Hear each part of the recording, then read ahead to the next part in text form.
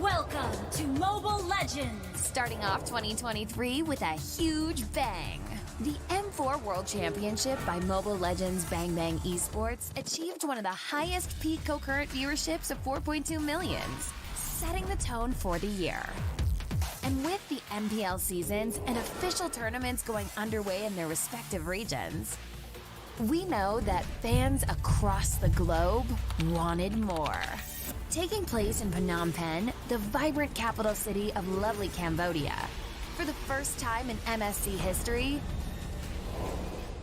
this year's cup will include non-C representatives. And why do this and include international teams? The objective is simple: to improve MLBB esports level and ecosystem, evolving an established regional brand into an international championship, one without borders. MSC 2023 is a testament to the increasing demand and support from fans across the world. Hashtag See the World. We will work hard to elevate the tournament level and increase our esport competitiveness. With that, do look forward to witnessing world-class MLBB esports in Phnom Penh this June. See you there, and see the world.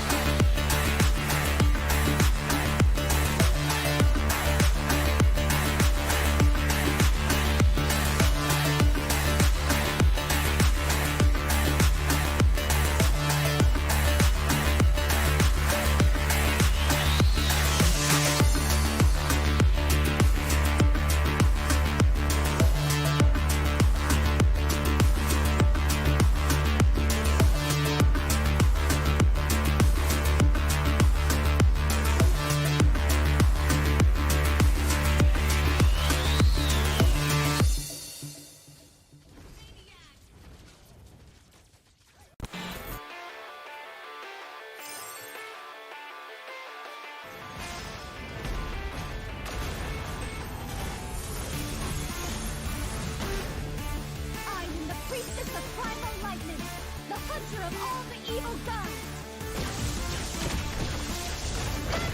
Legendary! Meet your end! Legendary! Double kill!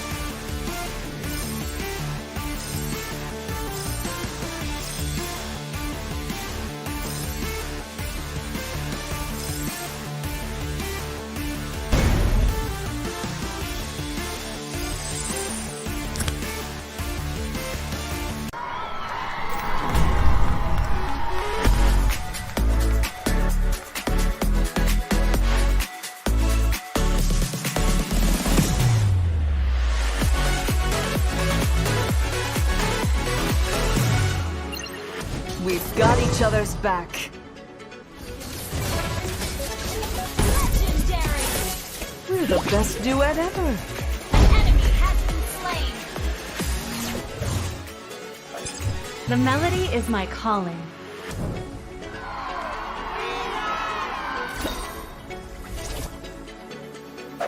The music of my bow will cleanse their hearts.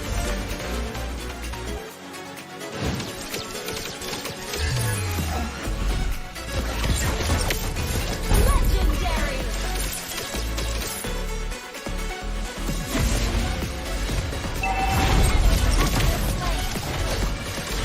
Monster kill! Supernova to the rescue.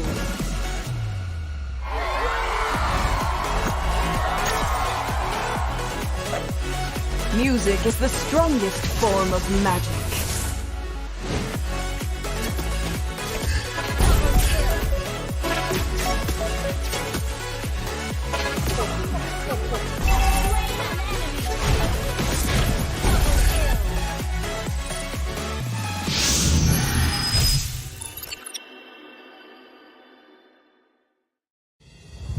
Twenty 2022 was a fruitful year for Mobile Legends Bang Bang Esports. Now, let's take a quick look at what more can you expect this year. After kickstarting the year with M4, we have the second MLBB Women's Invitational, or MWI, 2023 in February. The MPL season and official tournaments will commence from February to May, including NACT and a new tournament in Turkey. Next, we have the SEA Games 2023 in Cambodia and MSC 2023 happening back-to-back. In July, we also have the first ever Snapdragon Pro Series MLBB Challenge organized by ESL, as well as the World Cyber Games, or WCG 2023. As the second half of the year starts, so does the second half of the MPL and official tournaments, leading up to MPL Invitational in November. Finally, we will end the year, of course, with M5 in the Philippines. 2023 is going to be a big year for the MLBB esports ecosystem. None of this would be possible without our amazing fans and incredible community. From the bottom of our hearts, thank you.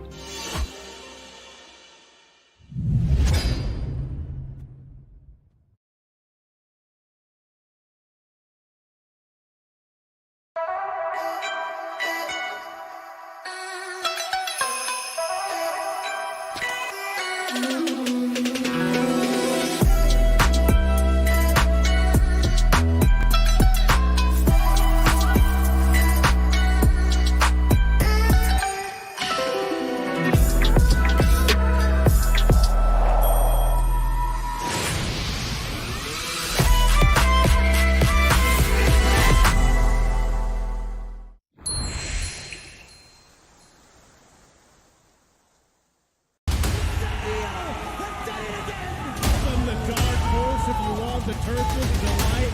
They're here making another statement. They deserve this celebration. 3G, well played, no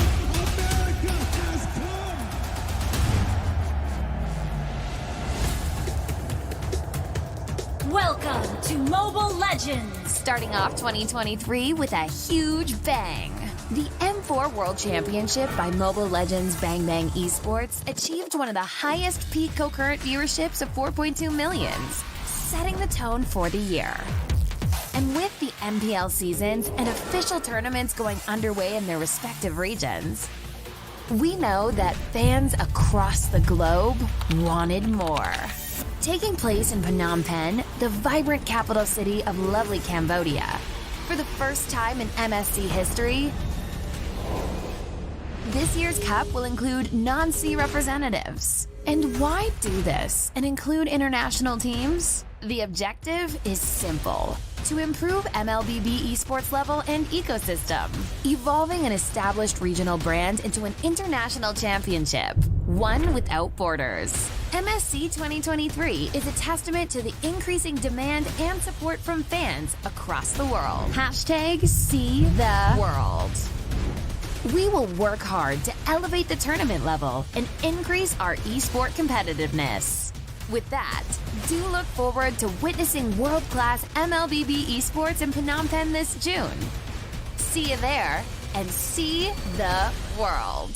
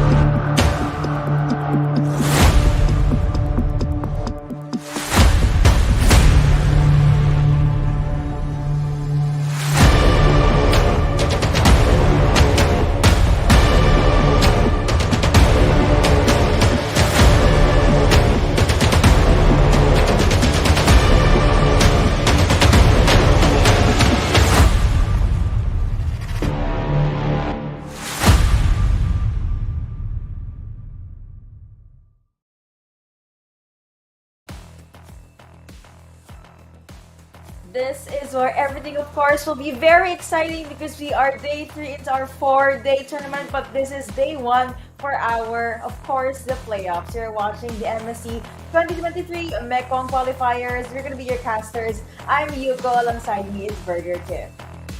Well, we've come a long way from the group stages, Yuko, and now we're heading over to the playoffs. I tweeted about this actually on my socials yesterday, wherein I mentioned the Laotians are on fire. All 3 of their teams are going to be playing here in the Mekong Qualifiers, and of course, the lone Thai team, that is IDNS. You've seen their performances in all of the previous qualifiers of Mekong, and they have never missed a single MSC since it started. I mean, they were the champions. They definitely made their statement. They made their name through MSC, and of course, all of them, aside from that slot to MSC 2023, they'll be taking home a total prize pool of $10,000 US, 5,000 for the first placer. Second placer gets 2,000 USD, followed by the third placer that takes home 1,000. And then for the fourth placer, they go home with $500 US. And of course, if you're going to be finishing 5th and 8th place, you also get to take home $250 US. Of course, from this day onward, all of our teams are gonna aim for that 5,000 USD. And this is the playoffs bracket for day number 1. For the first match, we have Wawa Gaming from Laos versus IDNS from Thailand. Now, you already mentioned that IDNS, they're the household name, you know, in MSC. They've been winning tournaments left and right, but I can't help but mention that this is quite the challenge. Team Thailand will be up against 3 teams from Laos, and that's interesting because you can see I'm very much excited how things are going to be panning out. Like what are they gonna adjust on? What are they gonna be doing? What workout are they gonna do around the meta? And how about you? Do you have any specific heroes you'd want to see in this playoffs? Well, I'd love to see a Joy being picked up here. Like, it has, yeah, I mean, it's never been picked, 100% banned still, so I don't know if ever it does make its debut here in the Mekong Qualifiers. Like, will it perform as well as everybody expects it to? It has a great amount of control, damage, and even sustain as well when it's played in the XP lane. I'm not so sure if you played in the mid lane, will it have the same effect? I mean, I just came off from MPL Cambodia. They play a really, really good XP lane. Joy, the player ATM in particular, is very good with that hero. But I'm not so sure about the Mekong Qualifiers. Maybe it's because this hero is also hard to catch, especially when it pops its electrifying lead. So I'm looking forward to it. It's kind of like the Valentina, right? The first time it was released, never so much seen. It's always banned. And when it actually performed, it did really well. So I'm really hoping for the same thing if ever, the Joy will be used here in the playoffs. See, I already told you that yesterday as well. I really want to see at least just one match for Joy. I know it's highly unlikely, but hey, we're gonna be hoping for things here. A hero I do want to see more of, though, especially in the playoffs, is actually Melissa. We've been seeing a lot of good plays, a lot of good eyes on you, a lot of go-aways and all that. It really just works for the team. And we have been seeing a lot of priority on Marcus as well. And you also have a lot of picks on Blue. So maybe that's something we're going to be expecting for both teams, for Wawa Gaming and IDNS. Yep, and checking the group stages here, the top pick actually for the group stages is going to be a Beatrix. So our top 3 are Beatrix, Faramis, and Arla. These heroes, whenever it's open, always gonna be picked. The Kaja as well has a good win rate. I'm not sure, not 100% banned definitely, but every time it comes up, it always has a good game or a high win rate, which means that the success rates of pickoffs when it comes to heroes like the Kaja, it just means that it works really well with the compositions that the players here in Mekong want to execute. The first ban here of IDNS, Blue Nox, actually I think respecting Peter X here from the side of Wawa Gaming. He's used this hero, the Diggy as well. I think this is a staple ban for IDNS, especially if Zanri wants to go for those heroes like Lolita, the Atlas. So it's still pretty much the same way they drafted in the group stages. Okay, so second ban for the side of Wawa Gaming is a Grok. So I don't want to jinx it, but there is a chance we might be seeing a Joy. However, the odds of Wawa Gaming banning Joy for their third ban in the first rotation is pretty high. But if you are someone from IDNS, of course you'd want to get your hands on this hero.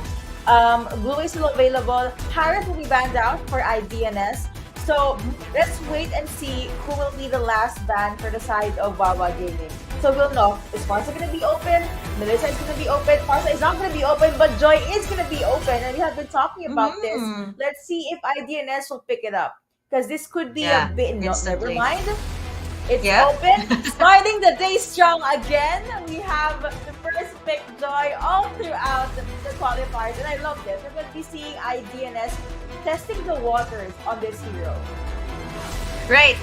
Here's the thing. The Joy has a 100% ban rate during the group stages, which kind of means that maybe the teams have already used her in scrims, in practice matches, or maybe even ranked games. They're comfortable with it. They just don't want to show each other how they're so good with this hero, right?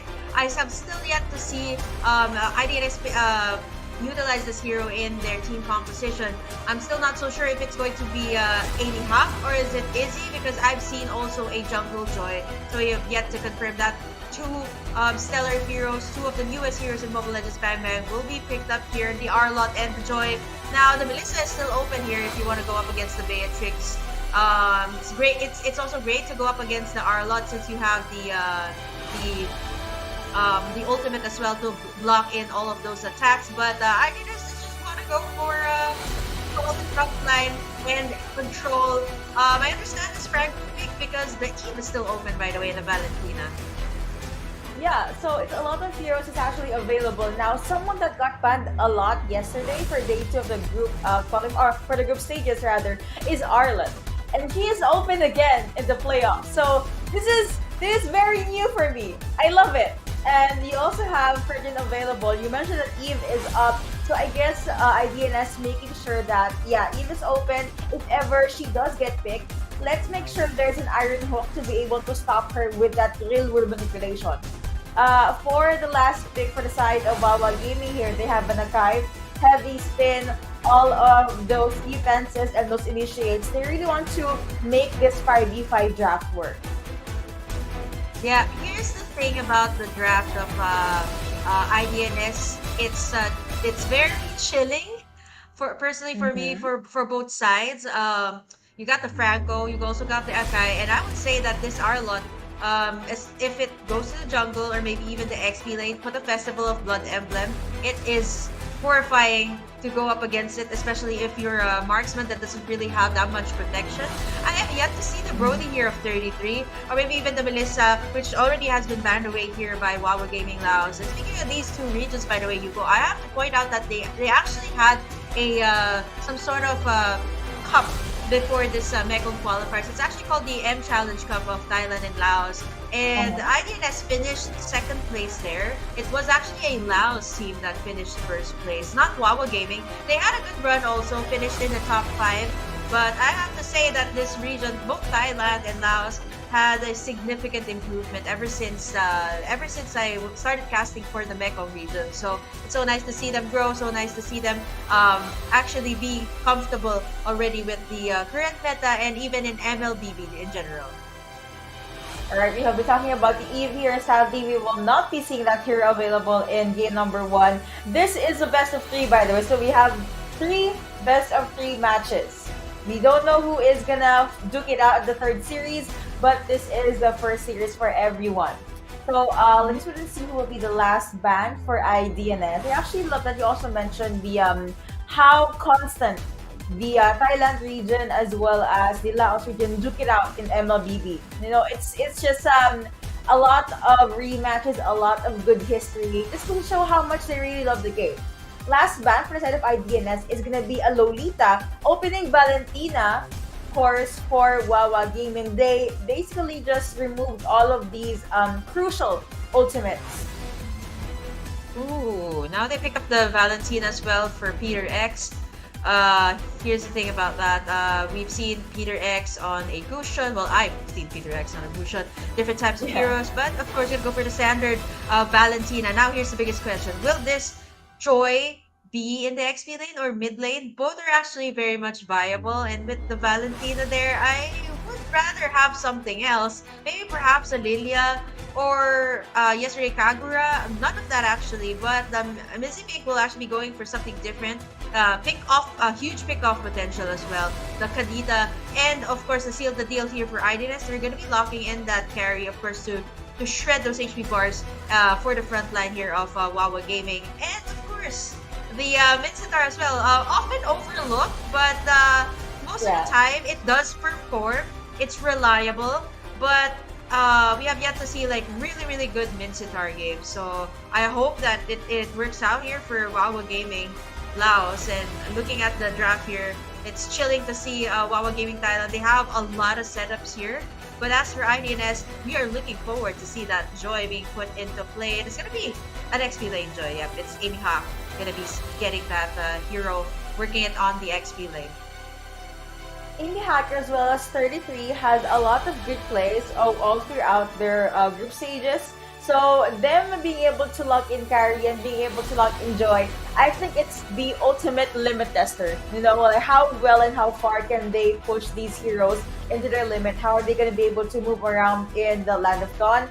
You also mentioned Mitsitar not having the best win rate so far, but you know, people transform in the playoffs. Maybe you're going to be seeing something different. I think this could be a soft counter to carry, because if you basically lock her in, she can't dash out, she's forced to walk, she can't really do much. And that's one of the ways you can actually try to encounter carry. So again, with the draft already locked in, bans already there as well, we will be starting things off with a bang. This is the first best of 3, Wawa Gaming versus IDNS. I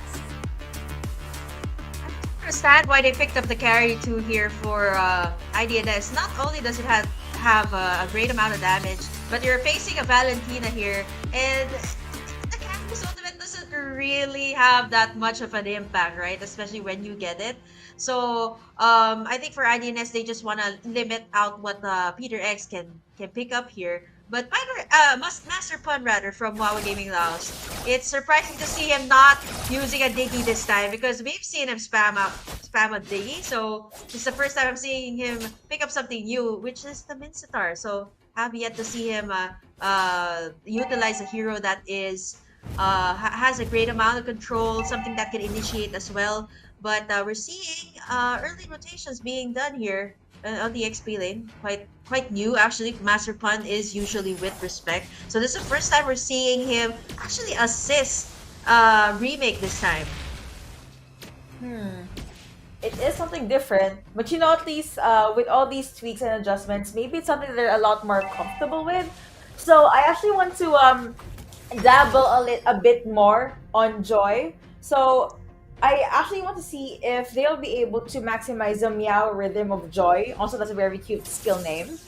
Basically, Joy is very combo dependent, and maybe you're going to be seeing a lot of good high electrifying beats for IDNS. But again, it's all going to depend on whether Joy can snowball. The reason why she is banned out 100% all throughout the group stages is because you give her a small lead, she runs with it. I know it sounds like every other hero in existence, but with Joy, you make it look so simple, especially that she has Kadita, especially that she has a Franco in her team as well. So it's a lot of things that could go well for them. But how about you? What are your thoughts about the Joy pickup? Well, her skills are cute. Her skill names rather are very cute. I mean, if you take a look, it's all expressions actually. And let's see if they will actually express it well in this draft. Here comes the heavy spin by your mind. It is going to be Wawa Gaming Laos. So picking up the first kill. Izzy gets terrified there. First blood getting picked up by Wawa Gaming Laos. Making that a double for Remake. Getting that final slash into 2. And a great start for our Laotian team once again that has been dominating our Mekong Qualifiers, and of course IDNS looking to move forward. Again, this is the playoffs already, which means that this is the upper bracket. Once you fall over to the lower bracket, you should have that second chance. But once you're there, that's not a position you would want to be in. Of course, no one would want to be in the scary, scary lower bracket, but something that's scary will happen in a few seconds. As even the ultimate attack onto Akai does get bursted down by Izzy, and without the combo, you have 2K, you have 2 kills being secured by Izzy on this Frederick, making it look so clean. Now we are 2-2 on the board.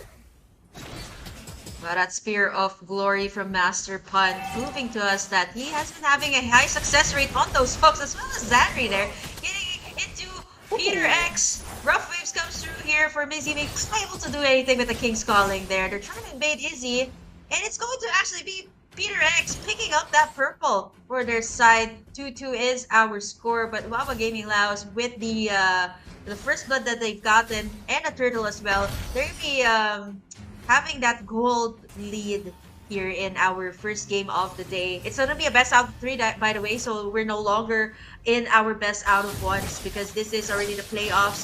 So we're moving closer and closer actually to see who will be moving forward, who will be getting that slot to MSC this year. And Remake forced to back away from that one. The damage from Amy Hawk, and let's not forget the hooks as well from Zanri here, getting it onto Respect, working at that with that Bloody Hunt, but fortunately your mind is here. Zanri's really low, does not have the flicker. It's the Nibiru's passion for Respect, and they're unable to get anything back to safety for the members of IDNS. I'm just saying, Zanji is so good with this Franco, but look at the beautiful best of the Ocean connecting onto, so you also have the Rampaging pop by Khadija here. Turtle very low. Izzy gets terrified, but that's okay. He is still alive. Everyone from Wawa Gaming is also low.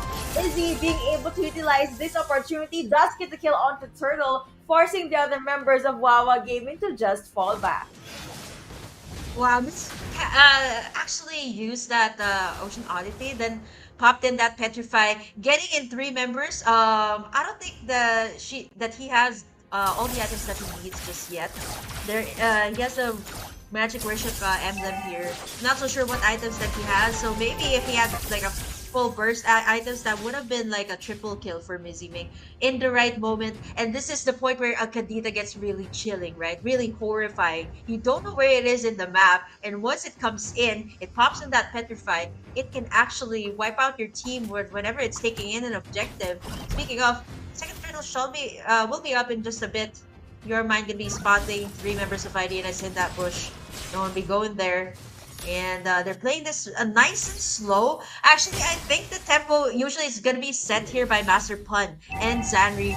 We have yet to see those hooks once again, those pulls once again. Master Pun already positioning himself on the side, but I think Zanri should be able to spot him up. Another 1v1 duel here between our 2 gold laners. And once again, nice and slow, nice and quiet. No engages just yet. Not unless Master Pun gonna miss that Spear of Glory.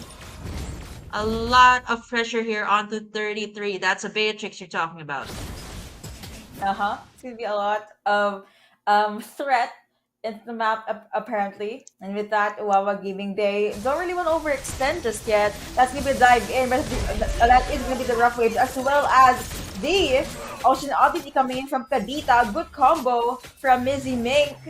Really posing a threat for the members of Wawa Gaming, but looking at it slow and everything connecting onto Master Pun. That will be the Minsitar, was suppressed, could not even do anything about it. And with that, IDNS goes all in. They get a taunt, and they get the stun as well. Mega kill now going over to Fredwin. I'm just saying, a lot of good things happening for them in the early game, and they still have a Joy waiting for her to go online. Doesn't have deaths just yet, and it's doing alright here. I think there might be a switch up of lane since the tower's already gone on the top side, so it's gonna be a turtle for a tower take. Still IDNS on the lead for me here. I mean, it's a bigger deal to get those towers first before you get in an objective, but at least for Wawa Gaming, they were able to trade something off here. Now we're seeing 33 getting work done here on the bottom side, whereas Mizzy once again getting that solo pick off onto Respect there on the top side. By the way, Respect is already standing with the 2 deaths here in our first game, so I'm not so sure with the assist here of IDNS onto their gold laner 33. It's proving to be really solid right now in the 7-minute mark. And now Izzy as well getting in that mega kill. Not so sure if they will be able to take your mine here, but there is an engage onto Master Pun. It's the tip of that light wheel mark, through damage from that carry, and down he goes. It was a great start for Wawa Gaming. I don't know what happened. Just IDNS time and time again they find all these they get their groove on, they get those hooks up for Zanri, and now your mine. He's had very good heavy spins during the group stages. We have yet to see it here in our first game. And once again, it's the best out of 3, by the way. Gone are the days we're going to be seeing a best out of 1. Hope you guys enjoyed that, though. Of course, you'll definitely enjoy that. And I just have to say, this Franco carry combo is a nightmare for their opponents. You can see all of these good iron hooks, and you also have the ultimate from Franco to be able to really bite in and make sure their target is not going to be able to move around. Even though carry does not have that much damage yet, given that there's a lot of time for a CC, the single target CC from Franco, I think 33 is gonna have a time of his life, even. So what more can he do into the late game? Here's Zanri again with a face check, but looks like other members of Wawa Gaming will be able to fall back, and right on cue, Lord is now up. The difference here between Peter X and Mizzy Mig is that Mizzy Mig has that Petrify, so there's only that flicker for the Valentina. You can't really get... I mean, if you time it right, you can get that rough wave combos on the heroes that you want. But it's different for Mizzy Mig, right? You have to pop it in the right time. You just get that Petrify and you get that kill. Yeah. But there's some heavy front lines here for Wawa Gaming. They're starting up this Lord actually, and top side, I believe it's going to be once again a 1v1 duel. It's going to be the Retribution battle, and mind you, your mine has had a very good run when it comes to objective takes here. Izzy as well, so we're going to be seeing who's going to take this. Lord at 140 HP. That is going to be the Lord going over to Akai, and they are going to focus down onto Izzy. Shutdown Gold goes over to Respect immediately, and Red Team was able to call out Lord. IDNS, after suffering from that one hero loss as well as the Lord being taken from them, they decide to play their zone out defensively. Don't give them opportunities to get any more kills, and don't let them roam around the map. Maybe at the most or at the least they could try to go with the pick-off, but never mind, they predicted that. Again, the combo, Franco and Carry, they get to kill onto your mine. He is now theirs. Lord now marching into the bot lane. Turret will fall down. Dominance Ice being picked up by Remake, and with that they're gonna try to pick a fight yet again. But it's gonna be a very, very soft Lord, and they're gonna go back into the mid lane. It's crazy, that's just one Lord, right? There's so many structures going down here one by one for IDNS. And I think it was the positioning there of Wawa Gaming Laos. They were able to get that heavy spin onto Izzy. It's a big factor to get a shutdown on the jungler. Plus, they were able to take the Lord. I believe that was like 3 towers instantly just after the first Lord. Not even the 12-minute mark, Lord. So this is huge for Wawa Gaming, and this actually gives a lot more time for Respect to get those items, because 33 right now, 201 on the carry, so that's something that they have to watch out for during the clashes. Again, towers are going to be the target here of Wawa Gaming Laos, something that they failed to secure in the early stages, and now they take as much as they can get, and IDNS once again back to where they began, back to that rough start for them. But again, they have to find an opening either onto... Okay, Master the Pot is going to be the first one. It's a killing spree for 33. Peter X, the next one to be up on the chopping board. They don't get enough, but at least they took down one here for IDNS. You know, this carry Lost Star not looking so lost right now because of all these kills. Sitting comfortably at the 3-0 and 1. Maybe they could get another more target. Izzy will be able to catch Makai off guard, but of course he does have the heavy spin. Your name a little bit too close to the party, and there is going to be Amy trying to penetrate the back line, but she gets bursted down immediately. Still holding their ground into the mid lane. Wawa Gaming, they feel and they are pretty confident here. Remake gets taunted and he could not even move. But now that is going to be the mega kill going over to 33. Izzy falls down in the hands of Peter X. And with all the waters, with all of the attempts, Perita might be able to push their opponents back. Wawa Gaming, even though they struggled in the early game, it looks like they slowly are able to scale into the mid game. There is that Winter Truncheon as well from Peter X. Gonna be getting that once you pop in that Rough Waves. And now, this time, it's going to be Wawa Gaming putting their focus all the way to the Lord. I'm not so sure if Izzy's down, so that it's gonna take him some time before he can reach this part. I'm not so sure if this is a wise decision for IDNS to contest for this Lord. They're gonna try their very best to. Here comes the engage. Master Fun gonna get the Lord. Peter X gonna fall down, and the King's Calling is still up. Vengeance is up. Look at the damage from 33. Speedy Lightning comes through. Double kill for Mizzy Make. Respect goes down. Remake, the only one left, gets petrified there by Mizzy Make. And it is going to be 33 picking up the final kill. But fortunately for Wawa, they took that Lord, so at least it's gonna buy them some time here before IDNS can completely take all of their towers.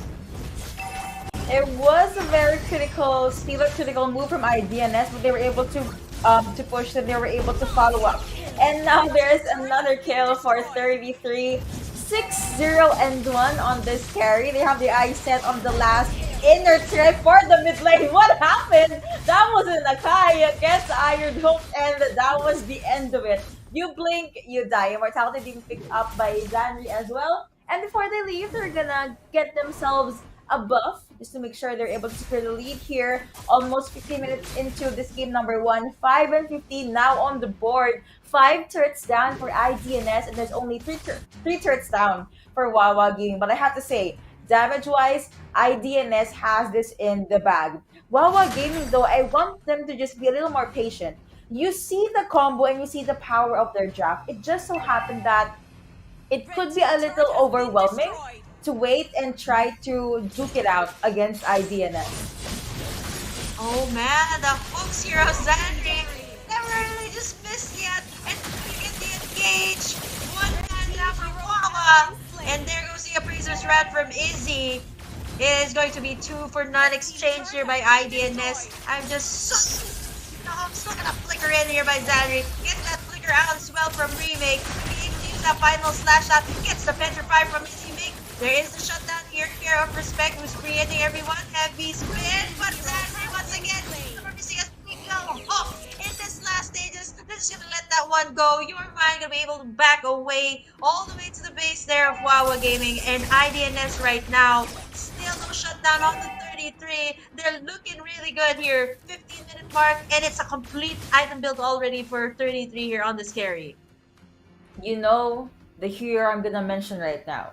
Franco. Hello, Zanri. Those are crazy hooks. I know I said that the crooks are so crucial in this game, but it made, you know what? Zanri makes it look so easy. It's like, okay, they just coincidentally always jump into my Iron Hook, but look at that, see the kill going over to Respect. AV Hack got caught off guard there, and it was a difficult 1v3 situation. And now we're gonna be back to Wawa Gaming just caging down the members of IDNS. Possible 4v5 as we suppress 20 onto one. There is going to be the heavy speed as well, but they don't care. Carry with all the phantom step, with all the speeding light to it. It's definitely going to hurt if he gets a kill onto one as well. 4v3. However, Franco falls down as well. That is a 2-2 trade in favor of no one. Master Fun bags at Immortality. And let's see if Kadita will do anything fishy. Not fishy that time, was able to swim her way out of that one. Great engage by Master Pun, but I have to commend Henry here. Every time he gets his hands on this Franco, I mean, most of the time, the last qualifiers, it was always the Atlas that really stood out. But this time, it's the Franco. Did you see a single hook miss? I mean, Master Pun, he has been getting those Spear of Glories, nice Spear of Glories, but speaking of, that's going to be a killing spree on the 2 members there of IDNS. Lord is going to be taken by IDNS. Respect going to be free hitting onto Zan. Looks like onto Respect with a nature being pop gets that kill and shut down finally on the 33. It is a disaster for IDNS. Conceal play has been used, but fortunately they got this Lord. This should buy some time. That timers are up. I'm not so sure. That's too high. Defend up against this one. Yeah, Zanri's buying some time there up top. 1v1 up against Remake. I mean, this is good, right? You don't have Remake there, but I'm not so sure if it will be enough because it is Respect. Respect this man on his heroes because it is going to be a turnaround here. IDNS, or rather, it's going to be Wawa Gaming Laos picking up the victory here for the upper bracket. I was totally surprised too. Okay, so we now have our answer, Yuko. First game of the Joy, I didn't say that AV Hawk didn't play a good Joy, okay? It was just more of how things escalated in that last clash. I mean, wow. I mean, I thought IDNS got this one in the bag, but Wawa Gaming Laos just pulls off another surprise, and this was the exact same thing why I was actually so impressed with their performance in the last qualifiers, and I was really looking forward to see if they will be in the next one. And here they are once again, starting off this game, shocking everyone once again, and taking in the victory here, which means that they still need one more to be able to advance forward. And whoever loses this best out of 3, Yuko, is going to be going to the lower bracket, by the way. I honestly really like the discipline from Wawa Gaming here, specifically Beatrix. Now, she did not have the best start. You actually mentioned this. It just so happened that she was in it for the long haul. She went with the waiting game. And the perfect opportunity was the moment Carrie secured the Lord. IDNS was supposed to back out, right? Supposed to back away. But Beatrix said, nope, that is a carry that did not die yet. Taking into account all the possible death timers, this is gold. This is something we have been waiting. So that's probably why they went full on commit, and everything just went so well for them. Star helped, Akai was able to help as well. Valentina was able to get in with some assists there as well. So at the end of that match, Wawa Gaming, they really were just able to catch up with the lead that IDNS had.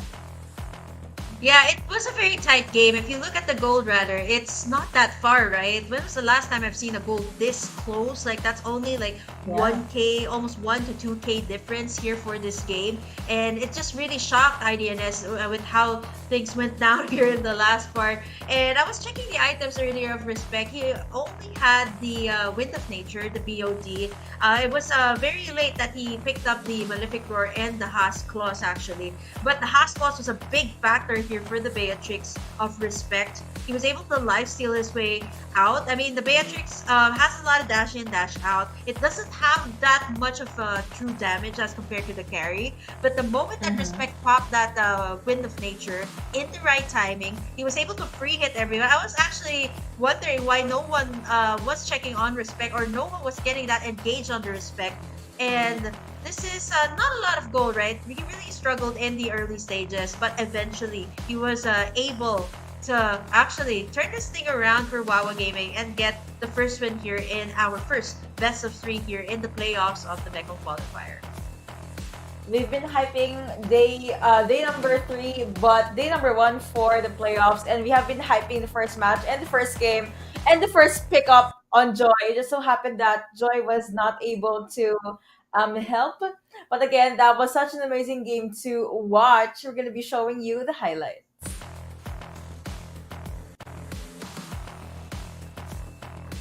Okay, as we wait for the highlights, yeah, what do you think should they do for game number 2?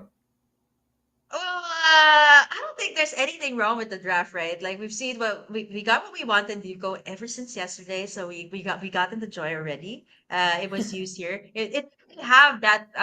Sometimes it doesn't really have a good game. Say it has a lot of deaths. It really struggled in the lane. Well, Amy Hawk didn't really struggle in the lane, but it was just a matter of the choices. I think it was the decision making of Wawa Gaming in that particular match. And sometimes it really does dictate the outcome of things. I mean, even in life as well. I mean, I want to have that parallel. Like, all the choices that you make in life will definitely make an impact in what you want in the future. So very, very deep stuff. Sorry. I mean, I'm sadly connected, right? Like, I mean, there's a lot of things that you can pick up from Mobile Legends that's actually pretty applicable in real life. So yeah, just a very good game for Respect. I actually don't know at this point where if it's more of the Melissa of Respect that will stay with you, or is it the Beatrix of Respect? So it's just surprising. I actually want to know what your thoughts are, or maybe like any highlight plays that you remembered from that game. Honestly, I would have to think about the last clash, the last fight in the Lord area. Again, it was all Beatrix. Of course, he was still supported by the other members. But the fact that the tactical reposition was very much on point, that's a problem. And the carry was not really able to chase her down. And the moment Zanyu was able to hook one with the iron hook, they tried to focus down on this one hero, forgetting that Beatrix is still there, just watching them, lurking in the sides, and that's the reason why Respect was able to jump in with a free hit. So again, he was patient all throughout the game, waiting for an opportunity, and once the opportunity showed himself, he was able to really utilize it, take into account the death timers as well. Things just went a lot in favor of Wawa Gaming. Even though the Lord has been secured, it was not enough to hold them off. And even though the tank was trying his also best to hold the other members of Wawa Gaming back, it still was just not enough. And yeah, that was an amazing, amazing way to open our playoffs. Again, this is the best of 3. We might see it 2-1, we might see it 2-0, we'll never know. Yeah. I mean, Respect here at this point, I think both gold laners mechanically gifted. They also know their way around. They know how to outplay each other.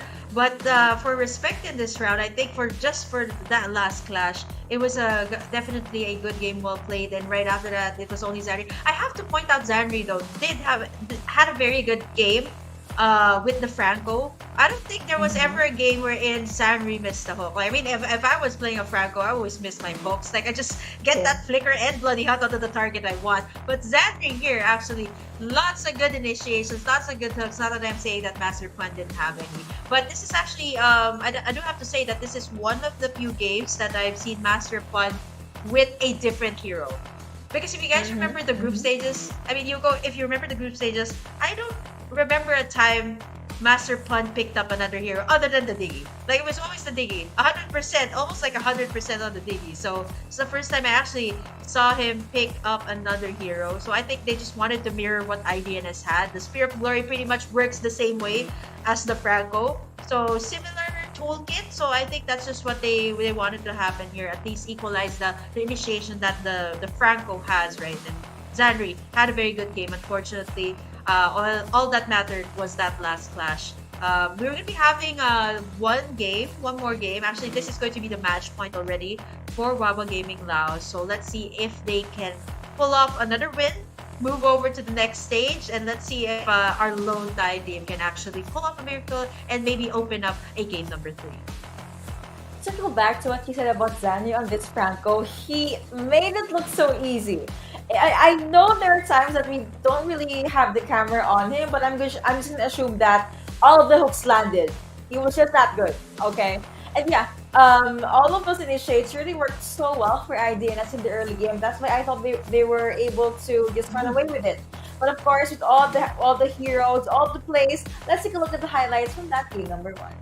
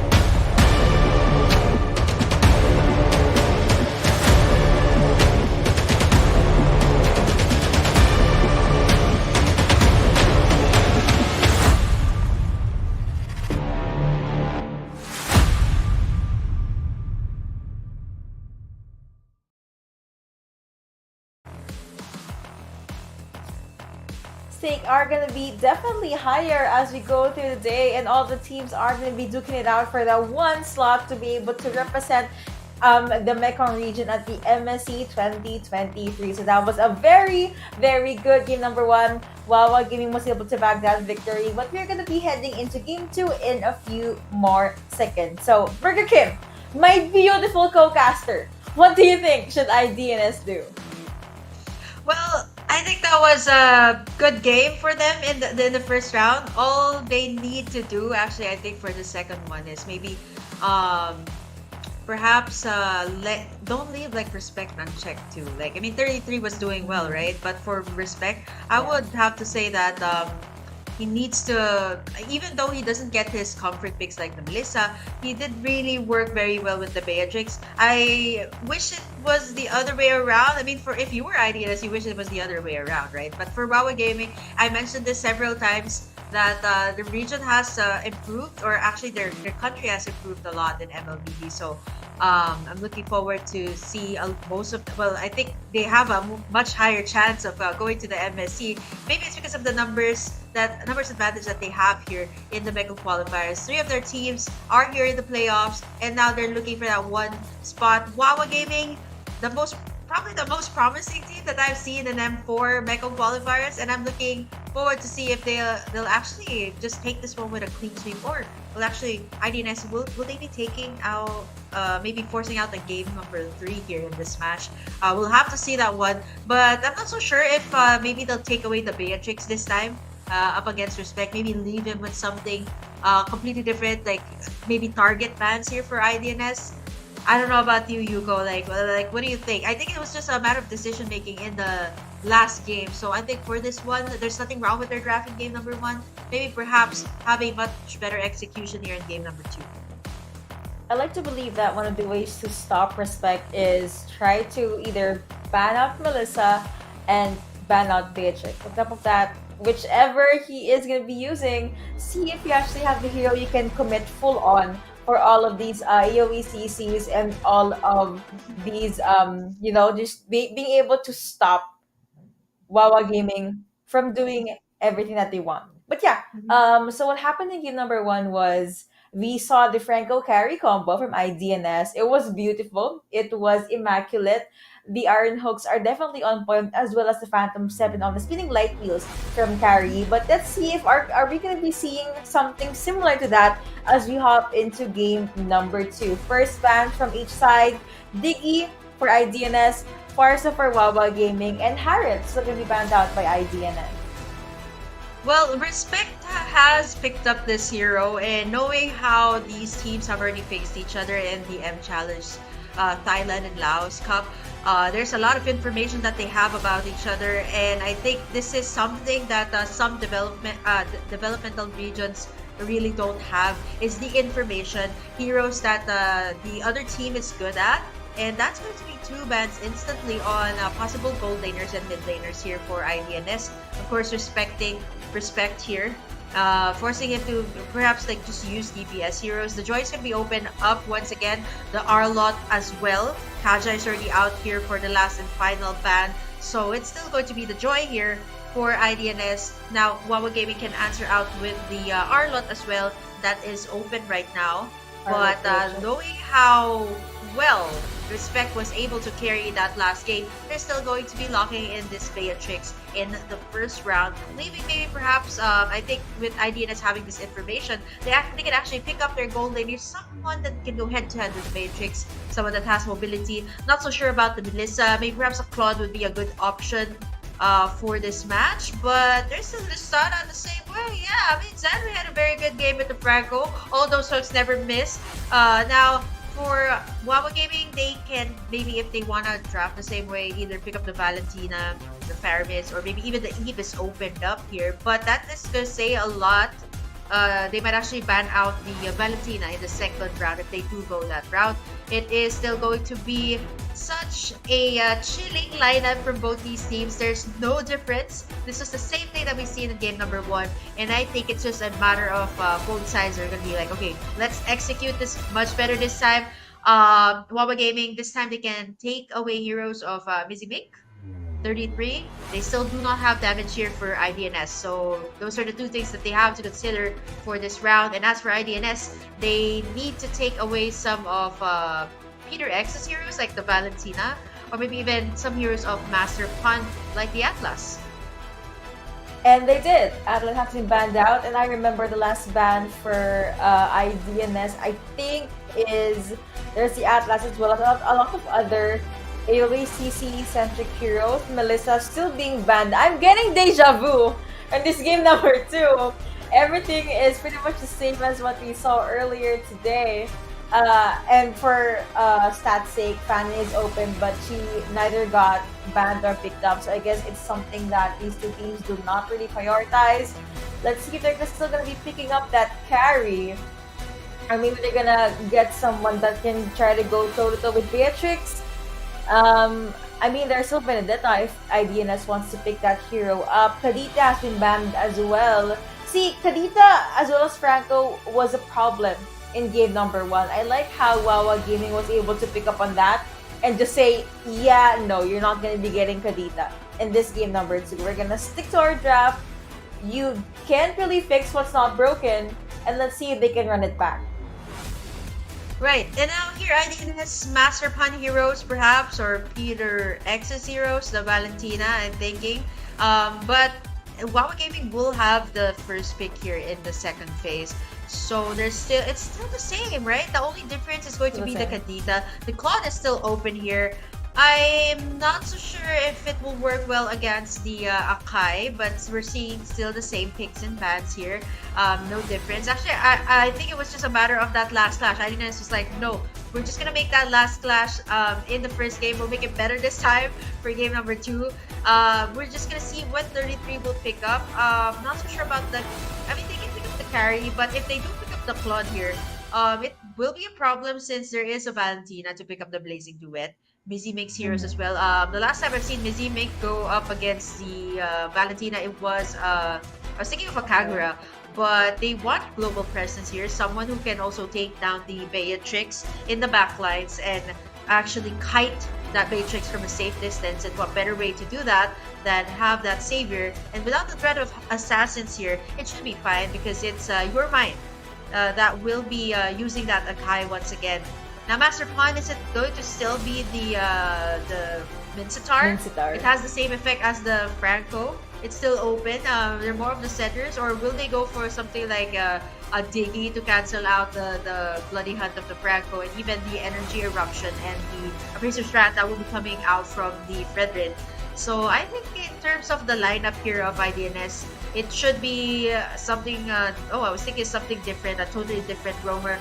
But this is the second time I think we'll be seeing an Edith picked up. It was picked up in the group stages. Doesn't really have that huge CC like Lolita or Atlas, but has a very great amount of control to at least try to penetrate the backlines here of IDNS. It also has the same effect as the Jawhead with the Onward, so I would say this is a pretty good pick. Again, it will really depend on these two, Your Mind and Master Pun, making the sets for Wawa Gaming. And as for IDNS, it is going to be Zanri once again. Looking forward to see those hooks and Bloody Hunt combo. And they have proved it in game number 1 that it was actually a very lethal combo. Let's see it once again for the second time here in game number 2 in a best out of 3. Yeah, I'm actually very much excited here, but I want to talk about the Edith pick. So there is no more Midstar in the game. Edith is basically focusing on more that single target CCs. And maybe that means Wawa Gaming, they want to really go all in with their pickups. They were not able to catch carry in game number 1. So maybe this is the adjustment that they could pick up on. But hey, this is the 3. Wawa Gaming now on match point. Let's see, will we see a 2-0 or will we witness a game number 3 for our first series of day 1 of the playoffs? We're heading over to game number 2. Let's see if this will be a clean sweep from our Laotian team, or will our Thai team actually pick up the victory here and force out the game number 3.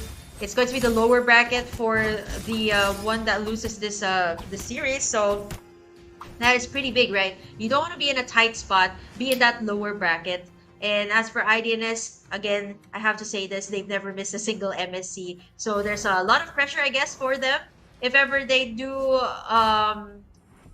either lose either in the lower bracket, if ever they do go there, if Wawa Gaming will win this, it will actually be a little bit more difficult, a lot more pressure as well in the lower bracket. But we all know, we've all seen it as well, the miracle of having that lower bracket run, right? Like some people call it a miracle run if you're in the lower bracket, since it's a different beast playing there. There's a lot of pressure, and of course, if you're coming out from the lower bracket as well, you would want to win this thing, right? Like you crawled your way in, you might as well just do your very best to be able to win or pick up the victory here. Bottom side, we're actually seeing like a 3-man rotation. 3-2, there's the hook I see onto Peter X. You're not going to be able to get anything, but again, the objectives is going to be the key here for both sides. They're actually going to solidify their grass there on the bottom side, explaining that 4-man rotation from our Liberation team.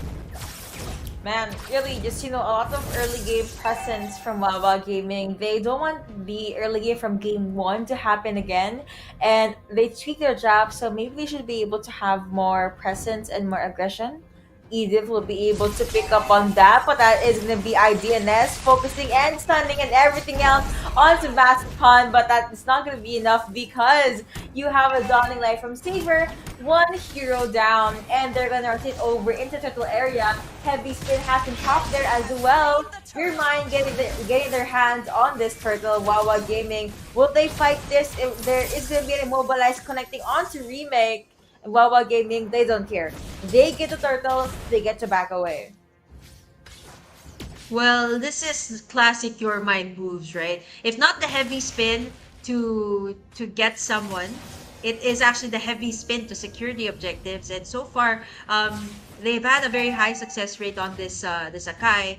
And now I'm looking forward to see Mizimik. I think this is the first time that he picked up this Savior. It has a lot more range as compared to the Kadita. That is more on the pickups, which does make sense because if the Kadita has a way in, get that petrify on the targets that she wants, but at the same time, you don't really have a way out. Maybe it does, but it's not as it doesn't have that much of a range like the Savior that can just pick up kills with that Dawning Light. Once again, we're seeing, there you go, the heavy spin that I was talking about onto 33. He is going to be using that Purify to cancel that one out. Here comes the hook from Xandri once again, and the Bloody Hunt proving to be very, very deadly. Gets that ultimate from the Edith, but there is not going to be any pick-off. 3 instantly by IDNS. Rinse and repeat really for the Franco and Carry combo. See, I thought he was safe, okay? He was walking away, but for some reason, the Iron Hook still connects. It feels like whenever Xandri uses Franco, the hook just gets 2 meters longer. He made it look so easy, all the finesse and everything, and that's the reason why there's a lot of perfect setups for Kari to be able to go with the pickups. And if your teammate is in a tight spot, you actually have no choice but to fall back. Wow, beautiful Dawning Light from the backside. And the Princess trying to finish the job. On the top side though, 33 is going to have a problem. That's the Primal Wrath from Master Pun. They're going to dive over to the tower and make sure that this carry will not have a great time here in the early stages. And Xandri this time, oh no, that Spider X actually got confused. Uses the Bloody Hunt combo, forcing the flickers from both sides. Just some great engages here by Wawa Gaming and IDNS. And they're going to back away from that one. Wawa Gaming going to pick up their first kill of the game.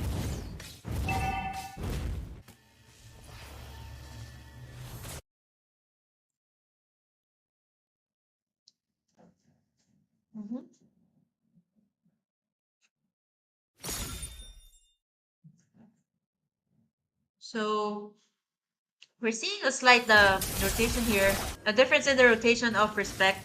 He's gonna be facing Amy Hawk there on the bottom side. I'm not so sure if he'll be able to survive that one. There is a control from the Primal Wrath, and down goes Amy. Dawning Light unable to take anything. This will be Xandri once again here on the top side with 33, proving to be very lethal as long as Xandri gets that hook or that Bloody Hunt. But what they don't know is your mind is here. He is actually going to be using that heavy spin, catching 33 off guard. He does not have the Purify. That's two that's instantly for the gold laner of IDNS. A lot of pressure on him. But not quite. Once again by Mizzy Mig. Not enough damage just yet. Almost taken down your mind at that moment. Fortunately, he was able to back away from that one, get some HP, and almost a kill for the members of IDNS there.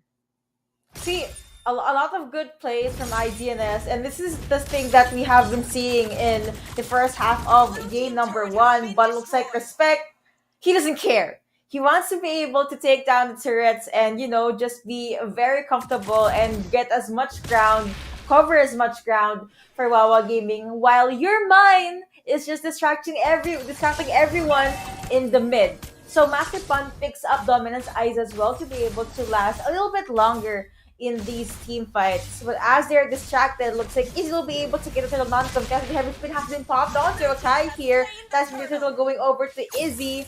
Wawa Gaming, are they gonna engage? Okay, looks like they won't. And there's Remake though, a little bit too deep for his case. However, he will be able to make it out of there alive. Buff has been secured by IDNS. Fun fact though, the last time these two faced each other in a tournament like this, it was actually Wawa Gaming that actually made IDNS fall into the lower bracket. And I'm not so sure if this is going to be the same case. It's going to be Izzy getting initiated on there by the members of Wawa Gaming. Here comes Zanri as well, though. That's Peter X actually with the bloody hunt onto Zanri. And it's going to be Amy Hawk falling down really low. 33 in a very nice spot there. Sakai, the members of Wawa Gaming, they're really low. Izzy going to tag up the damage. And they're not going to be able to get anything out of that. It's actually Wawa Gaming picking up the kill, equalizing it right now to 4-4. We see a Malefic Roar as well being secured here by Respect. Expect to see a lot more damage from this Beatrix. Yeah, and that is just the tip of the iceberg, Respect. From 0-2 in game number 1, he's now 2-0 in game number 2.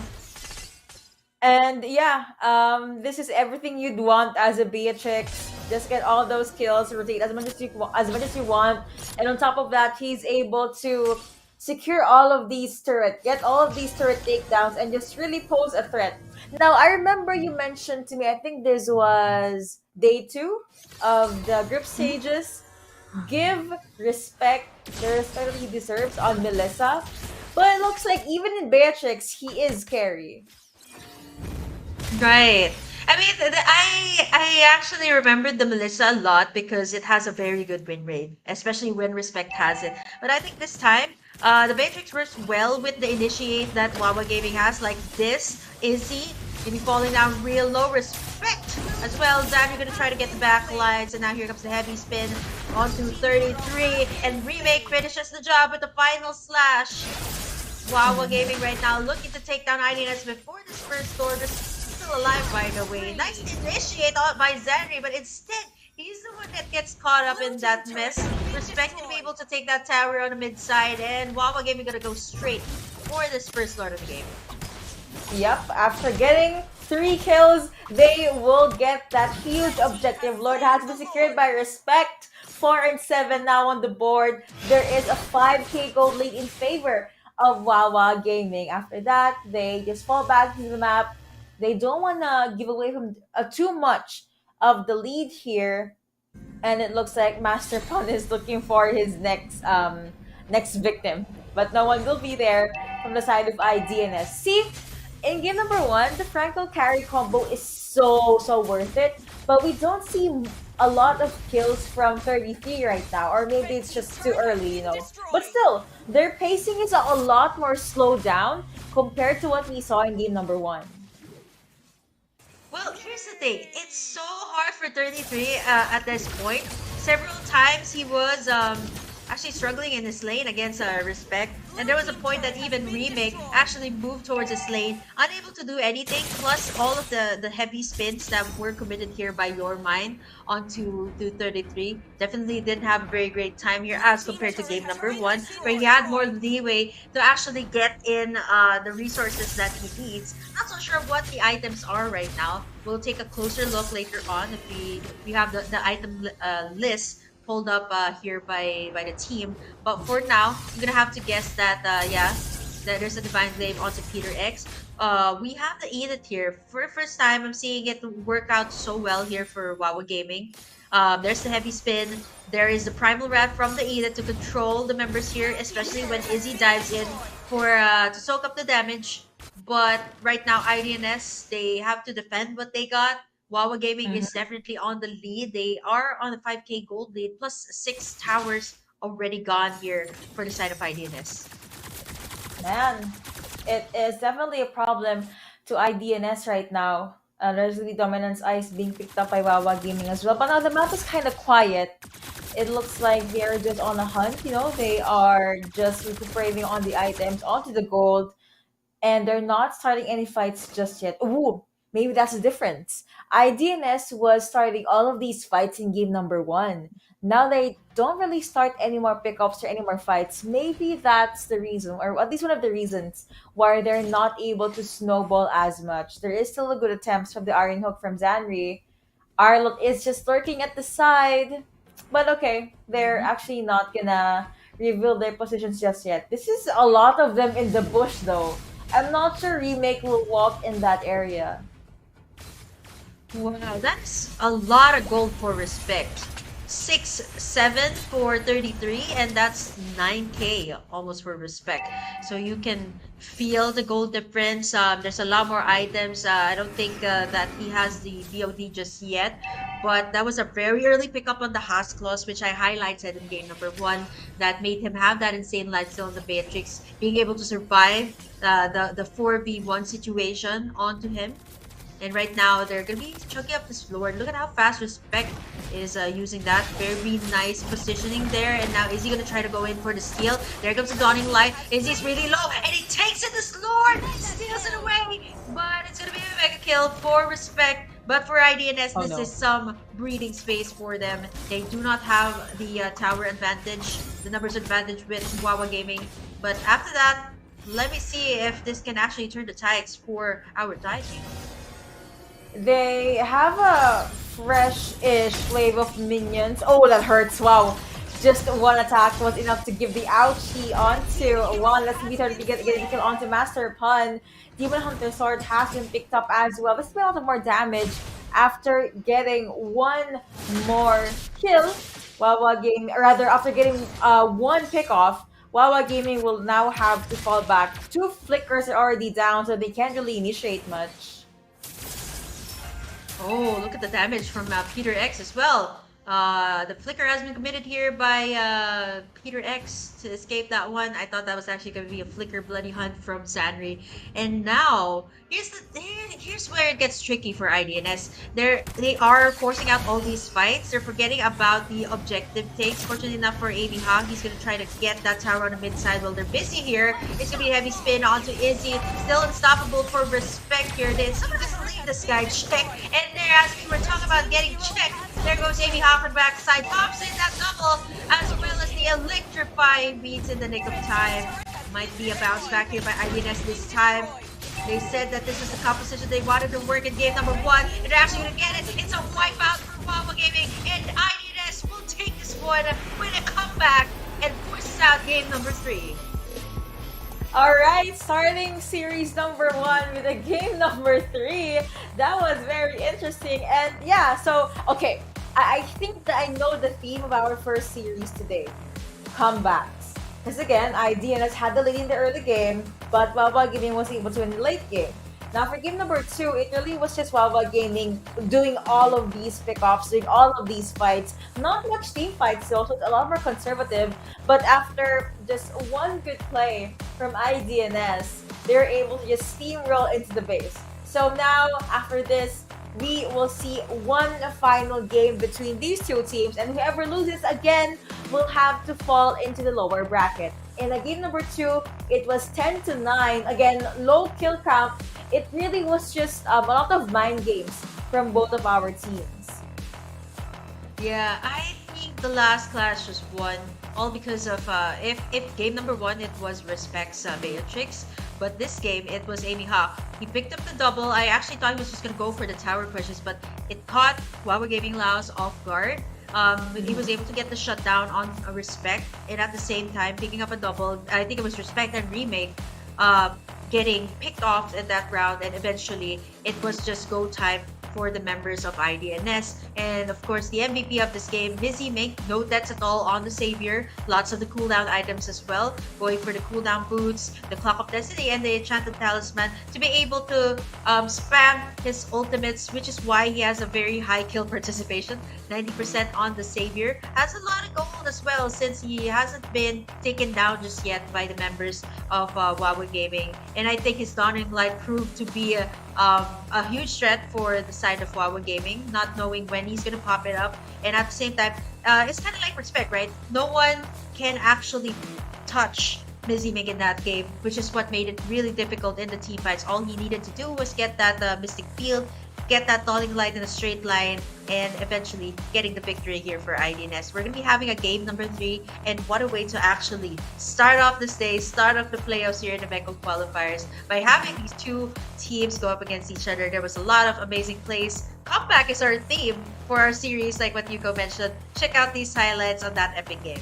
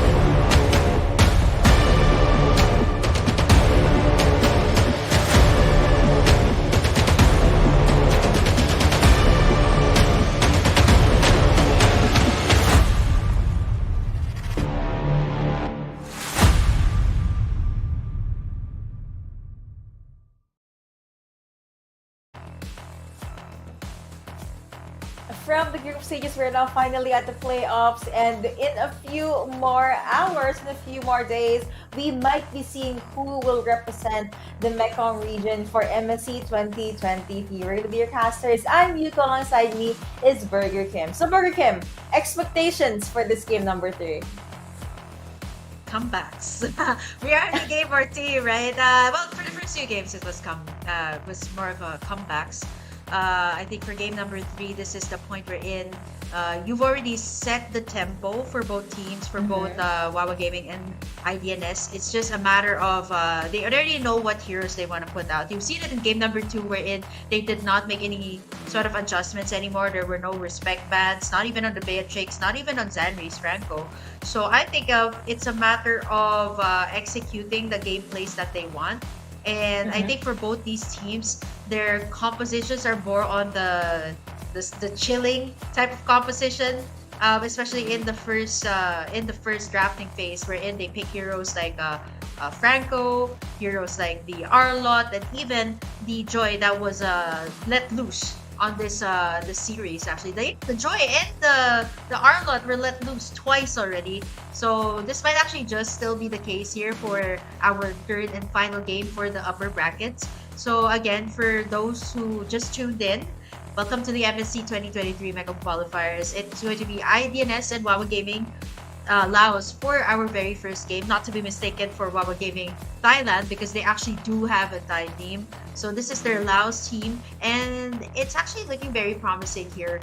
I would like to see more of these 2 teams move forward, but it's not going to be the end. It's just going to be one team that will be moving to the lower brackets, and eventually the winner of this series is going to be moving forward here in the upper brackets, and it's going to be waiting for the team that will win in our series number 2 for today. Yeah, and as we wait for that, as we try to predict the series win, just have to say we started off very, very strongly. Like series number 1, immediately we have a 3-game series, really maximizing that best of 3. I actually want to see if our teams will still make a similar draft for game number 3, since we from game number 1 to game number 2, it was a lot of familiar heroes, familiar pickups, and even familiar bands. So okay, first 2 bans will be a DG and a Farsam, not too different from the bans in game number 2. The other bans, I believe, were Atlas, Lolita. There was also a Harith ban for the side of IDN and Naluno. So far, it's a 2 out of 5. Now for the side of Wawa Gaming, they banned out Farsa, and they banned a lot of damage dealers and frontliners like Drop. And okay, there you go. Drop got banned as well. As well as Eve, I think. Yeah, it's weird, right? Like you see all these are the same bans that IDNS and Wawa Gaming did for the first 2 games. I'm actually quite surprised that no one picked up the glue. Like it's open for the first 2 games, no one picked it up. It pretty much has the similar playstyle of having control, getting your opponent tied in, but it's still going to be the same. I'm not so sure if I'm like casting the same game. Is it game number 1? Right? It's the same thing, but they're gonna be stealing away the Franco this time. Now this is something different from game number 1 and 2. We've seen Zanri spam that Franco. Now I'm not so sure what the idea or maybe what the draft will be here for IDNS. It will really depend on what roamer Zanri will pick here. Most of the time you see him on an Atlas. I think he's already out, by the way, so you can totally pick that up. Maybe something for Amy. Oh, Amy has a hero already. Maybe Fred Brain or 2 great hero pickups here for IDNS. I'd say a bit too meta for our taste. And shaking things up with the Valentina as well. So this is something entirely different. I was thinking of IDNS actually going for Zanri heroes, but instead they're gonna be saving the best for last. We still don't know what he's gonna pick up, and that's actually the tempo setter or the playmaker for IDNS. Now, Yuzong gonna be locked in here by Wawa Gaming, ensuring that their backlines will be taken care of. Final 2 bans here for our teams. No gold laner still for IDNS, something for 33. I'm guessing a Melissa ban. That's usually the standard if you're going to be going up against a Beatrix, or maybe even the Claude here could be taken away. Someone that has a lot more mobilities in and out of the clash. For IDNS, they should consider taking away some of Peter X's heroes at this moment. You know what? It's not too different. Well, at least the draft so far from IDNS is not too different because Arlott as well as Valentina was from the other side of the team in game number 2. Atlas has been banned out by Wawa Gaming and Fredrin has been banned out by IDNS. So they took out a few heroes from the ones in the draft, and this is bad deja vu. Atlas in the late has been banned by IDNS in game 1 and 2, but now in 3, it's Wawa Gaming that banned them out. And now IDNS took out Akai, making sure that Wawa Gaming will not be able to get it this time around. Kadita is open should IDNS want to pick that up. And there is also, they're gonna need a new composition here since Arlott is already gone. They picked up Franco though. I do like this final ban coming from IDNS, the last one, the Akai actually that Your Mind has been picking up so far. I think it's almost like 100% win rate if it is available, and it's causing a problem for IDNS, especially when they're securing objectives. You get the heavy spin, it's gonna be difficult for Izzy to actually go in. I'm not so sure this time. I'm just guessing, maybe they might actually just go for, go back to their roots as assassin picks. The fanning is left open here, by the way. Not so sure if it is a wise choice, or maybe Izzy's actually quite comfortable with that. So let's see. It might just be surprises once again here because IDNS has shaken up their draft. 33 still needs a hero. The Melissa is still open. The Claude is still open. If you want to go for something super underrated, the Brody. But it is all gonna matter when it comes to the hero here of Sanri. Someone that can initiate the plays, and someone that can actually set the tempo for IDNS, and it's going to be the Kufra here. Is this kind of like telling us that they're getting this one maybe because 33 might have something else up his sleeve? Oh, if this is the case, actually, I'm not so sure who's going to go to the XP lane. Is it the Arlott or is it the Joy? I haven't tried the Arlott jungle yet, but this might actually be a first for IDNS if this actually is going to be the final lineup for this team. Maybe it is something that they have been practicing outside of the tournament. And for the last pickup for Wawa Gaming here, I mean, there's still Dracula Glue if they want to get that, but I think they would want to just get a damage dealer because there's already Yuzong and Franco available. Saber and Beatrix gonna be very crucial, gonna be very important for this draft. And I'm actually happy to see a Cooper now. I just want to show that IDNS have so much confidence in their team fight. And well, it's a good combo to Joy and Melissa, to be fair. You just need someone to set everything up, and Melissa and Joy will do their magic. And now Martis making his way back into our tournament. He will be the last pick for the side of Wawa Gaming. Now, I'm not so sure if there's going to be a switch here. If this is going to be a final one, this is going to be a first for IDNS, and they're going to be pioneering it this time.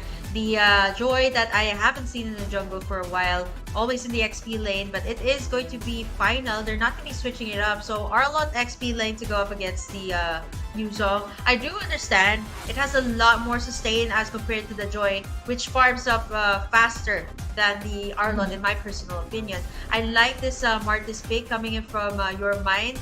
Anti-CC. It's also a popular choice here in the Mekong Qualifiers, and someone that can actually penetrate all the way up into the back lines. The Savior as well. So with the Valentina being put into play here, I think for Wawa Gaming, they have a lot more range actually, and I think it's going to matter when it comes to the execution here of the draft. There is, once again, another dive setup from IDNS here with this lineup. And as for Wawa Gaming, they stole in some of the comfort picks here of IDNS. Let's see if they can actually make it work, because it's going to be the first time we're going to be seeing that Franco on Master Fun. Yeah, let's see if they're going to be able to deliver.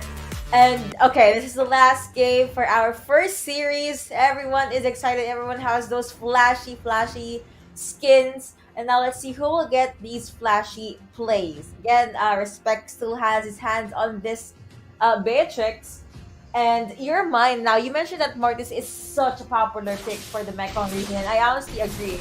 So let's see if your mind will be able to, snowball this hero.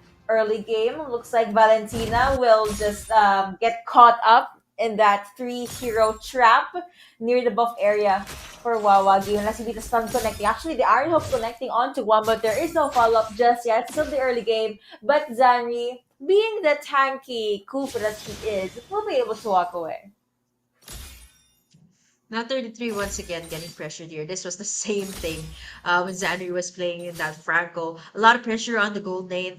And now we're seeing Wawa Gaming being extra aggressive there onto Xandri actually falling down real low. Care of the Martis here of Your Mind that just reached that level 4 easy as well. So we're going to be seeing more or less a lot of engage here in the gold lane once again. Especially expect Wawa Gaming to be a bit more aggressive this time. They got a Yuzhong, they got a Franco. Whereas for the side of IDNS, it is going to all fall to Zanri. Like when he's going to engage, when he's going to have those setups. Speaking of, he's going to get all the damage here from the Your Mind as well as Master Pun. And that's going to be Wawa Gaming picking up that first kill with the decimation. A great start for them here in game number 3. And let's see if Izzy will make this Joy Jungle work. Remake it at that Sha essence. There's that life steals. Using the Black Dragon form to bounce out from that flash. Going straight into this turtle, zoning Izzy out. And that's going to be the Laotian team once again, picking up the first turtle of the game. That's a lot of jumps and a lot of transitions for both sides, but at least we're able to get the turtle. That's going to be a small gold lead, but a lead nonetheless for Wawa Gaming. So now it's back to the drawing board for IDNS. They did try to contest, but they were not able to follow through. Flicker has been used from Zimink here, so that's going to be a few more seconds that Valentina cannot jump in with her combo. But now that will not stop IDNS from actually trying to commit to another pickup. However, Wawa Gaming will have to answer to that. That's going to be the kill going over to Your Mind. 1-to-1 trade so far. Actually make that 2-to-1. And Martis again proving himself right that he can definitely juggle those 1v2s. Well, his lines actually contain intimidating words like "I'll show you what fighting really is," or 3,000 worlds and not a single wordy foe. That's pretty much the Martis here of Your Mind. Actually standing at the 3-0-0, no deaths just yet. And again, the Martis really works very well in the early game, especially if you can get it to snowball.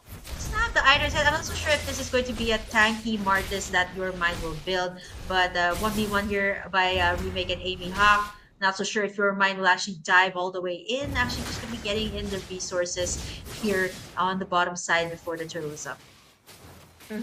Okay, now Amy Hack. Okay, I think they aren't gonna go with a turret dive, but they are gonna cut the minion wave. So that is gonna be a few more seconds of struggling for Arlet. Clock of Destiny being picked up by Peter X.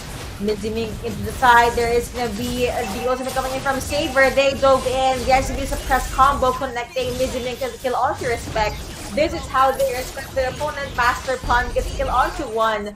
And the 33 takes down Franco. But while there was a chaos in the top lane, Your Mind will be quiet and secure the turtle here near the bottom lane. 2-2 actually.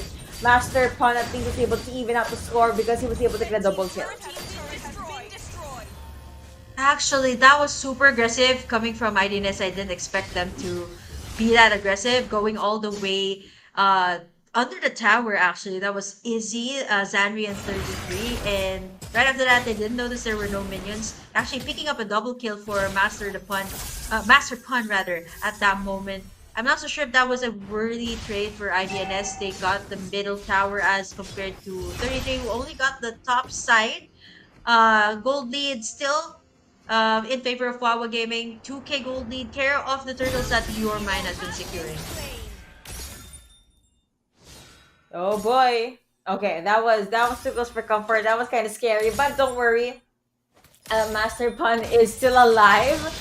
Trying to go to Rico, they're looking to respect the next target. They're gonna try to jump in, and with that, that is gonna be a 33 taken down by Saber. And Master Pun will be able to maybe push the enemies back as he decides to leave the party. Looking at the top though, Your Mind and Remake pressuring Amy Hack. Here comes Lindsay Mink with a combo again. Your Mind very, very low. The press gets onto one. That's going to be a clean dive from Amy Hack as well. With that Remake, we'll just have to take a step back. Savior popping in with the ultimate, but not really going to amount too much. It's actually surprising. You're looking at the players. Remake is a little bit more aggressive as compared to Amy Hawk. 433, he used to be in the XP lane, actually now playing the gold lane. Aggressive dive there by Zanri. Now here comes Master Pun going in for that iron hook. Unable to get 33, forcing that concealed play out of Zanri. And now this is going to be a 3-man rotation on the bottom side from Wawa. We're going to look to take this tower on the bottom side. A lot of pressure. Mystic Field gonna connect here onto 33. And here comes the rest of the members by the end for the backup. Master Pun gonna get punished right there by 33. Nice follow-up here by IDNS, but it might actually just be the turtle traded out for a kill. Not so sure if they're gonna contest this one. They're rushing all the way in. Here comes Izzy with the electrifying beats. And in the nick of time, we'll be securing it with the retribution for IDNS. That's gonna be last and final turtle for the game. A lot of rumble in the jungle. They did what they can. 68 down on the board, and IDNS looks like they really want more blood. 33 gets a kill onto the turret. And after getting one turret takedown, they take a step back. They're still respecting the comeback potential as well as the strength of the draft of Wawa Gaming. And I like that, you know, making sure that you're not doing anything that could throw the lead to your opponent.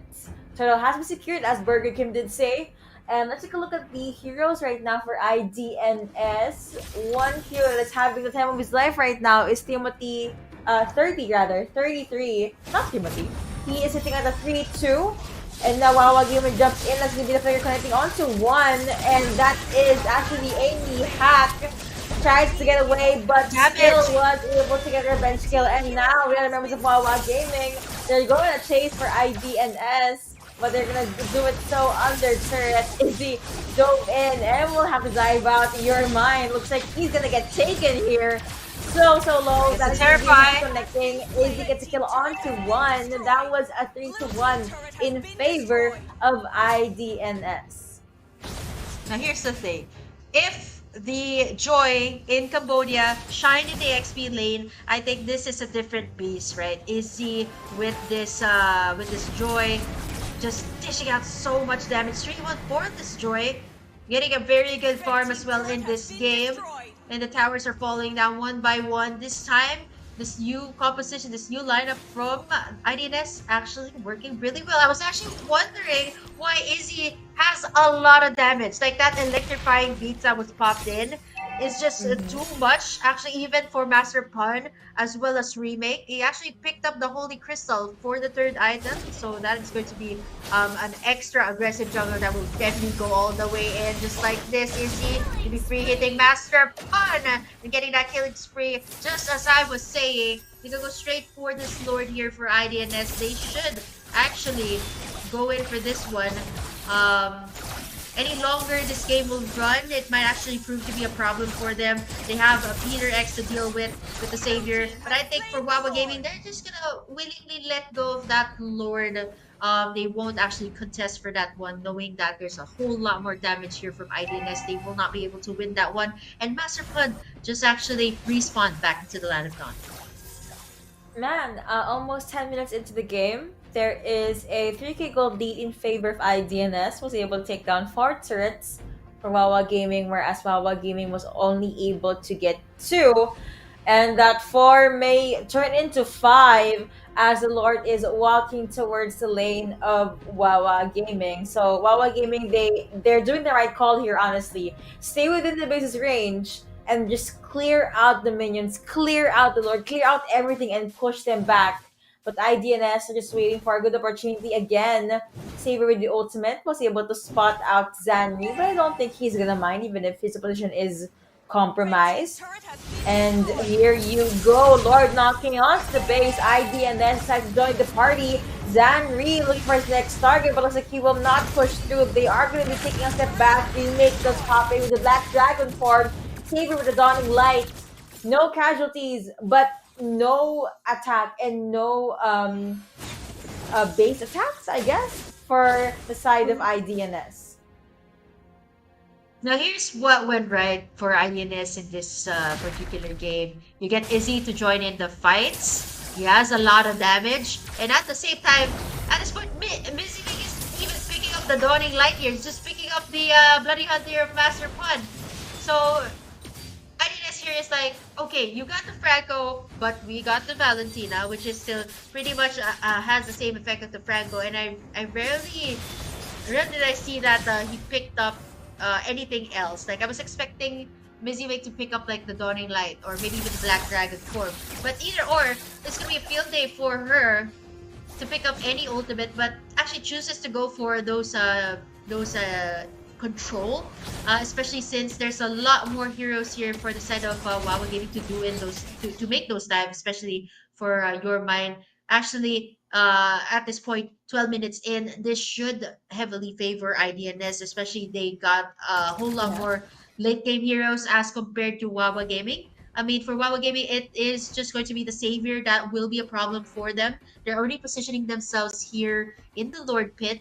So there might actually be a concealed play later on once this is up. Expect to see that because they got the Yuzong. But looking at take a closer look at our items here. We have already the Lightning Truncheon here by Peter X. So expect to have a lot more damage output from the Savior. So we might actually see Wawa Gaming force out a fight before this Lord is up. Look at the Dawning Light. Just as I was saying, that Savior is going to dish out so much damage. Especially when they're all lined up like that. That's going to have a lot more damage. So you start off this Lord, half HP already. Here comes the hook on to Zanri. Not going to use that Bloody Hunt, but it is going to be IDNS picking up that Lord. The first Luminous Lord rather for this game. Yeah, looks like Zanri tried to yeet himself out of there, but he got iron hooked by Master Fun, which is in this Franco. Wawa Gaming was a tad bit too late. I personally believe they could have contested that, but I guess they have to keep their death timers in check. They have to also think of the damage gap. So they thought, okay, if the Lord is already almost down, let's let it go, and let's just do the same thing we did earlier, which is push the Lord back and make sure IDNS cannot enter our base. Possible 5v5 in a few more seconds. Ultimates are up and available for both sides. Spells are there as well. And okay, now let's see the fresh minion wave making his way into the mid lane.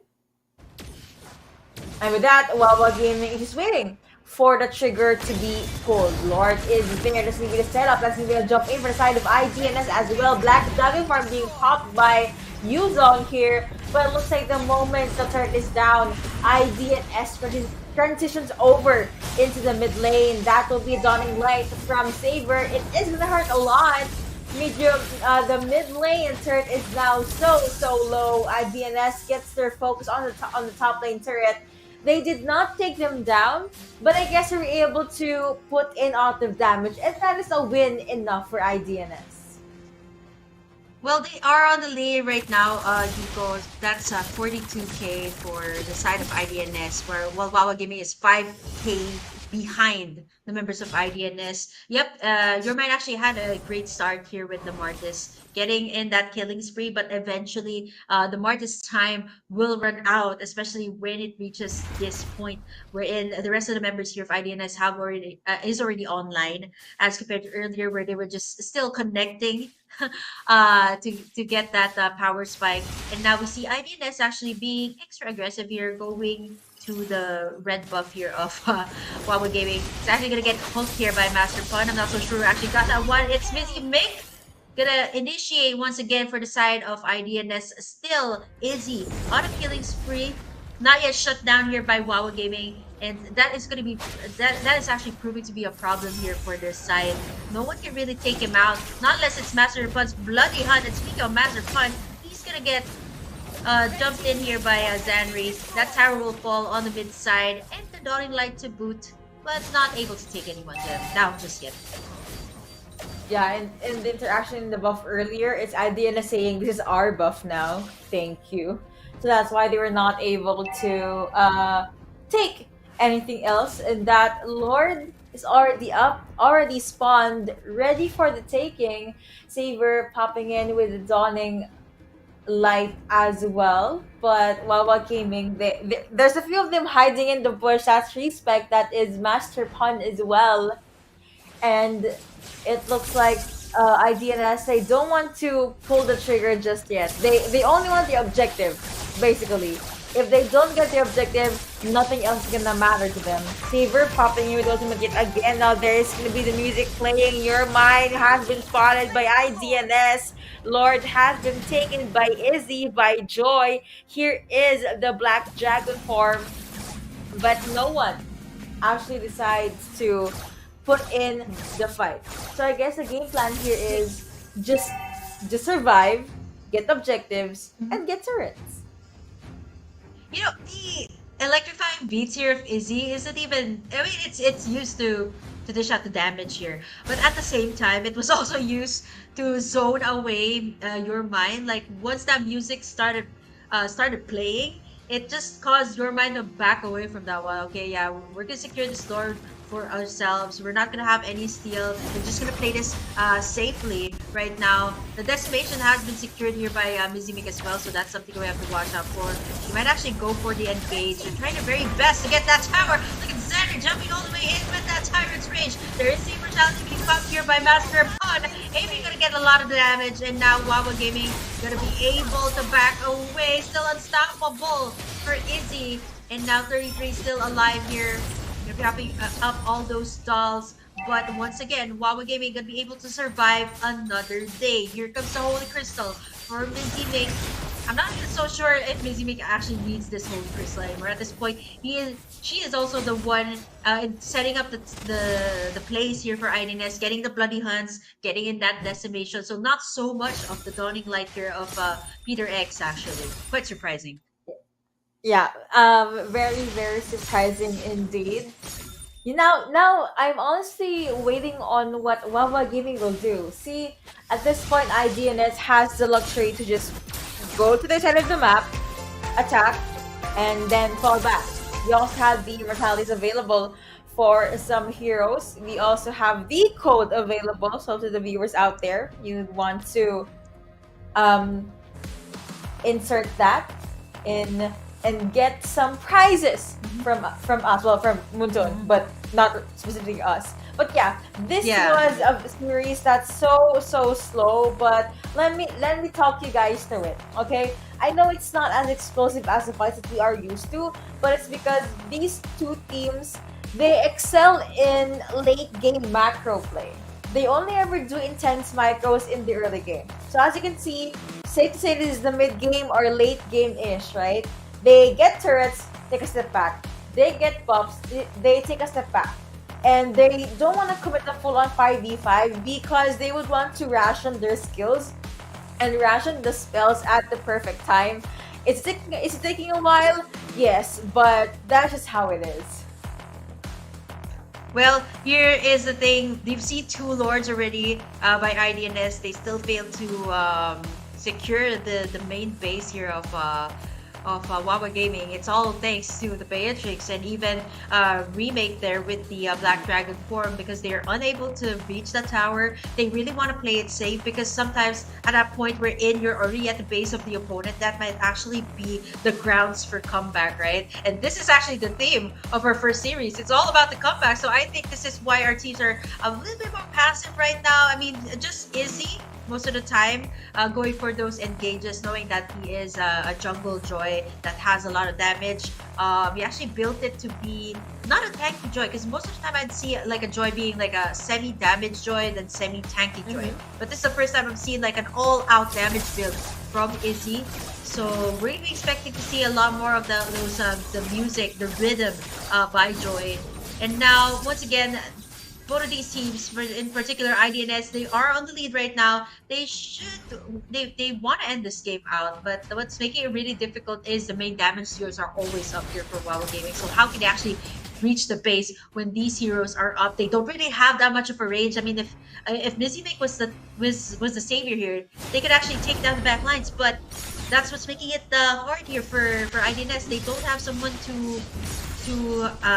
they don't have someone that has AoE, so all they can do right now is just take as much Lord as they can get, try to force out team fights once this Lord will be marching in the base of Wawa Gaming. And as for Wawa Gaming, they're actually doing a fantastic job holding this out.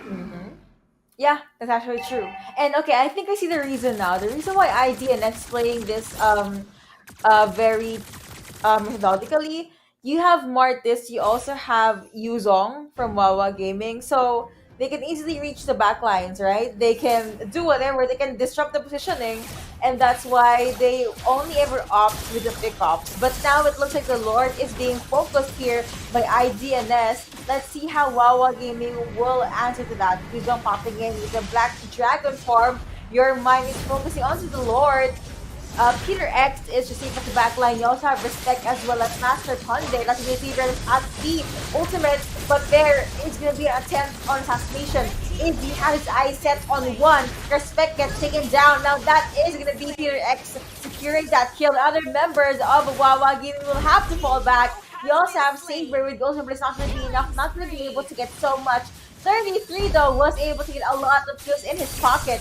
Monster kill now going over to Izzy. That was a 4-1 in favor of ID and S connecting onto one immortality being conquered as well. And with that, it looks like they left their base unattended. That is going to be a wipeout. Wow, clean execution there by IDNS.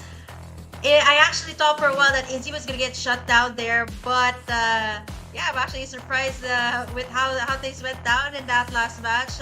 Izzy actually popped that Winter Truncheon, just to give you guys a rundown on what happened. So the Winter Truncheon, he also has the immortality. It bought him some time, and eventually it was just 33, racking up all the damage against the side of Wawa Gaming, and eventually it was a wipeout. A nice attempt though by Remake to zone away the members of IDNS, but eventually they did not need the Lord any longer. They just needed to take down, force out the clash in that last fight, and eventually getting the victory for this one. Again, the gold lead is not that far, right? Wawa Gaming was able to hold out 2 Lords by IDNS, and eventually the last one sealed the deal, or sealed their fate here. They're really going to the lower brackets. Actually, this is quite the revenge match for IDNS. The last time that they've gone up against Wawa Gaming, it was this exact same team that sent them to the lower brackets during the last qualifiers, and this time it is going to be our Lone High team that will be moving forward. A lot of tower takes, a lot of Lord takes, but it is all about the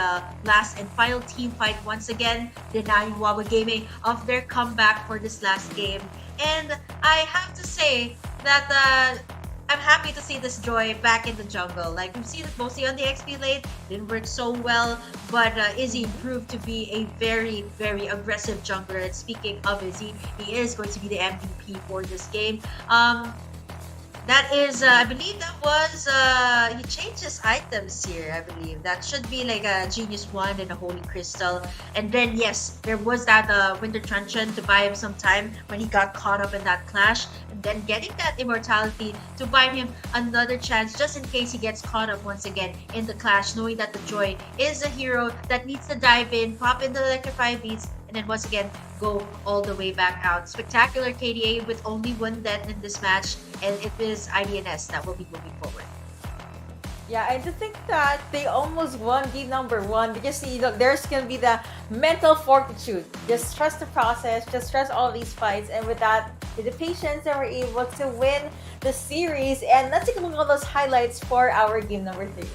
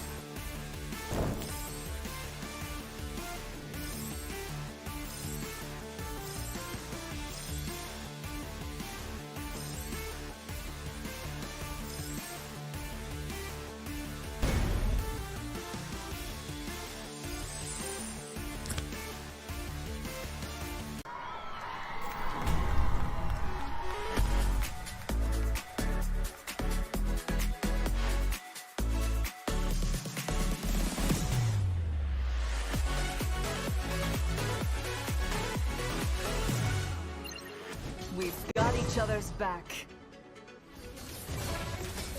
Legendary! We're the best duet ever. An enemy has been slain! The melody is my calling.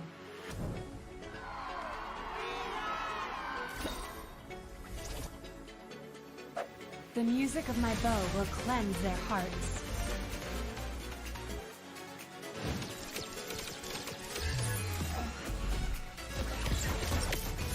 Legendary!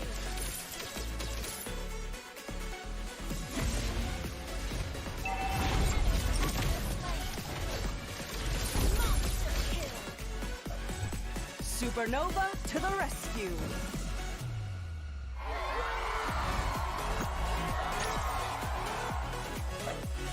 Music is the strongest form of magic.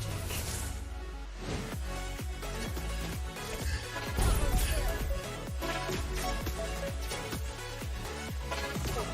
Double kill!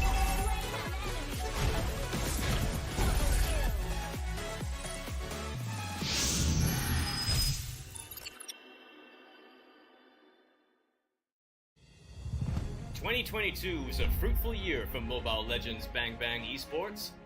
Now, let's take a quick look at what more can you expect this year. After kickstarting the year with M4, we have the second MLBB Women's Invitational, or MWI, 2023 in February.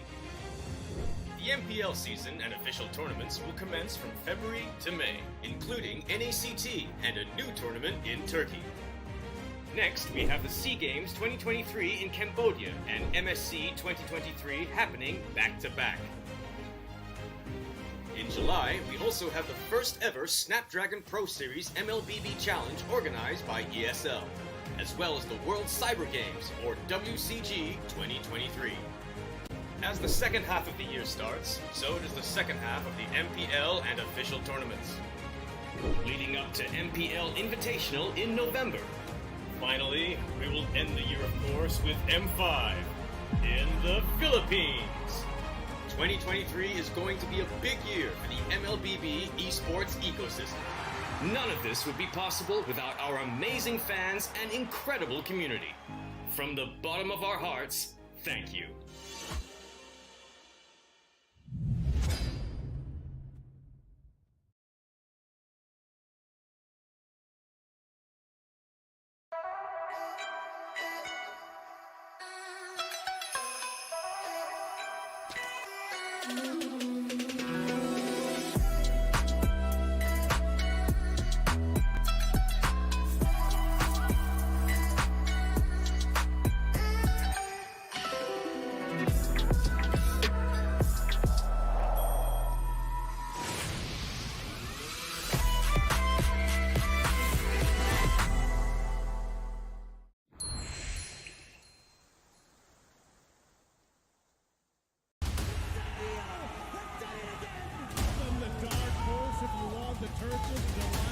They're here making another statement. They deserve this celebration. 3G Raw Blade North America has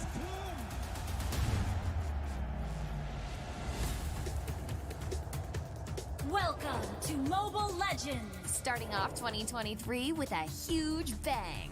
The M4 World Championship by Mobile Legends Bang Bang Esports achieved one of the highest peak concurrent viewerships of 4.2 millions, setting the tone for the year.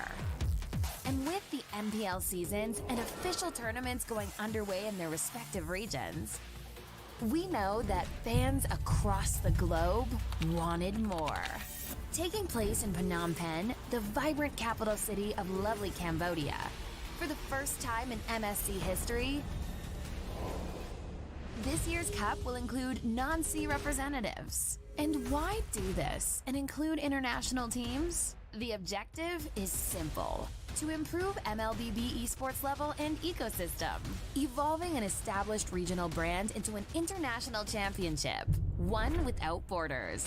MSC 2023 is a testament to the increasing demand and support from fans across the world. Hashtag See the World. We will work hard to elevate the tournament level and increase our esport competitiveness. With that, do look forward to witnessing world-class MLBB esports in Phnom Penh this June. See you there and see the world.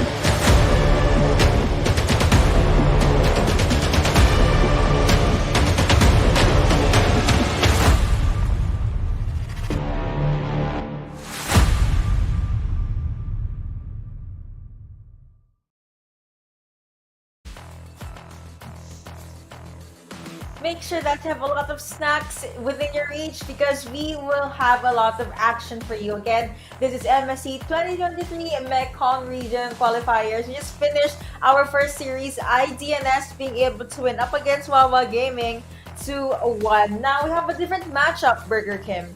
We are going to be seeing Niightmare versus EVO Esports in another best of 3. Yeah, this is EVO Esports that just finished their group stages without any losses. And taking a look back at their playoffs bracket, we see Wawa Gaming, Laos, and IDNS. We saw the game actually earlier and it ended in a 2-1. Yeah. It's going to be IDNS moving forward in our, actually one of the semifinals for the upper bracket. And then Wawa Gaming, Laos, of course, they're still not yet eliminated here, but they will just be moving to the lower bracket and they will face the loser of this series for Team EVO and Niightmare. And honestly, I have high hopes for Team EVO. Very clean games during the group stages, proving to us why they are on the top slot. Two Laotian teams here going head-to-head in our upper bracket match here, our second upper bracket match for the day. And now we're going to be seeing quick bans here from the side of Team EVO. You see the Martis, the Blue, the Kaja, as well as the Farsa. Now, here's the thing, Yuko. Today, we've seen a lot of Arlots and Joys. Will we be seeing it again? Not unless it will be banned out by Niightmare as their last man. I think it's not impossible to let Joy get away from the ban area, because if you remember game number 1 from series number 1, Wawa Gaming was able to get the victory. So I guess Joy is a situational hero. Maybe not as OP as we'd expect for the Mekong region. One thing I'm expecting though, and hoping, is that we get to see a Fanny maybe later on today, but she neither got picked up nor banned here. And to those who just tuned in, to give you a little bit of a trivia, EVO Esports is the only team that had a clean run in the group stages. I'm talking about 4-0, 4 wins and 0 losses. But apparently, they don't want Joy. They will have to ban her out. And the third and final ban for the first rotation from Niightmare will be this Arlen. Now, here's the thing. Niightmare Esports, the winner of the first ever M Challenge Thai and Laos series. So that is something that you guys have to watch out for if you guys were able to see that M Challenge Cup Thailand, wherein they actually sent IDNS to the second spot for the first time. But this is something new. Something I usually see when the Fredrin was buff and it was first released.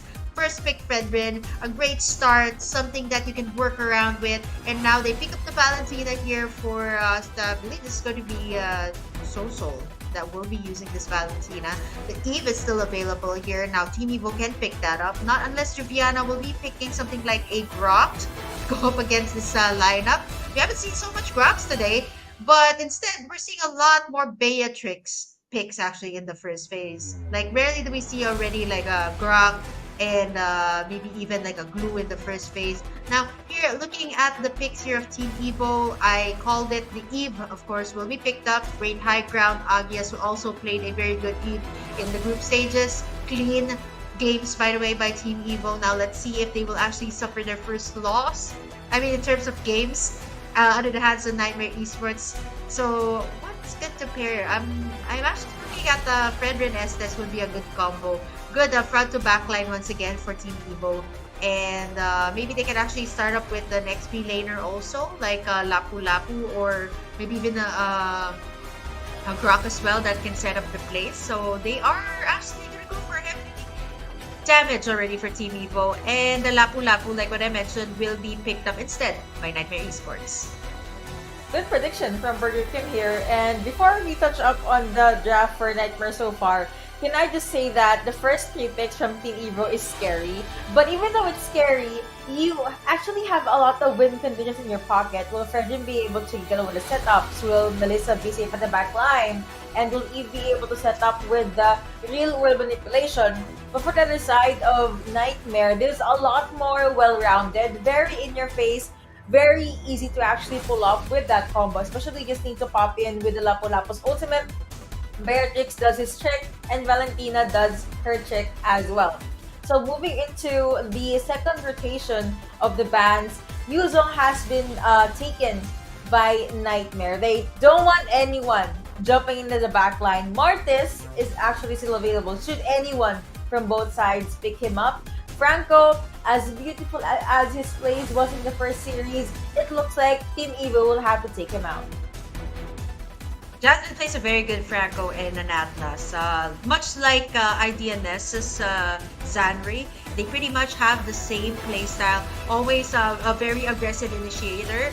And I mentioned the Estes. Wow! What is it with me today? Like, I have been saying all these heroes that are totally, sometimes they're out of range, but it does make sense because the Fredrin has a high HP, has high regen, and what better way to pair it up with an Estes actually. That 20 August rover for Team Evo actually plays a lot more supports than setter tags, so we can expect to see a lot more utility for Team Evo as compared to Jasmine, who's a bit more aggressive, more on the Lolita, more of the Kufras and the Atlases, much like IDNS's Zanri. So this is the type of playstyle that we have to watch out for as well.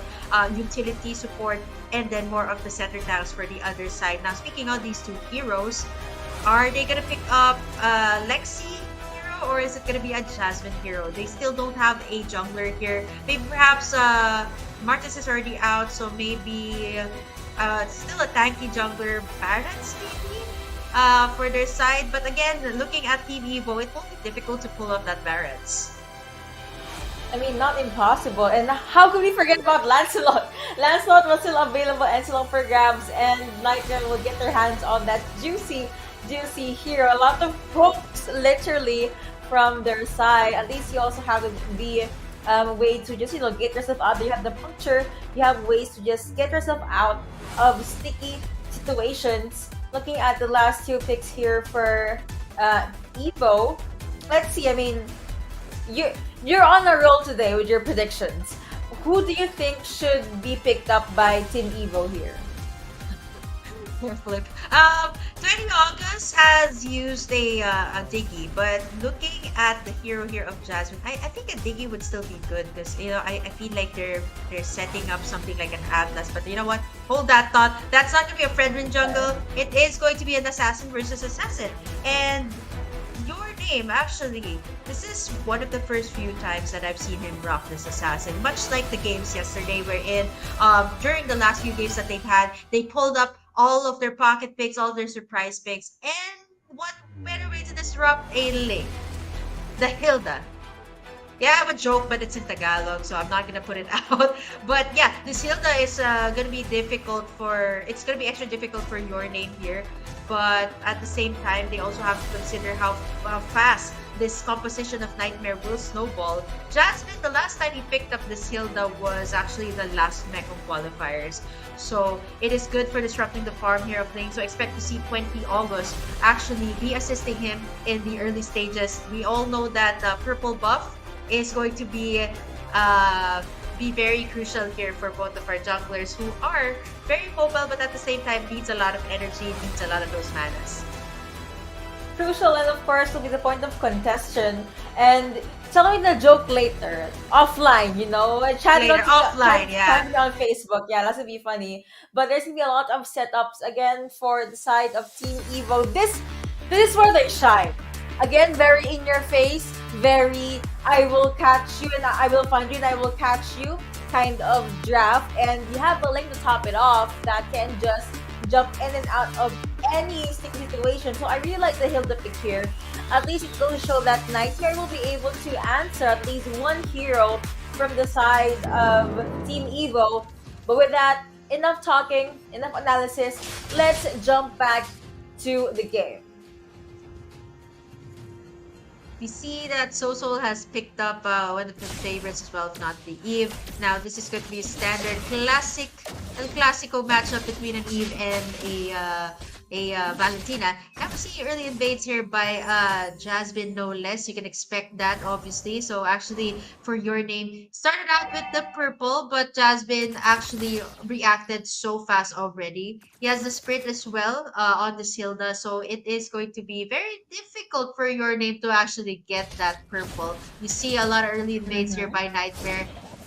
He already used his retribution here, so he's still going to be able to safely secure it thanks to 20 August and Aggie here backing him up. And looking at the jugglers here, there's nothing out of the ordinary when it comes to the emblem, but we see Lexi picking up the Demon Hunter as compared to your name going for the killing spree. So maybe again attacks a lot for Lexi, and then perhaps once again a damage thing that I've only seen in the group stages yesterday.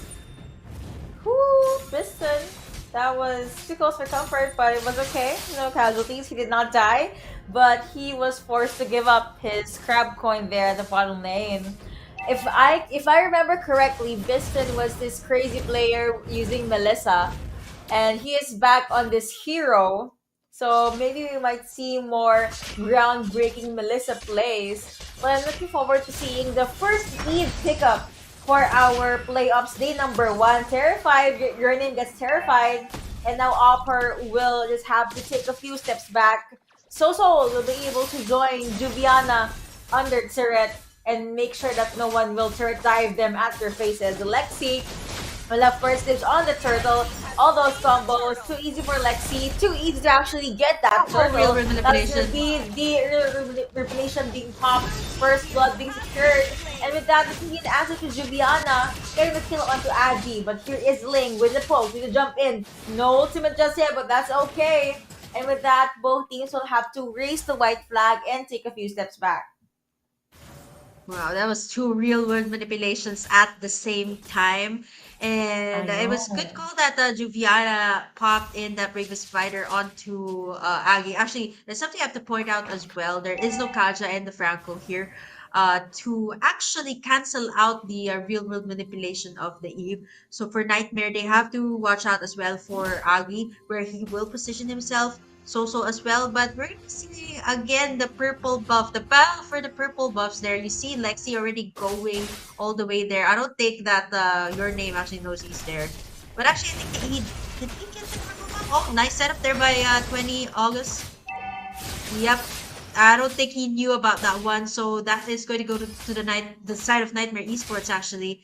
Well, we might actually see your name as well. Gonna try to get in that purple buff. And when was the last time I've seen a Fredrin in the XP lane? The last time I've seen this, it was still Oper. He was the MVP actually for that game in the group stages, which is why they have a spotless record.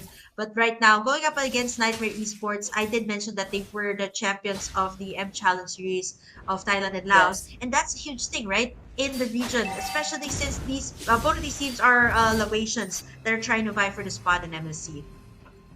See, it just really goes to show how much they're able to showcase their skills. But speaking of showcasing their skills, I think there'll be a showcase of skills into the mid lane, but no full commit from Jasmine. I mean, he's a Hilda. He will have to just go with the sneaky plays. But so on this Valentina is the one who's gonna be a little bit aggressive. Too easy for Lexi again, just focusing onto the turtle. Sword Rose has been popped as well. And with that, they'll be able to get the lead, the gold, and the turtle. Another kill actually into the hands of Nightmare as well. Joviana again. Wow, this Lapu-Lapu having a very good early game. You know, in their official lineup, it was actually Jack listed there, and Juliana is one of those players that they don't really put out, not unless they want a more aggressive XP laner. And what better way to actually have aggression than have Juliana on that Lapu Lapu? You see a clash here in the red side of Team EVO. Here comes the real world manipulation, not the real one. That's Soul's real world manipulation. Jasmine falling really low, goes all the way to the bush for that HP. And there goes the Beer's Passion from Cammy. They're unable to get anything, but Team EVO once again spot the state. Sliding out of that one, but not for long. There goes the Phantom Execution from Lexi. And that's going to be a kill once again. Pick up. Oh no. Make that 2-1-for-1 exchange for both sides, or rather the side of Nightmare. And starting out very strong right now. On a going on a 5k gold lead already up against Team EVO. Exactly, and I actually expected Team EVO to get the early game, but apparently in this lineup, they would want to wait for the late game. I like what Nightmare is doing. They have the lead, they have the ability to be able to just take over the lanes of their opponent, and they're doing it. You know, cover as much ground as you can. You know, Terrify currently again onto your name. Soul gets a kill onto this player. 2 and 5 now on the board. 1-0 and 3. Juliana again sitting comfortably at that 2-0.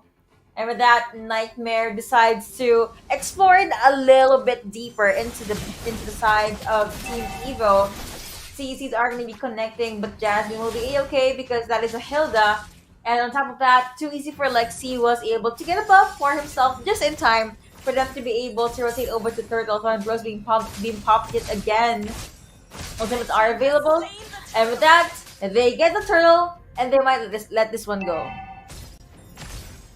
Now, this is something that we haven't seen from EVO. They have dominated the group stages, and now they finally met their match here with their fellow Laotians, actually. Look at Ober soaking up the damage there from Jasmine, as well as Cammy. So I'm not so sure he'll be able to survive this one. This could be 3 members. Pops in the Prince's Wrath. He's really low right now. Forced to use that flicker out, but not for long. Gets taunted there, but it's going to be Lexi picking up that kill. That BOD sure is coming through right now. 7 minutes in, and now Nightmare Esports, they're looking to take in more. Lexi gonna dive all the way in, going for Agi. There's the slows. Here comes the real manipulation. Soul has it. Not gonna be committing that one just yet. They want to save their tower. And speaking of the fake world manipulation rather from Soul is gonna be able to force the members here of Team EVO to back away. 20 August unable to do anything at that, and now seem to have that great time chucking down this tower, and they should be able to take this one. Really impressed with how Niightmare is working into their macro, being able to cover as much ground. They get a turret in the top lane, they get one in the mid, and again they get turtle. They're really not giving any objectives for EVO here. Fortress down for the side of Team EVO. Now there is gonna be Jasmine jumping in, and you also have Juliana being able to jump in the backline. Kami at the backline there as well.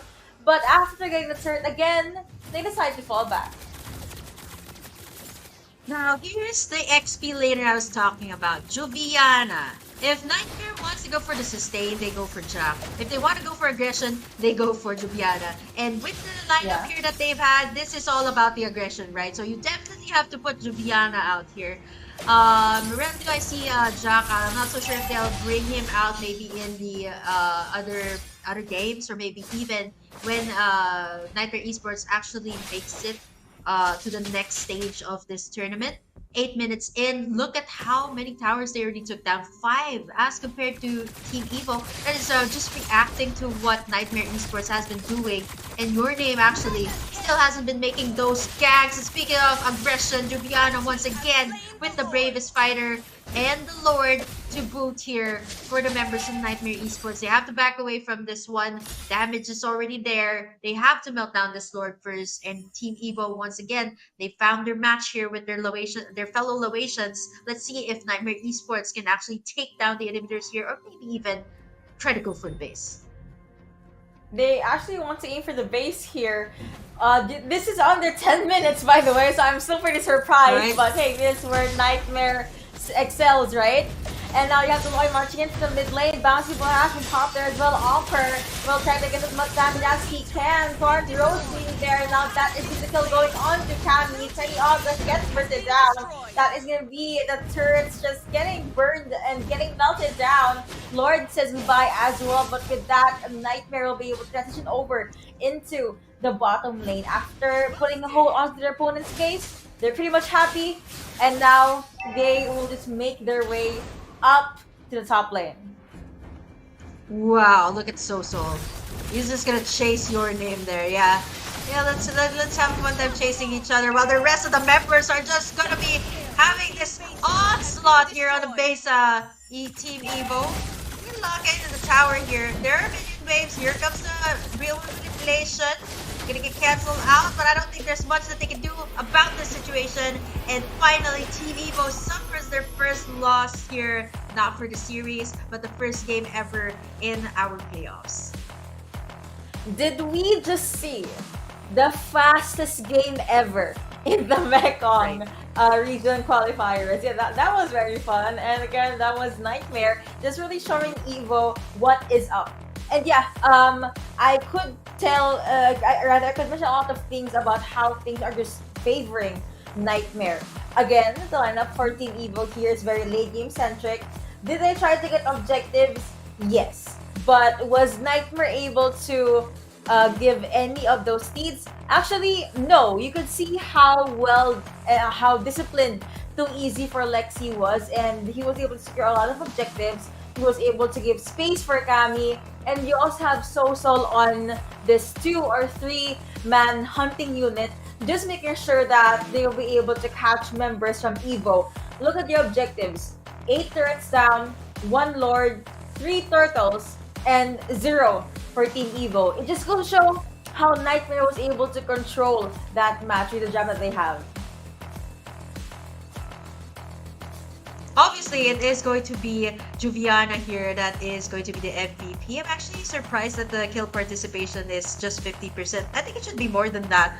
And I haven't... The last time I've seen a Lapu Lapu that built a full damage was maybe way back. Like, most of the time you see like a Lapu going for maybe like defensive items, and I think at this case maybe like a radiant armor. But he actually went in for the sustained Bloodlust Axe Strike, then going for the Malefic Roar. So you can see how aggressive this player is, right? I talked about the difference between their two XP laners, both letter J's, by the way, Juliana and Jack. Definitely a good game well played for this XP laner being the MVP. And I'm pretty sure that there's a whole lot more highlights to see in that match. Please enjoy the highlights before we proceed to the next match.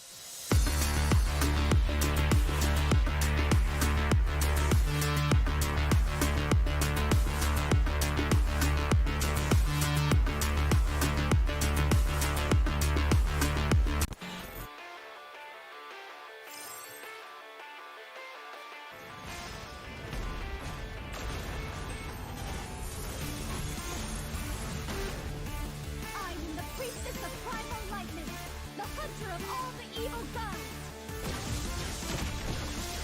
Legendary! Meet your end! Legendary! Double kill!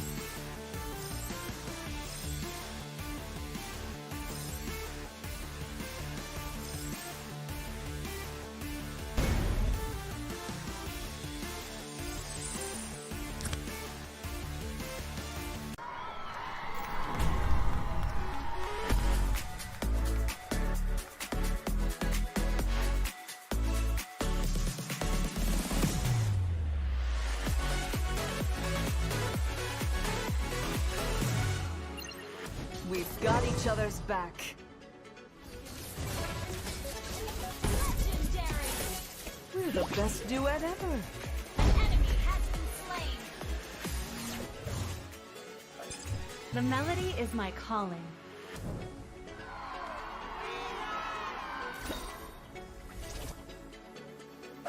The music of my bow will cleanse their hearts.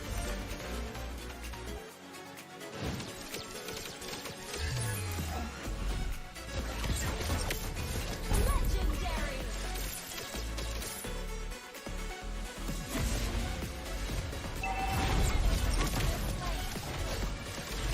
Monster kill! Supernova to the rescue.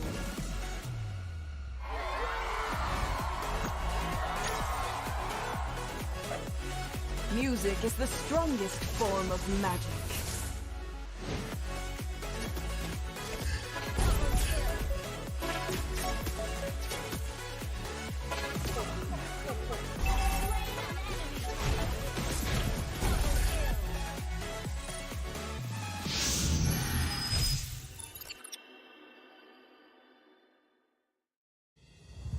Twenty 2022 was a fruitful year for Mobile Legends Bang Bang Esports.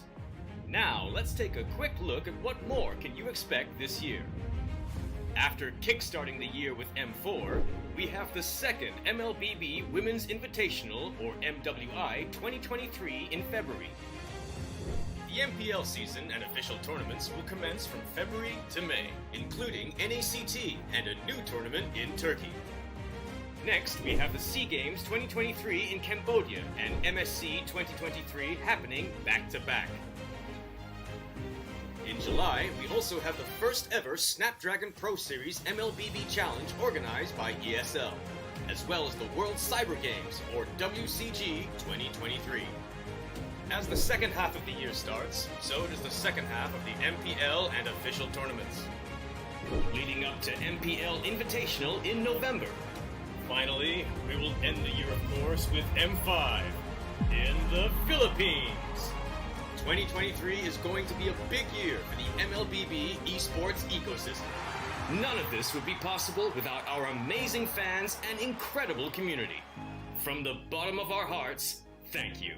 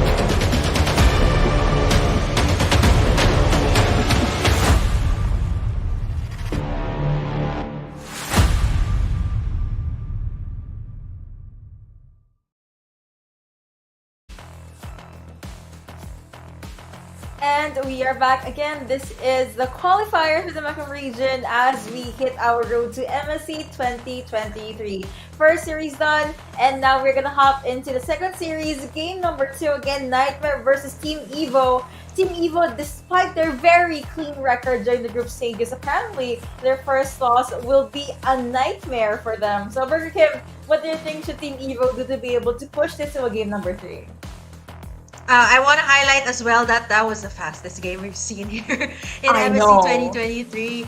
That's like 10 minutes. I don't think we've seen a 10-minute game. Like 15 minutes, yeah, we've seen that. We already considered that fast. But 10 minutes and 35 seconds. See, I still remember the time because I'm still surprised at how fast that game went by in game number 1. And now we'll be seeing Team EVO and Niightmare once again for the second time. Match point already for Niightmare Esports. Let's see if they can continue this nightmare against Team EVO and eventually you actually pick up the victory here. They are going to be going to the next stage of the upper bracket. There's still the lower bracket, by the way, so it's still not yet game over for a team. So you always have a second chance in the lower bracket, but now they're fighting for that spot to be in the upper bracket and of course face IDNS in the one of the final stages of the upper bracket. Now taking a look at our picks and bans here, we are not going to be seeing anything too different.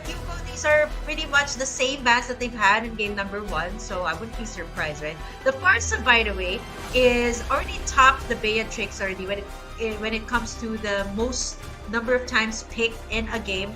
So I can understand why Niightmare actually took this out instead of like maybe even a Valentina. Actually, there's a lot of things open. The Joy, the Glue as well.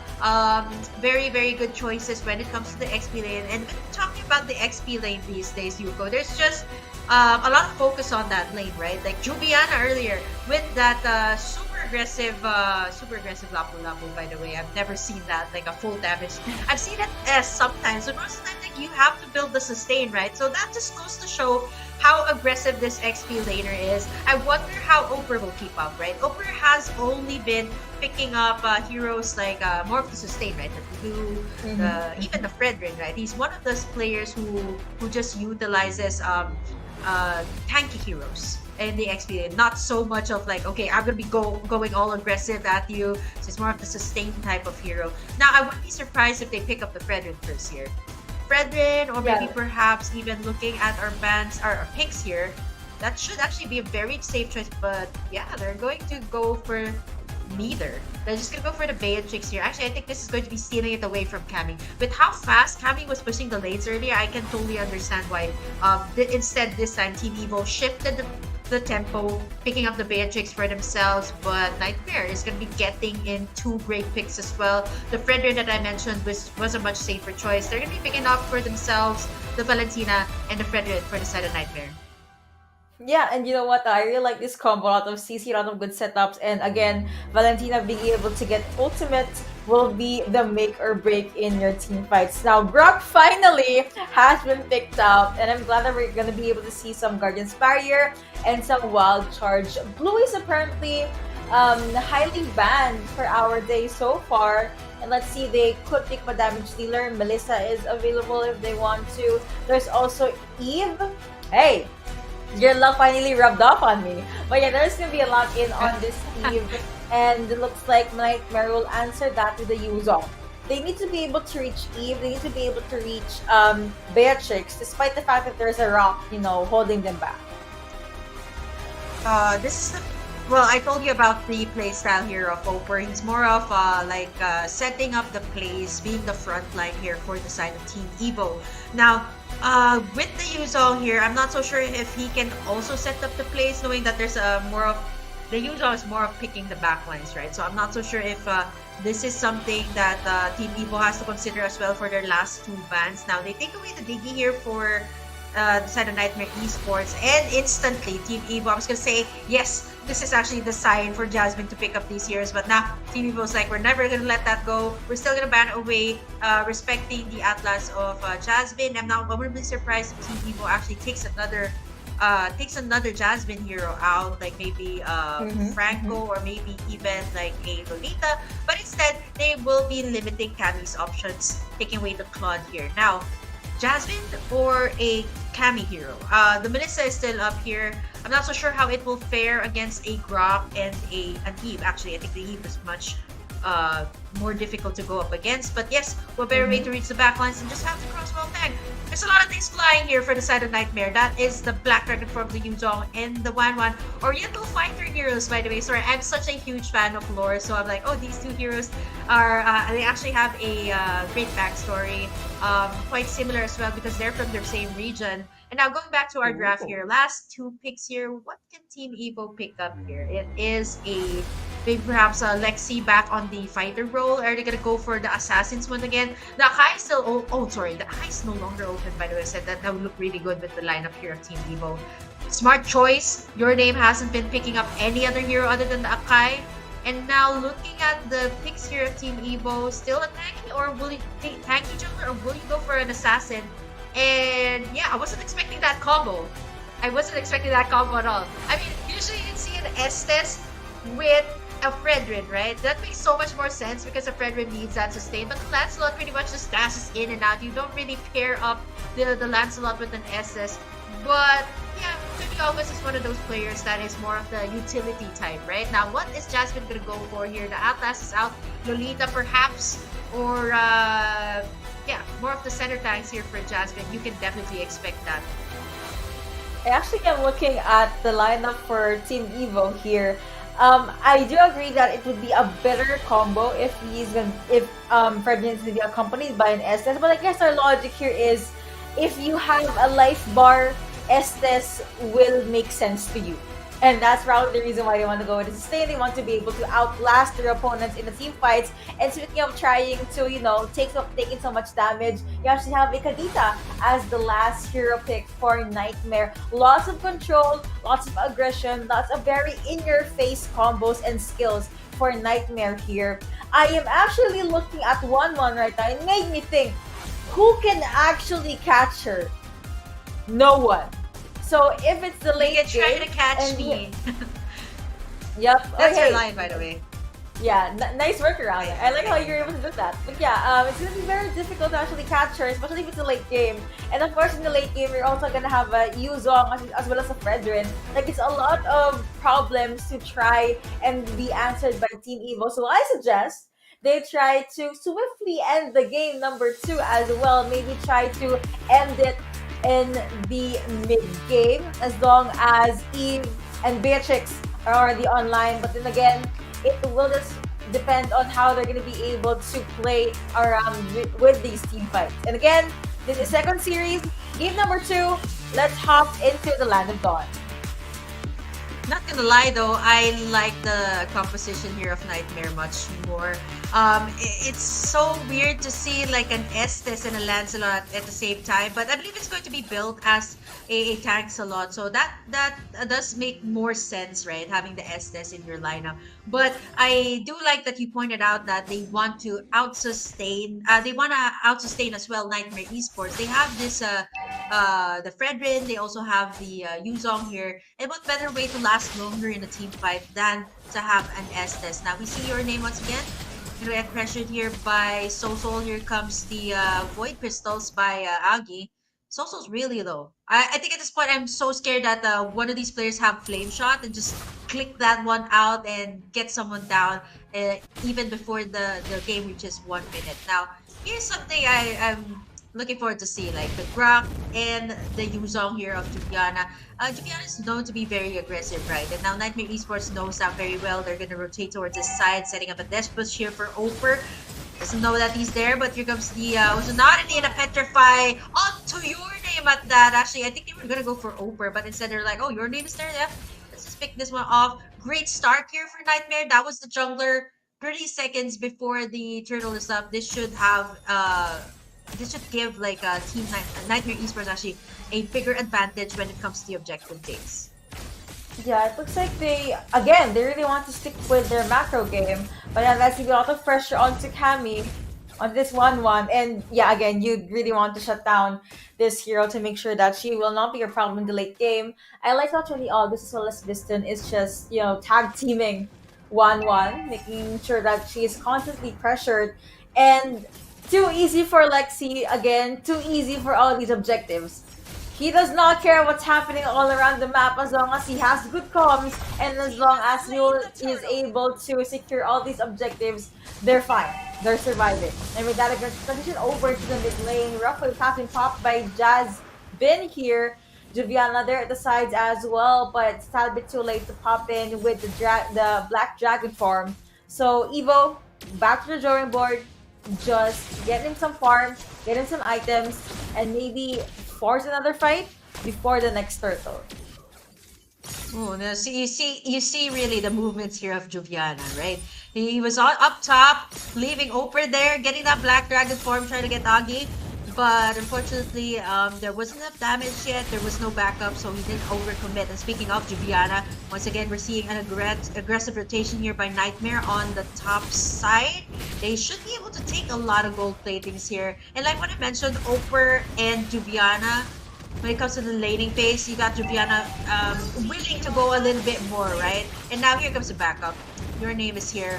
And I think Nightmare Esports still pretty much got what they wanted there. Half of the gold plating was already down, so that should give the roamer here of Nightmare Esports to be able to rotate towards the bottom side, because Kami is not going to have a good time or an easy time going up against the Beatrix here, especially with 20 August assisting him. Yep, it's going to be difficult for the opponents, but it is going to be an easy pick-off from them.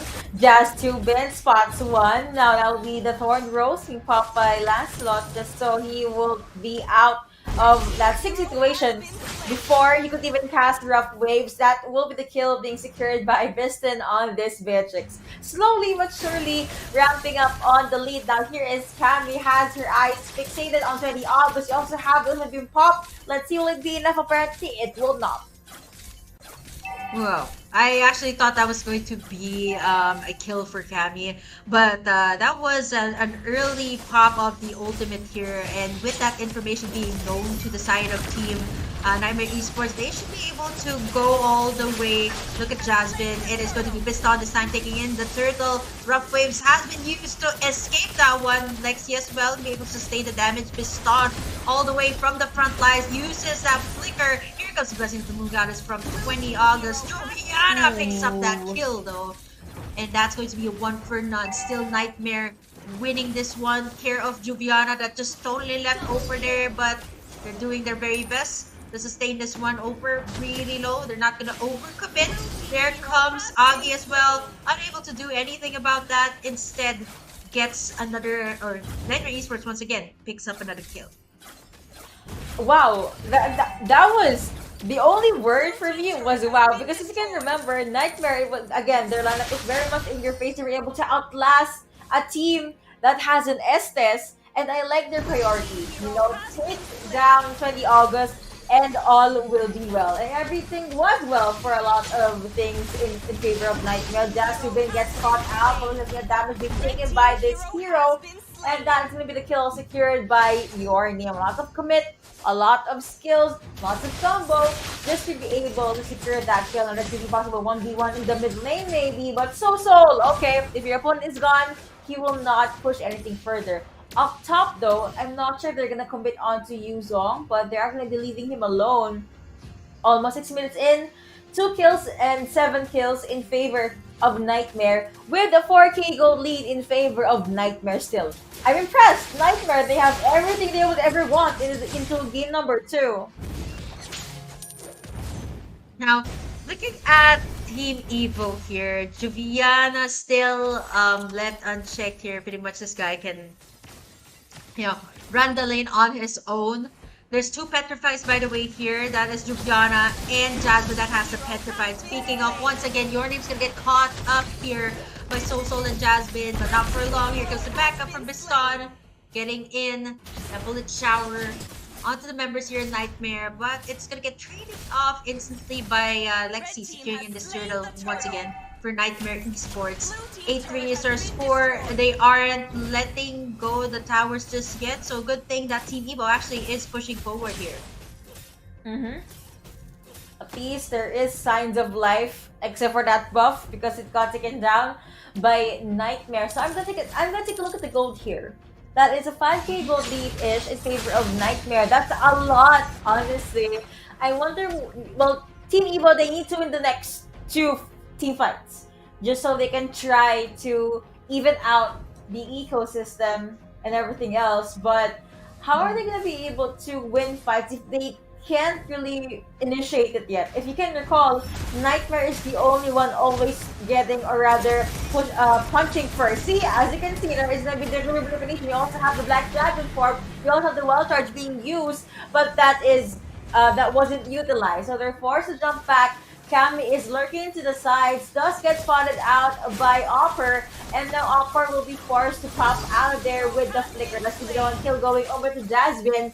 Good combo, good rough waves, and now it is a 1 to none in favor of Nightmare. After he makes that 2 to none in favor of Nightmare.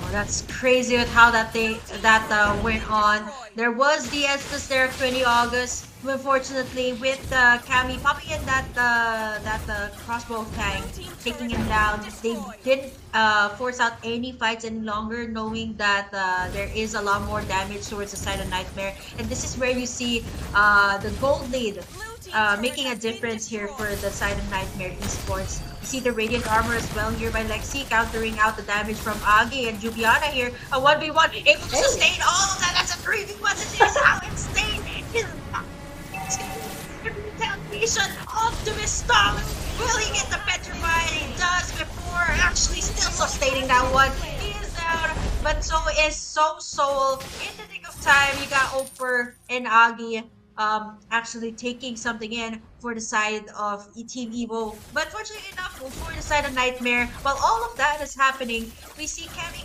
quietly working up on this Lord, and that should be a free Lord for the side of Nightmare Esports. I would like to address the elephant in the room. Juviana, that was a long fight. He was able to survive that even though he was very low. He survived longer than my patience. So that's an interesting highlight. And now we're gonna jump back into the game. Again, lead still in favor of Nightmare, but I'd like to see the signs of life from Team EVO here. My concern though is pretty much like team number 1. Team EVO is not able to get any turrets at all against Nightmare. And Nightmare is the one, again, just constantly rotating, constantly taking down all of these major objectives. And if you can remember, it is them always throwing the first punch. Now, minion waves are pouring into the mid lane. The tower will fall down in a few seconds. You also have the Lord marching in the top lane. Other members of Nightmare will take over to the top lane. Mid lane turret, outer mid lane turret already down. Already nada. Thorndrill's being popped by Lancel. There's gonna be the Black Dragon from him again. Oh no, Juviana with the back line. You also have the healing coming in from Estes, but it's not gonna be enough because Juviana does get bursted down, but at the expense of their own turret.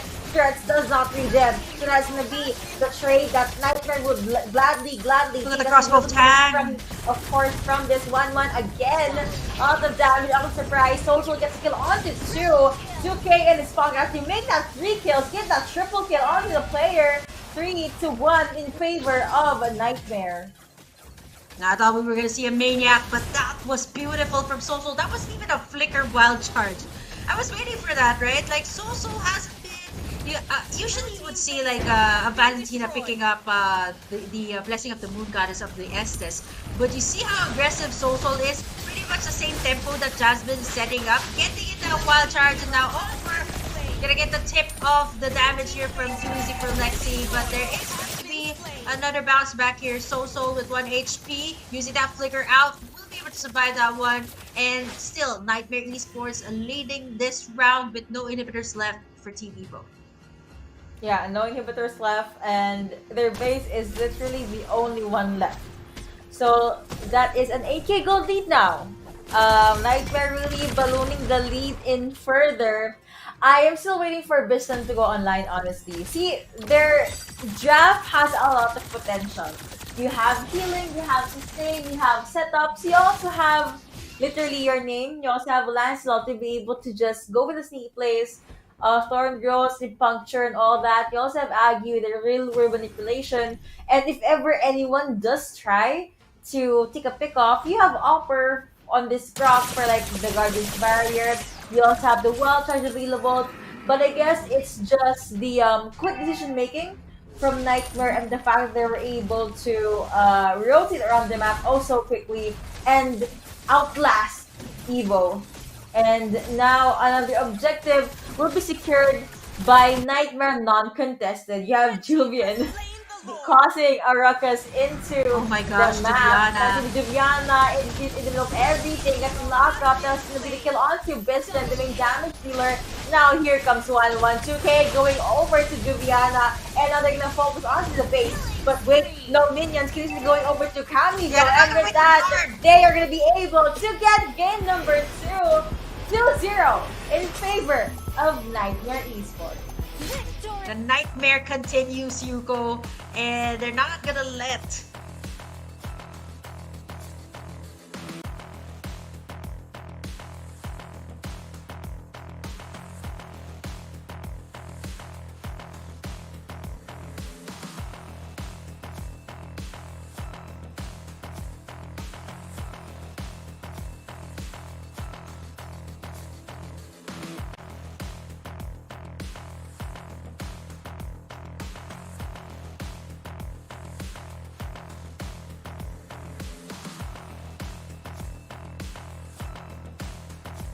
Alrighty then, and again, 7-20 on the board.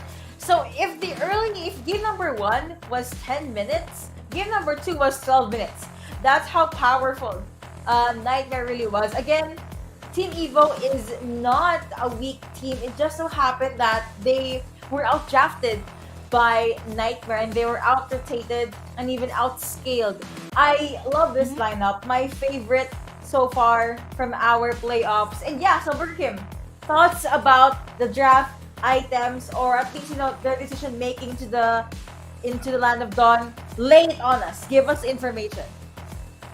That is a lot of gold for the side of Nightmare, and you can kind of see it in their items, how fast they were able to build it. I have to commend So here, aside from Juviana. If you talk, we were talking about the aggression there of the XP lane, right? But Soul as well can play a very nasty mid lane. Like most of the time you see like mid laners being very not really passive, but more on the safer side, being in the out of reach, right? But Soul, you can kind of see it in this game where he was picking up those wild charges. He was also setting up the plays, because most of the time you get Jasmine, get that rough waves combo, but if it misses, there's still that wild charge from the Grok's ultimate that he has been picking up this entire game. So it's all about the aggressive play style here that Niightmare Esports has shown us. And honestly, there's a lot of good plays in that game. There's a lot of things that we can highlight. Congratulations, by the way, to Niightmare Esports for moving forward, getting that clean sweep, and Soul as well for getting the MVP for this game. But now, let's take a look at the highlights for this series.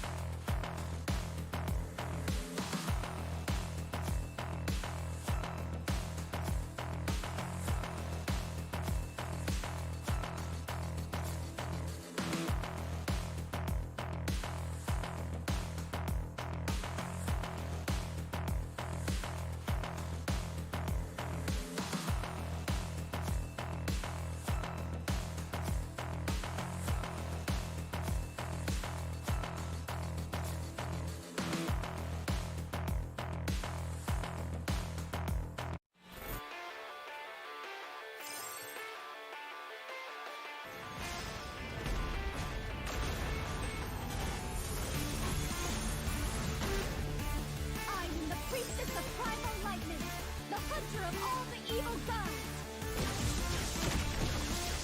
Legendary! Meet your end! Legendary! Double kill!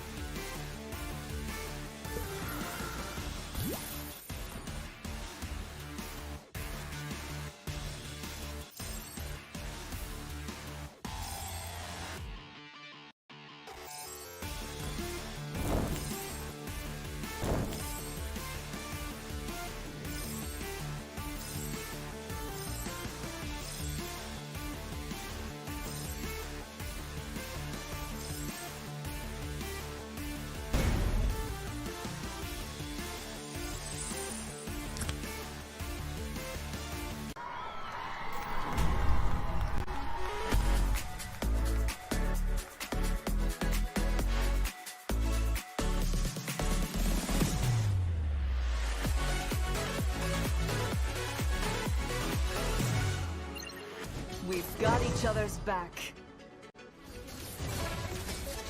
Legendary! We're the best duet ever. An enemy has been slain! The melody is my calling.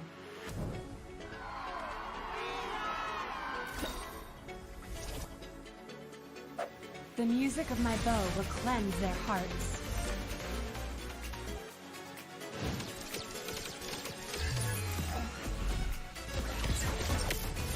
Legendary!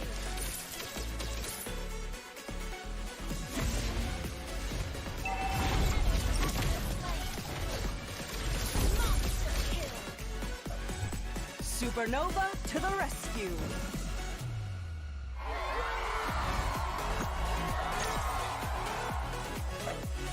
Music is the strongest form of magic.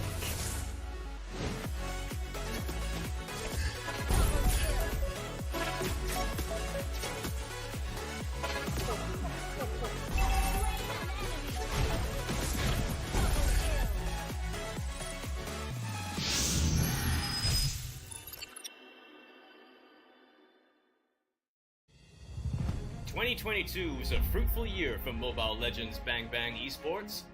Now, let's take a quick look at what more can you expect this year. After kickstarting the year with M4, we have the second MLBB Women's Invitational, or MWI, 2023 in February. The MPL season and official tournaments will commence from February to May, including NACT and a new tournament in Turkey. Next, we have the SEA Games 2023 in Cambodia and MSC 2023 happening back-to-back. In July, we also have the first ever Snapdragon Pro Series MLBB Challenge organized by ESL, as well as the World Cyber Games, or WCG 2023. As the second half of the year starts, so does the second half of the MPL and official tournaments, leading up to MPL Invitational in November. Finally, we will end the year, of course, with M5 in the Philippines. 2023 is going to be a big year for the MLBB esports ecosystem. None of this would be possible without our amazing fans and incredible community. From the bottom of our hearts, thank you.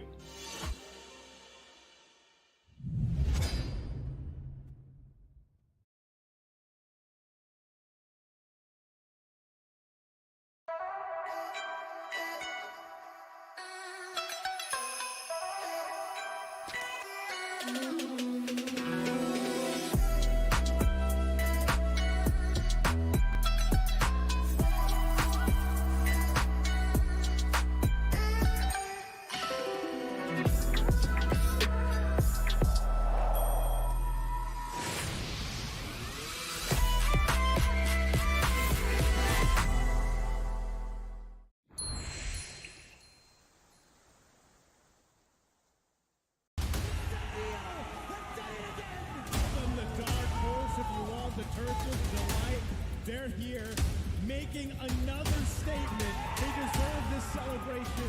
3G Well played! North America has come!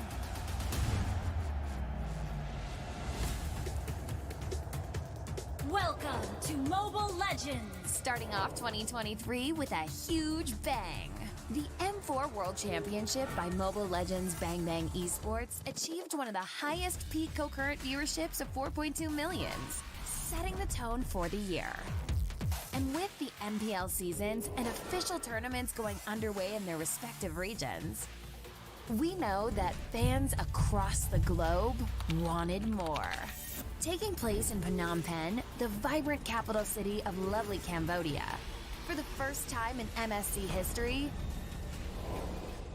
this year's cup will include non-C representatives. And why do this and include international teams? The objective is simple: to improve MLBB esports level and ecosystem, evolving an established regional brand into an international championship, one without borders.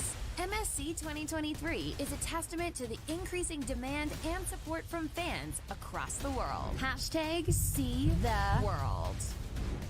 We will work hard to elevate the tournament level and increase our esport competitiveness. With that, do look forward to witnessing world-class MLBB esports in Phnom Penh this June. See you there, and see the world.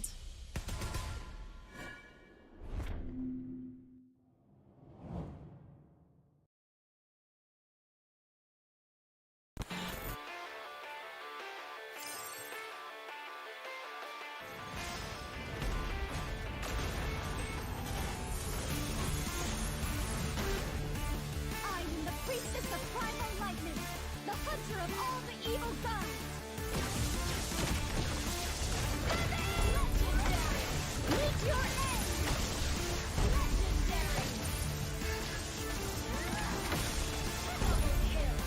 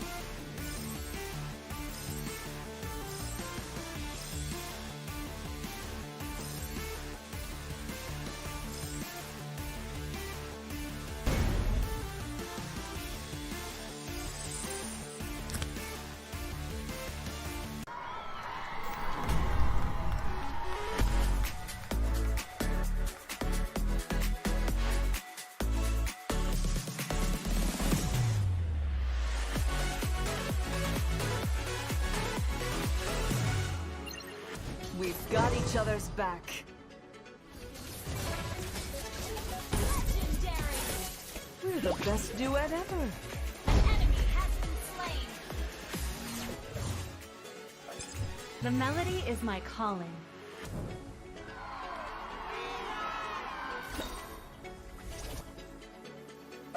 The music of my bow will cleanse their hearts.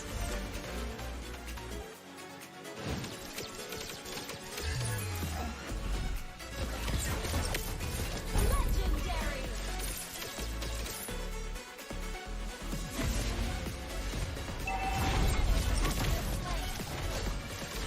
Monster kill! Supernova to the rescue.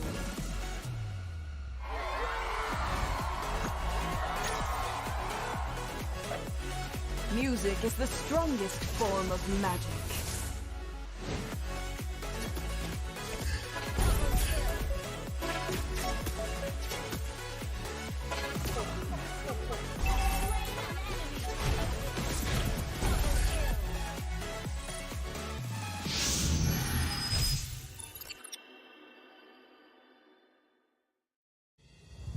Twenty 2022 was a fruitful year for Mobile Legends Bang Bang Esports. Now, let's take a quick look at what more can you expect this year. After kickstarting the year with M4, we have the second MLBB Women's Invitational, or MWI, 2023 in February. The MPL season and official tournaments will commence from February to May, including NACT and a new tournament in Turkey. Next, we have the SEA Games 2023 in Cambodia and MSC 2023 happening back-to-back. In July, we also have the first ever Snapdragon Pro Series MLBB Challenge organized by ESL, as well as the World Cyber Games, or WCG 2023. As the second half of the year starts, so does the second half of the MPL and official tournaments, leading up to MPL Invitational in November. Finally, we will end the year, of course, with M5 in the Philippines. 2023 is going to be a big year for the MLBB esports ecosystem. None of this would be possible without our amazing fans and incredible community. From the bottom of our hearts, thank you.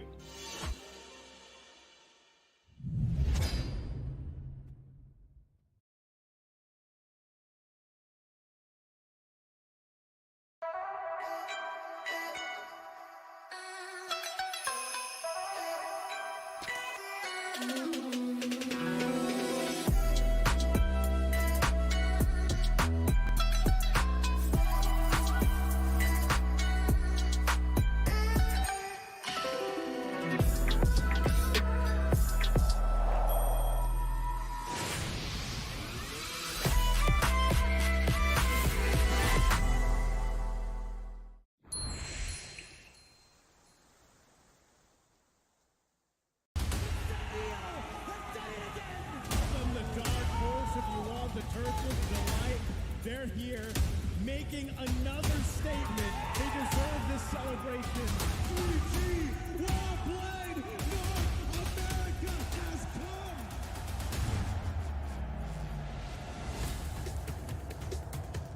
Welcome to Mobile Legends! Starting off 2023 with a huge bang. The M4 World Championship by Mobile Legends Bang Bang Esports achieved one of the highest peak concurrent viewerships of 4.2 millions, setting the tone for the year. And with the MPL seasons and official tournaments going underway in their respective regions, we know that fans across the globe wanted more.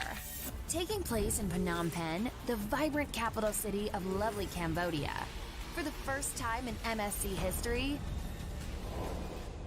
this year's cup will include non-C representatives. And why do this and include international teams? The objective is simple: to improve MLBB esports level and ecosystem, evolving an established regional brand into an international championship, one without borders.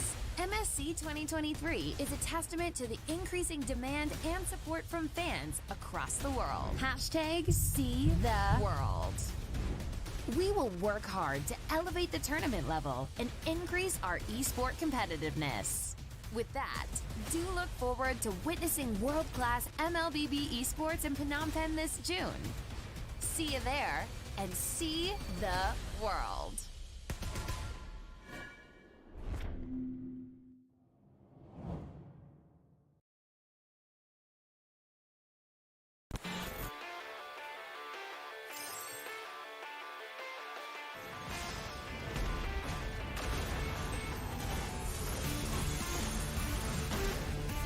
I am the priestess of primal lightning, the hunter of all the evil gods.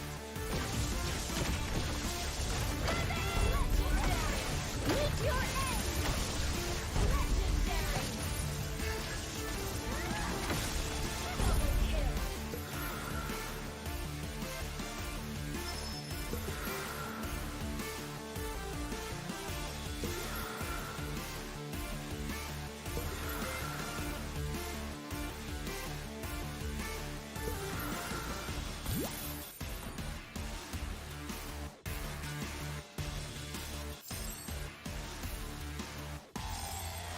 Double kill!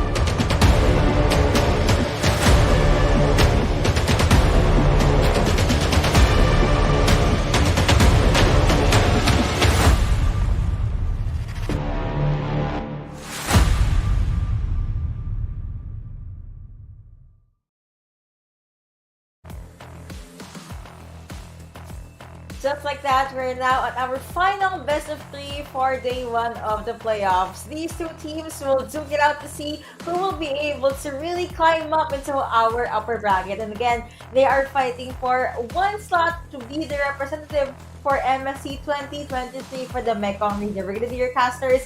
I'm Yoko, alongside me is Burger Kim. So, Wawa Gaming versus I Do Not Sleep. I Do Not Sleep was the one that survived in that matchup.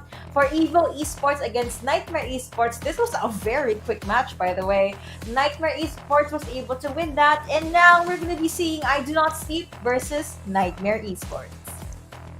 Now, we're going to be seeing these two teams, right? If you guys are following the scene in the Thai and Laos region, well, definitely you know about the last time these two gone head-to-head, it was Nightmare Esports that was able to take the victory, and of course being crowned the first ever M Challenge Thai and Laos Cup champions. And honestly, that was quite surprising for me, knowing that IDNS has always been number one or has always topped this region. So it's quite surprising that that was the outcome. It just goes to show that Nightmare Esports has also come a long way, growing alongside this Thai team, and now they're gonna be fighting here for the last slot, and one more win away, one more step away from MSC. They're gonna be fighting it fighting actually for this one in the best out of 3, and once again it is going to be the one that loses this match will be falling down to the lower bracket. Is it going to be Nightmare or is it going to be IDNS Esports? Ultimately we'll find out once again in this best out of 3. Yeah, so again, this is going to be a best of 3. And there is 2-1 for the first series today, and we were able to see a 2-0 for series number 2. So now, let's see. Are we going to be seeing a 2-1 or are we going to be seeing a 2-0? Farsa has been banned a lot in this day. So, with all of these bans and priority on Farsa, we don't really see Fanny much anymore. So, she's the forgotten hero this time around. Joy is also opened up in a handful of games, and at least we're able to see teams being able to utilize that. Now, Valentina has been banned out by IDNS. IDNS tends to ban Diggy a lot, so maybe you're going to be seeing another Diggy ban. Well, actually, both these teams, both Zanri as well as Jasmine here, are very good with the center tag. So earlier they went up against Team EVO, and their roamer is more of the utility type, more of the hero that can provide support for the entire team. But we will probably see a lot of clashes here. The last time that they've gone up against each other, by the way, in the M Challenge series, it was a 4-1 in favor of Nightmare Esports. So they're really taking away the Kaja still. The Eve is still open, by the way. The Franco as well might be highly contested in this match. The Fanny, I'm not so sure if Nightmare will let it slide. I mean, maybe at this point they can let it slide, have Jasmine on the Kufra to actually contain the Fanny. So there are still solutions for the Fanny, but I don't think they see it as a threat. That's why they don't really ban it away. Maybe ban away more of like the high ground mages. Once again, this is such a huge thing for the Mekong region. They love going for those team fights, which is why these mages are very essential. The Farsa is actually one of the most, it's the top one currently in the most picked heroes. Yeah. Not really a good win rate, actually a low win rate, but it just goes to show that these teams really value team fight. They love going for those clashes. And now let's see, speaking of the clashes, they're going to take away the Faramis also, knowing that this also has a high amount of sustain. Arlot might be open here, not unless IDNS will ban that away. Frederick as well could be an option for the ban, knowing how these two teams can also play the fighter jungler. Yeah, I think there might be a ban on Fredrin. If not, maybe someone like Beatrix, or just these very OP or heroes that can just make your head hurt. But my expectation though is that Gu will be finally open in this series, so we might see him being picked up this time around. IDNS, you mentioned Eve. As much as we want to see Eve in the Land of Dawn, she will be banned out by IDNS, opening Arlot, and it is up for grabs to Nightmare. See, Arlot and the Team Nightmare is a scary combo for me, because the amount of control Arlot has, especially if you rotate at the pace that Nightmare has, it speaks volumes. Now, we're going to be seeing a Melissa and a group pickup or lock in for IDNS. Also, a strong pick. Very intimidating first picks here for both sides, which kind of goes to show that both these... Okay, I have to point out that Juviana and Amy Ha, okay, these two XP laners. Juviana is a little bit more aggressive than Amy Ha. And as for two junglers, I can safely say that both of them can pull off like Lancelots and Lynx. But for this particular match, I wouldn't be surprised if a Fredrin will be picked up by IDNS as their final pick here for the first space, knowing that there's still no mid laners. But that's going to be a savior locked in here by Nightmare Esports. And without the Valentina there, that should be a problem. I like this because it opens up other mages, maybe perhaps like a Kadita proper Missy Make, or maybe even throw back to the Kagura that he played in the previous games that did very well. So now what's it gonna be, Fredrin? Or maybe lock in another, maybe a Zanri here. But I think at this point they want to keep the roamer a secret first. I was talking about the assassins, and that's gonna be easy locking in that Lancelot for their last pick here in the first phase. Is this gonna be a tank slot? I mean, not impossible. We have been seeing teams working the tank slot all throughout the qualifiers. But yeah, I still would want to see a line shot that's all about that damage, especially that you have a glue just to hold the front line. 1-1 has been banned. I mean, we all saw how powerful 1-1 is if you let her be used by Team Nightmare. Franco will not be able to get the hooks into our Land of Dawn again. Good respect ban, just making sure that there won't be any problem for the side of Nightmare. So moving on to the next, the bans and the draft here. I'm looking for a solid marksman for Nightmare. Club is open, as you may know. There's also Beatrix. I mean, a lot of teams are picking her up today. Next to Farsa, it's actually the Beatrix being the top pick here in the qualifiers. They actually take away the Brody, which will be a problem since it can actually self-sustain when it comes to the lane. I was talking about the Atlas high contest for this hero, but you know, Nightmare's like, you know, no one can have it. If we can't have it, no one can have it. So they're just gonna take that one away. And considering how well Zanri played the Franco earlier, so these are initiator type of heroes that are taken away. The Lolita is still up. I talked about the Kagura. We're gonna be seeing it once again here. I think it's a great pickup against the Savior. Has a lot more mobility as compared to Savior that just has a lot more range when it comes to global presence. So the Kagura is more of someone that has mobility, someone that can dive, and someone has that instant purify. Now let's see the final picks. The Lolita, like we mentioned, is going to be picked up here by Jasmine. I'm liking this, a signature pick once again. Now my biggest question is, what's going to be the roamer here for the side of IDNS?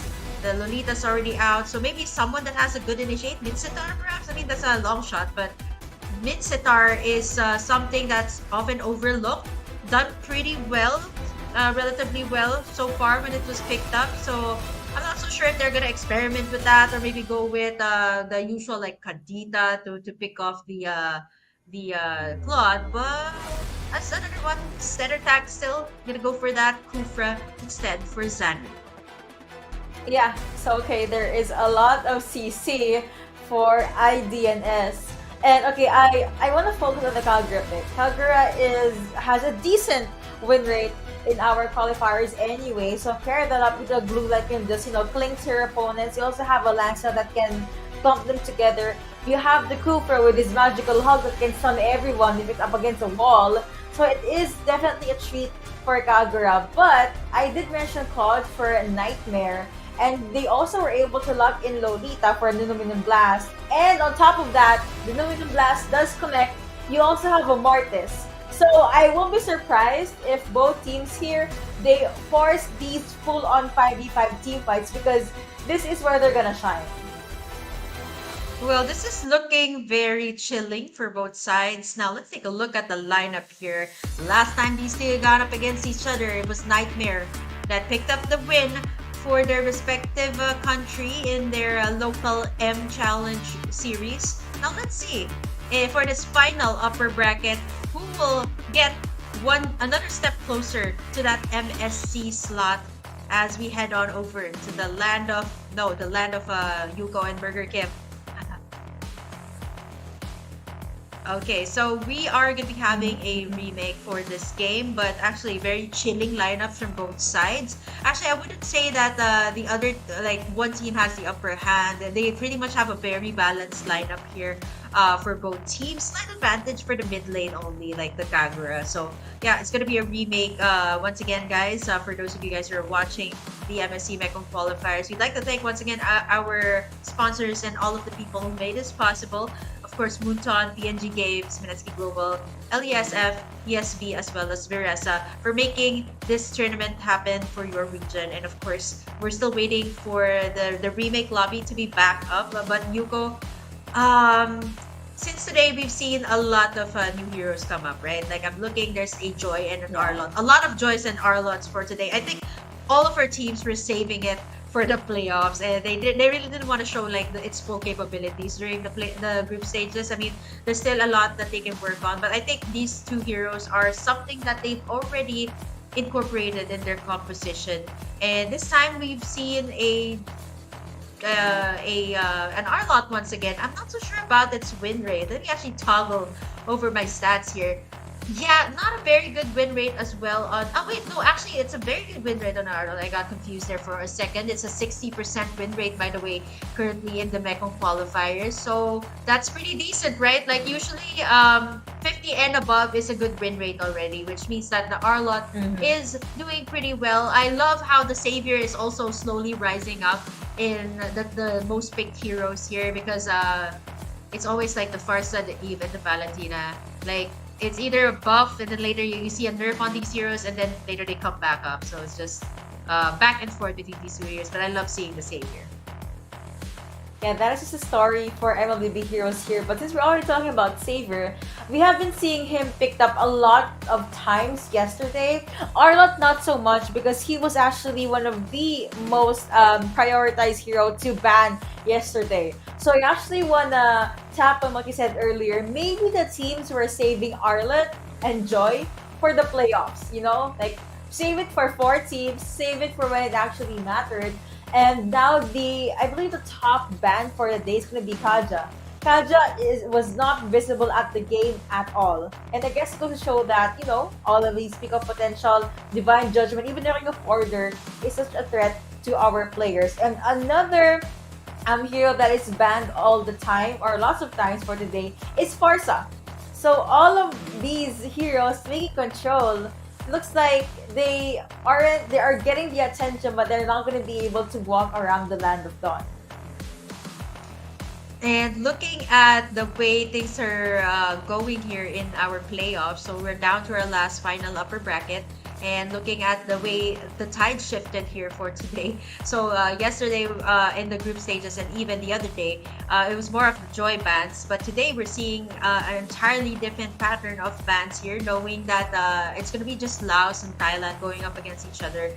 And it's a huge factor, right, that they have their local tournament. So it just gives a lot more opportunity for these teams to do their research, to do their homework on what needs to be done, what needs to be banned as well in this qualifiers. And still, a lot of people are wondering, it's just one slot, by the way, for the Mekong region. Yeah, and there's a lot of countries here, but still, it's looking very promising. So please do not overlook this region when it comes to MSC. And of course, IDNS never missed a single MSC, so we're looking to see them, or actually they're looking forward to go over to the next stage, go over to the grand finals of this qualifier. Man, you know, I wonder what will happen. Like, will the rep still be IDNS, or will it be someone new? Again, the narrative is ever so changing, especially the MLBB. So to those who just jumped into our live stream, first off, welcome. This is day 1 of the playoffs.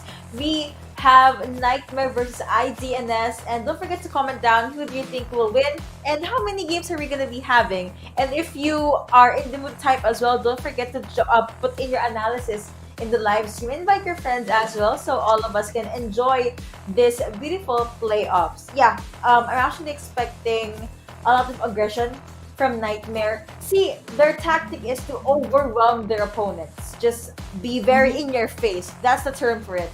And IDNS, they're a little conservative in the early game, I think. So maybe that's something they need to adjust or tweak on if they're going to be up against Niightmare. But draft-wise, both of them are very, very close. They work around the meta. They have their own prioritization. And they're able to just really run that marksman lineup. Now, looking at Niightmare and IDNS, they haven't faced each other just yet. So they were in different groups, and now they actually worked their way in the upper bracket semifinals, head straight over to our upper bracket finals right now.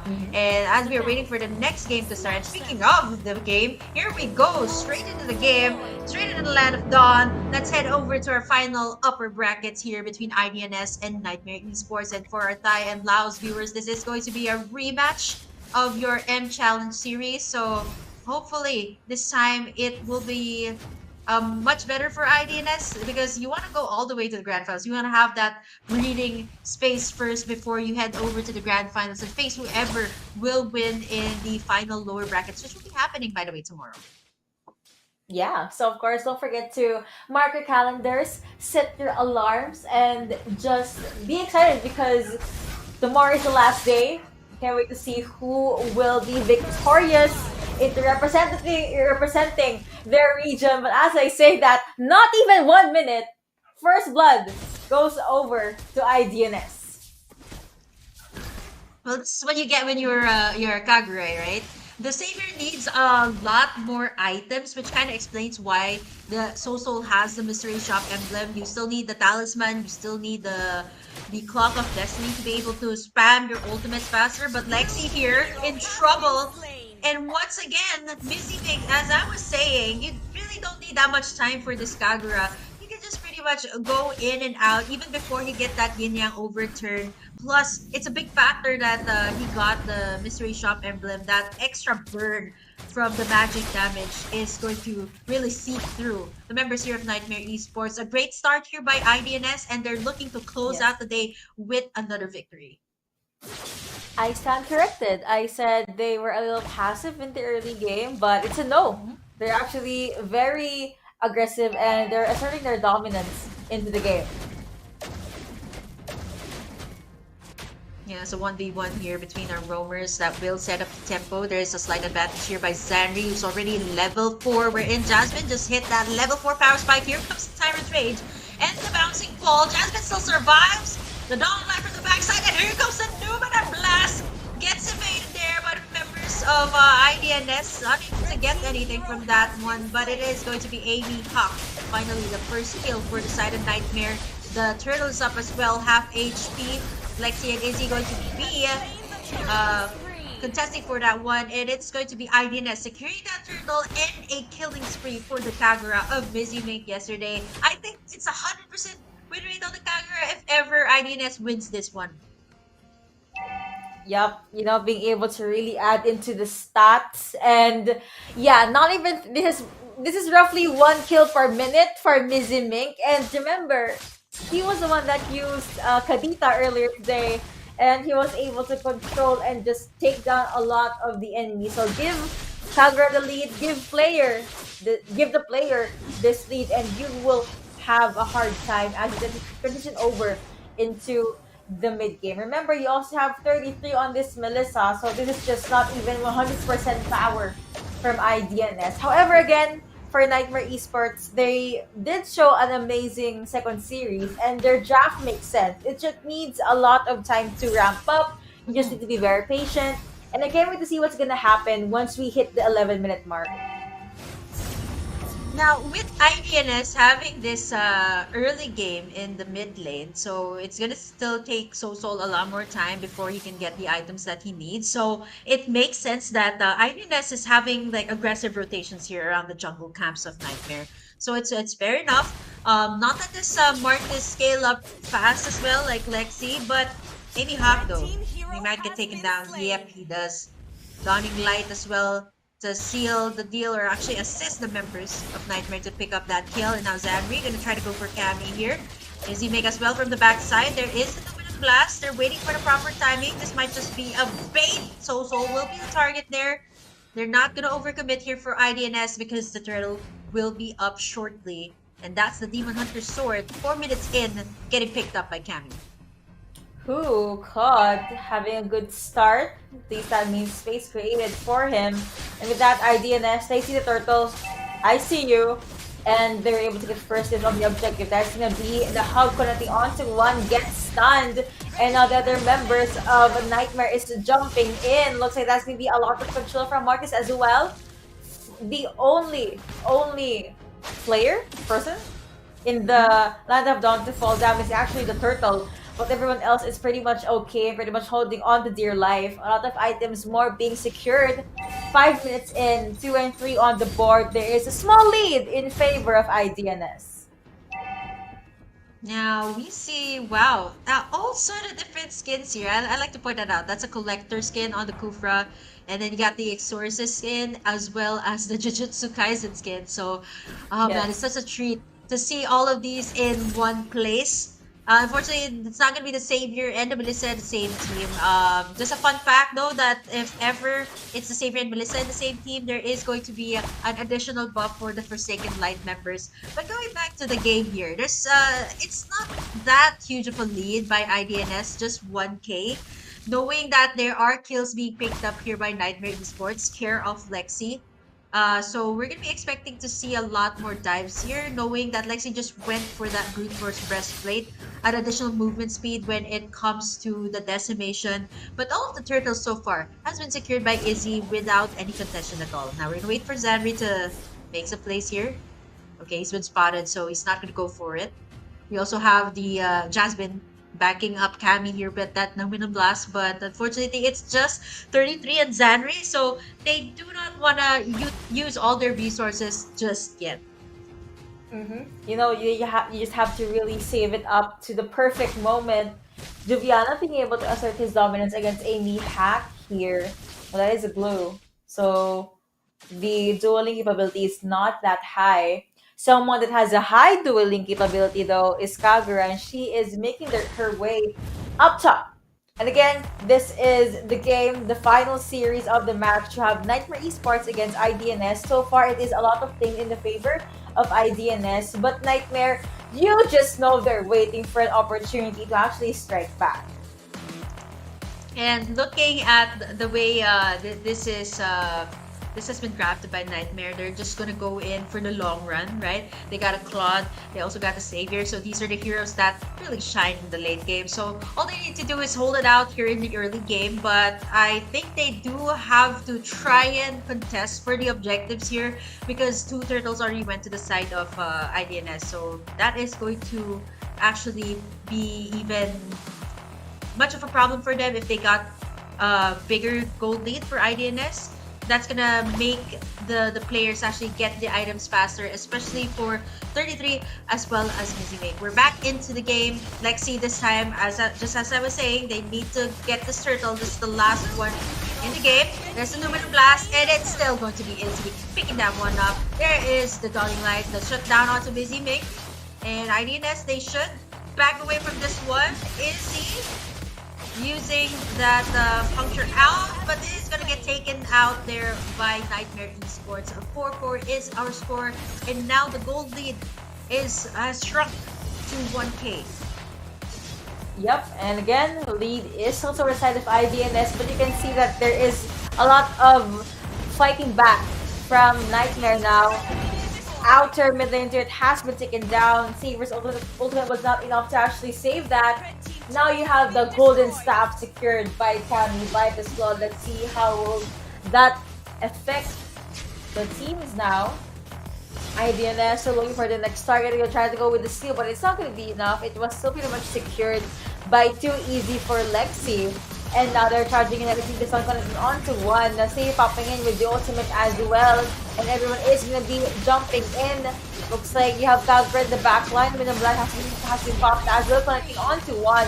Looks to be going over too easy for Lexi. A lot of them are sidestepping, but it looks like, oh no, that's going to be Lancelot in front of everyone, in front of everything. He'll be a-okay, but that was a little bit too close for comfort. Now you have Mizzy Ming forced to flicker away. That's crazy, right? I was talking about the XP lane here. Now you see Amy Hawk's stats, 0 to 1 on the blue.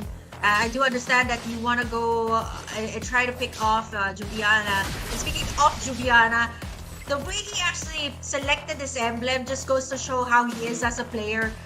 Very aggressive, going for the fighter emblem this time. And most of the time, if you see like the Arlot being picked up in the group stages yesterday, it was mostly like a tank, like the tenacity emblem on the Arlot. So this time, you really want to go for that duel when you're Juviana, right? Going in for the final slash here, even going up against this Lancelot, he is fine.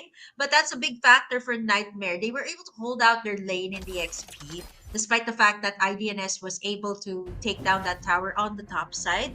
So pretty much what they have in the XP was equalized when the Kami here still needs some time to be able to get his items. I believe he already got the golden staff at this point. Speaking of the golden staff, it is going to be 33 as well, securing it here in the 9-minute mark. IDNS already feeling the shift of tides going towards the side of Niightmare Esports. The gold lead right now is once again equal for both sides. Yeah, almost equal.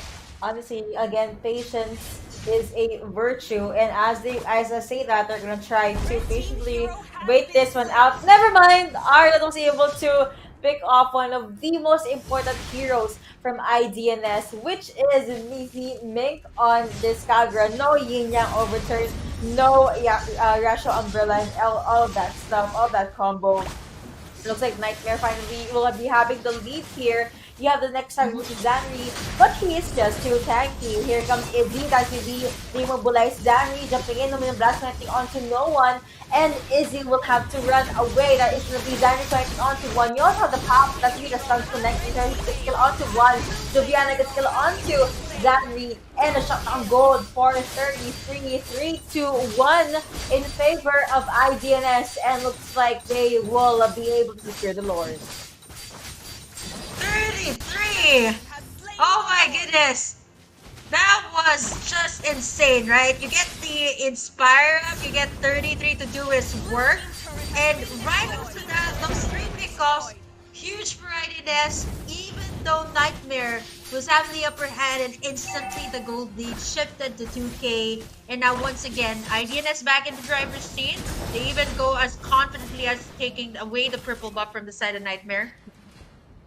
I think by this time they should take out at least the towers on the side, whereas Niightmare Esports holding on to their dear lives, trying their best to save their remaining towers, as the rest of the members are gonna try to go in. And once again, we gotta keep our eyes up eyes on Zanri rather. He's gonna make the plays here, already setting it up for 33, and now he's gonna get Lexi spotted out here. And 33 once again gonna get covered here by Zanri, gonna miss out on that dive. There's also the concealed play being made here. Missy Mink as well, trying to get the backlines here, whereas the rest of the members of IDNS gonna chunk that tower down. And again, structures are going down one by one. They should also watch out for the Dawning Light here of Soulsoul. I'm actually curious what items he already had. And speaking of the Dawning Light of Soulsoul, and that is an Athena Shield picked up by Amy. Massive respect to the savior here. I mean, looking at Niightmare Esports, it's only 1 magic damage dealer, and the fact that you got an Athena Shield just says a lot about the damage output of the savior. Yeah, you're forced to really just respect the magic damage there. And okay, this is a new side of IDNS we are seeing. Surprisingly, it looks like Niightmare is the one that is very... Yep, Niightmare is the one. Yeah, you go surprised as well. Now, Niightmare Esports, this is not something new for them, right? They've already encountered IDNS several times, even in the previous Mekong Qualifiers, right, Yuko? Yeah, she's still gonna be shocked with that message. But yeah, pause called in here by both sides. So for Niightmare and IDNS, these are the top 2 names actually. Niightmare Esports, is a fun fact, they were also the representatives for last year's SEA Games. They represented them for the Laos country. And for IDNS, again, they're very much very well respected here in this region. They've never missed a single MSC. I've said this several times, which is why all eyes are on IDNS, and hopefully they do get the slot here for the MSC 2023, and they're looking really good to take it right now. 33 as well, going to be picking up that Wind of Nature to be countering out the damage in case from Joviana, as well as Cammy's Blazing Duet. And speaking of Cammy, we haven't seen so much Blazing Duets just yet, and they're gonna have to defend against this one. Athena Shield as well to counter out all of the physical damage coming out from IDNS. And now they're gonna be going all the way into the purple buff here, and this is the problem this time. Too easy for Lexi. Gonna go all the way out. There's a bit of blast together. and the Blazing Duet, just as I called it. They're not gonna be getting anything more than Amy Hawk. And speaking of how aggressive Juliana is, that was the Malefic Roar, by the way, on the R1.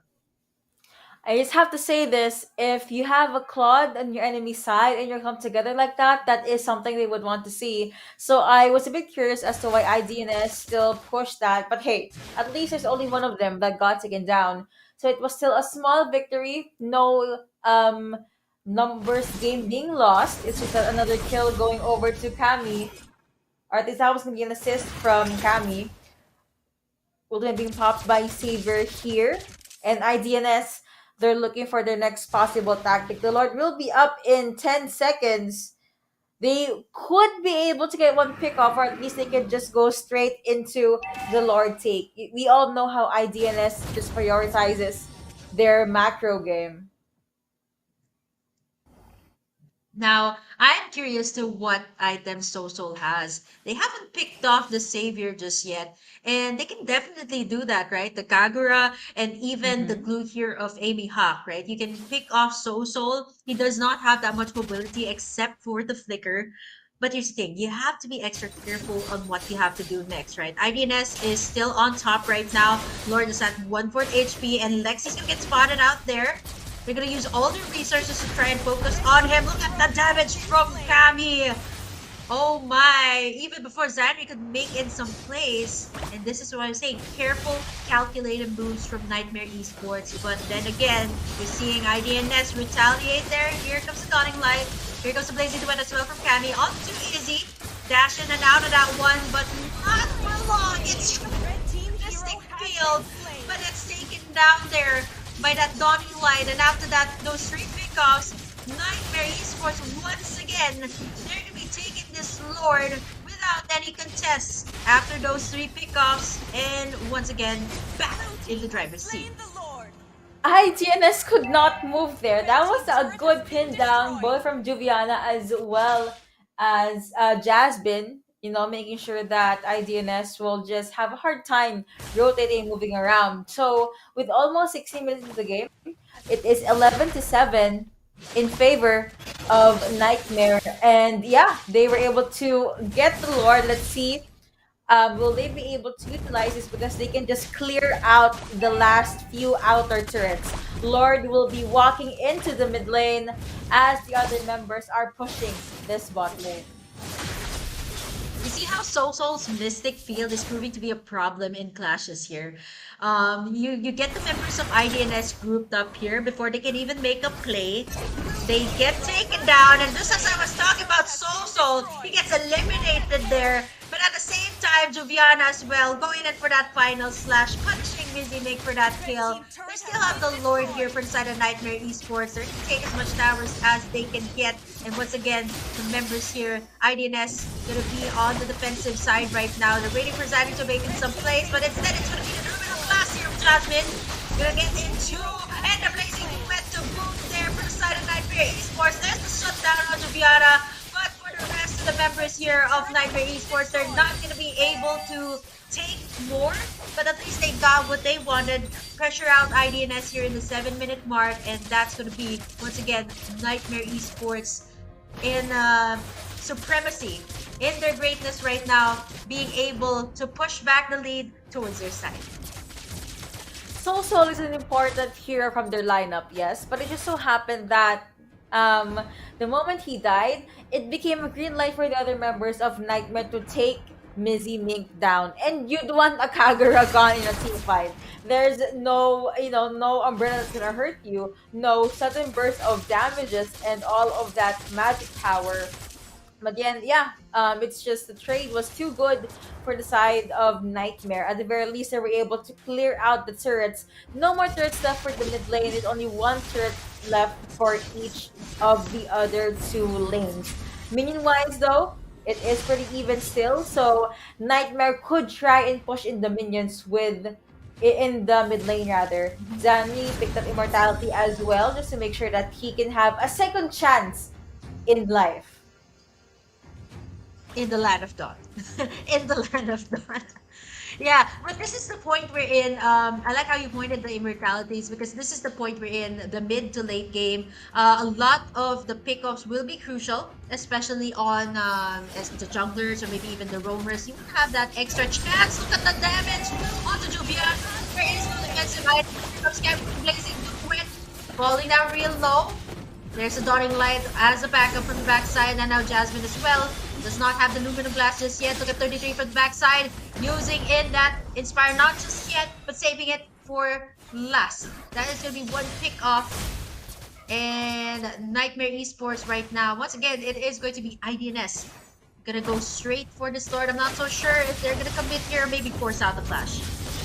Oh boy, someone gets immobilized, and that's too close for Confidence to be a 4-hero knock-off courtesy of the Lord. The Amy hat is very, very low, and IDNS looks like they are struggling to be able to get their footing. Now, everyone from Nightmare is there has to be a lot of damage taken for two of them. So close, but Lindsay Mink is so pretty much alive. But there's gonna be Zanny immobilized, gonna get stunned as well. But that'll be too easy for Lex securing the Lord objective, and they don't care anymore. Here's probably wins the wet.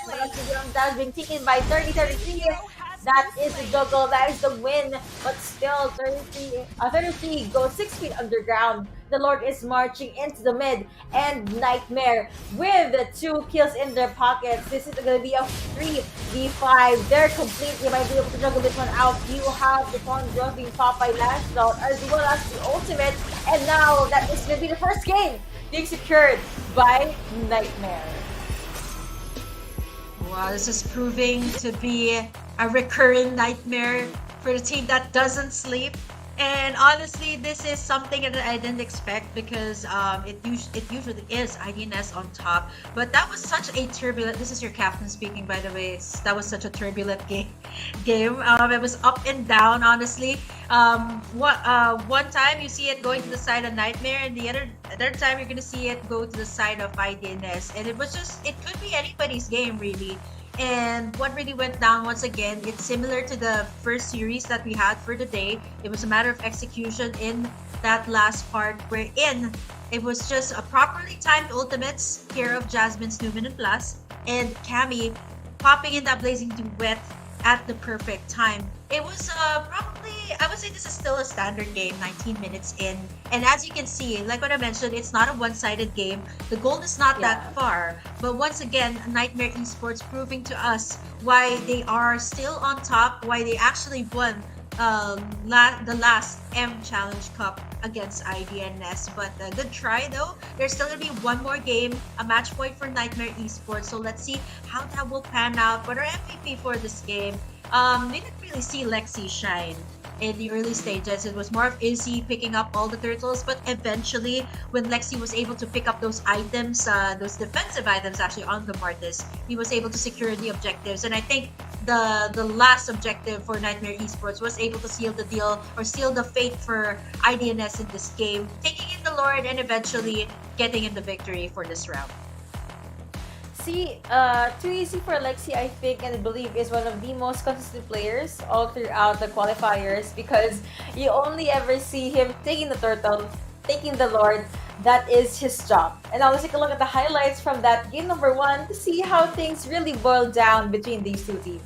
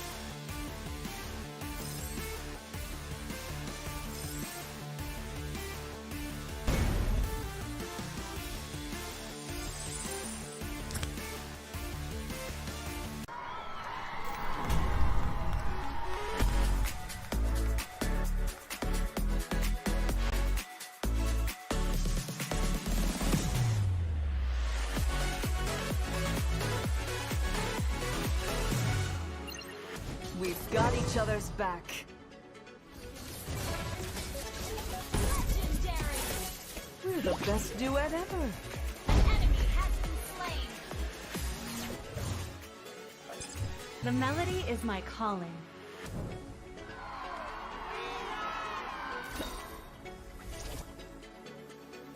The music of my bow will cleanse their hearts.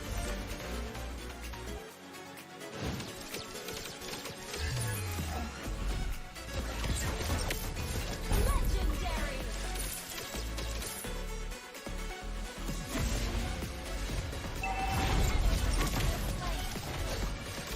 Monster kill. Supernova to the rescue.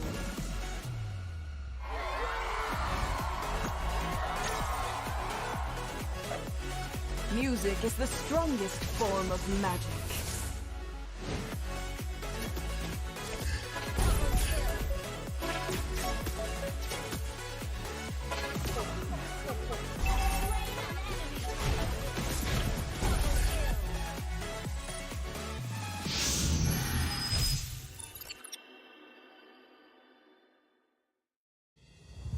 Twenty 2022 was a fruitful year for Mobile Legends Bang Bang Esports. Now, let's take a quick look at what more can you expect this year. After kickstarting the year with M4, we have the second MLBB Women's Invitational, or MWI, 2023 in February. The MPL season and official tournaments will commence from February to May, including NACT and a new tournament in Turkey. Next, we have the SEA Games 2023 in Cambodia and MSC 2023 happening back-to-back. In July, we also have the first ever Snapdragon Pro Series MLBB Challenge organized by ESL, as well as the World Cyber Games, or WCG 2023. As the second half of the year starts, so does the second half of the MPL and official tournaments, leading up to MPL Invitational in November. Finally, we will end the year, of course, with M5 in the Philippines. 2023 is going to be a big year for the MLBB esports ecosystem. None of this would be possible without our amazing fans and incredible community. From the bottom of our hearts, thank you.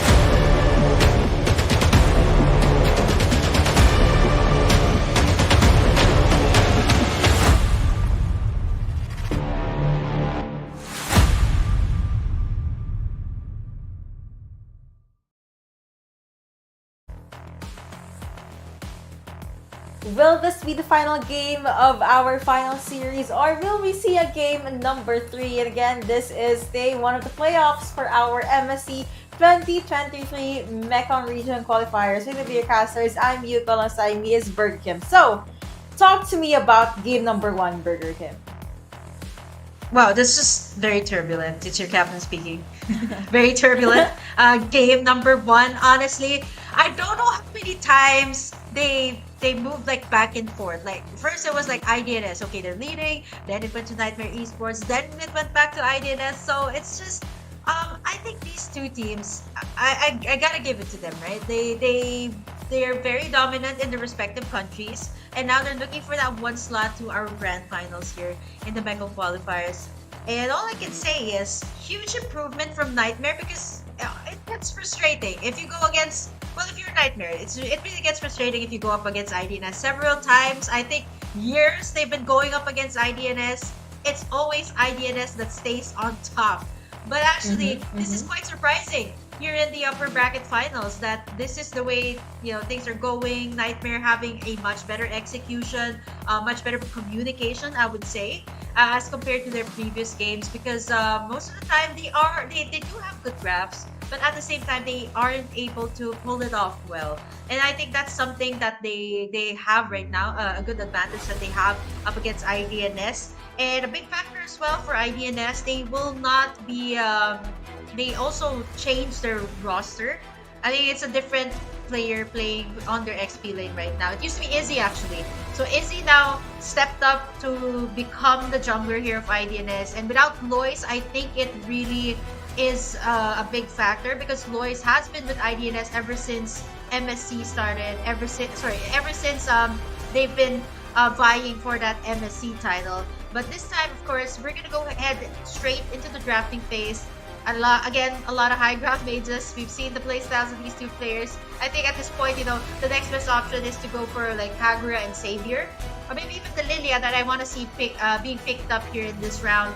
And if this is the case, that means there is going to be a lot of options available here, Yuko, for game number 2. Glue, Arlot, Joy, not unless it gets banned out. The Kaja as well, still a 100% ban rate for today. No, I know you keep on mentioning Lilia, but I kind of feel bad now because she is neither banned or picked up. But now Kaja will still be banned out, of course. Nothing too different from the bans we are expecting. So I'm actually more curious on how the draft will go. Fireman has been taken out. Beatrix is open. Glue is open. Eve has been banned out. And Fredrin could be a priority here as well. Grok is open, up for grabs, and Melissa is open as well. Melissa and the Claude. It was a Cammy on the Claude. And the one, by the way, completely forgot about that. Like, somebody can pick that up, right? But I think one is more of like, okay, let's see what team composition the other team has, then pick up the one. Now, with this being said, Joy is still going to be one of the heroes that will be prioritized, especially when you're on the you have the priority pick. And obviously it's going to be the Arlot, and maybe perhaps like a Beatrix if Kami wants to go for that one.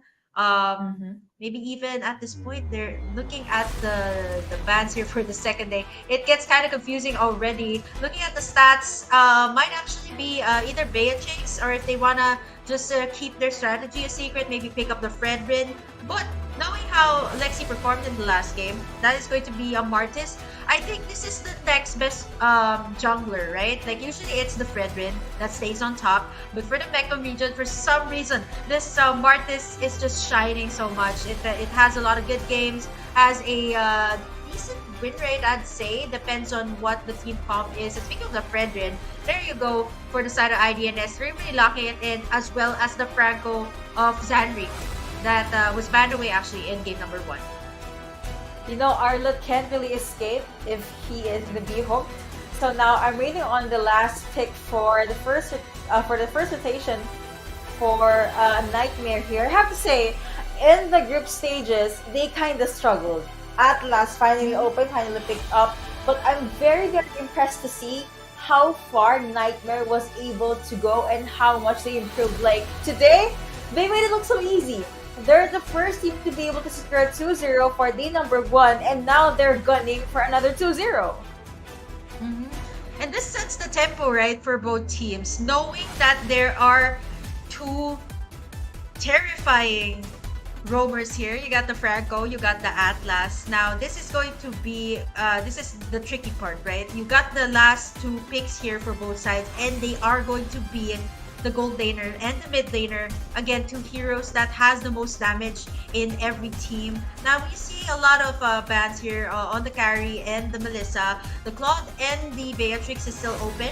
I'm not too sure if it's going to still be a gold laner ban. I mean, it's either the gold lane you're going to limit or the mid lane you're going to limit. The Saber is still up, by the way, but with the threat here of the two roamers, they should think twice before picking that up. And that's going to be 1-1 still, by the way, by Nightmare Esports. Quite surprising though, since they are the one that picks up the 1-1 most often. But let's see. IDNS gold laner still. I mean, if you're gonna take out the Claude, it's only the Beatrix left here for both of you guys to take, and maybe pick up an entirely different gold laner like a Brody, perhaps, which I've yet to see shine here in the qualifiers. Yeah, so let's see which main damage dealer would actually shine in this setup. See, look at the last two bans. You have a carry, you have a 1-1. There's a 1 that. They saw how powerful that was. Now we're gonna move on to the last ban for the side of IDNS. See, Nightmare, they lack a main damage dealer. I was about to say a Claude, but they took out Lunox. Could be a respect ban, and maybe if they want, they could pick up Claude for themselves. Yeah, I think a Claude would be great here for the team comp of Nightmare Esports. Great combo with the Atlas. Plus, there are a lot of tanky heroes here for their side. Wow, that is going to be Nightmare stealing away that Kagura for themselves. It's actually Mizzy Mink that has been using Kagura, and now we're going to be having the second player in this Mekong Qualifier is picking up that Kagura. Now, which means that for IDNS, they can actually go for the Claude. Honestly, it's hard to get that Fatal Links on the Claude. It's so mobile. It has a lot of ins and outs. So I would say that is a great pickup. We might actually just see a Claude Beatrix matchup here in the gold lane. Not unless they want to go for something completely different, like have the Brody up. But I mean, in terms of mobility, in terms of skill set, I'd still go for the Claude here for 33. I'm just not so sure if he's comfortable with this. We usually see him on a Melissa. But curious also to what is going to be the mid lane here. Now there's a switch up. So it's going to be this time it is going to be Mizzy Mink on the Savior. Alright, so let's see how they're going to be able to work around the map now that Mizzy Mink will hold on to that Saber. Last pickup for Nightmare. They need another power pick, you know, the ribbon to wrap all of this up, to tie everything together, literally. But that's actually Kagura's job.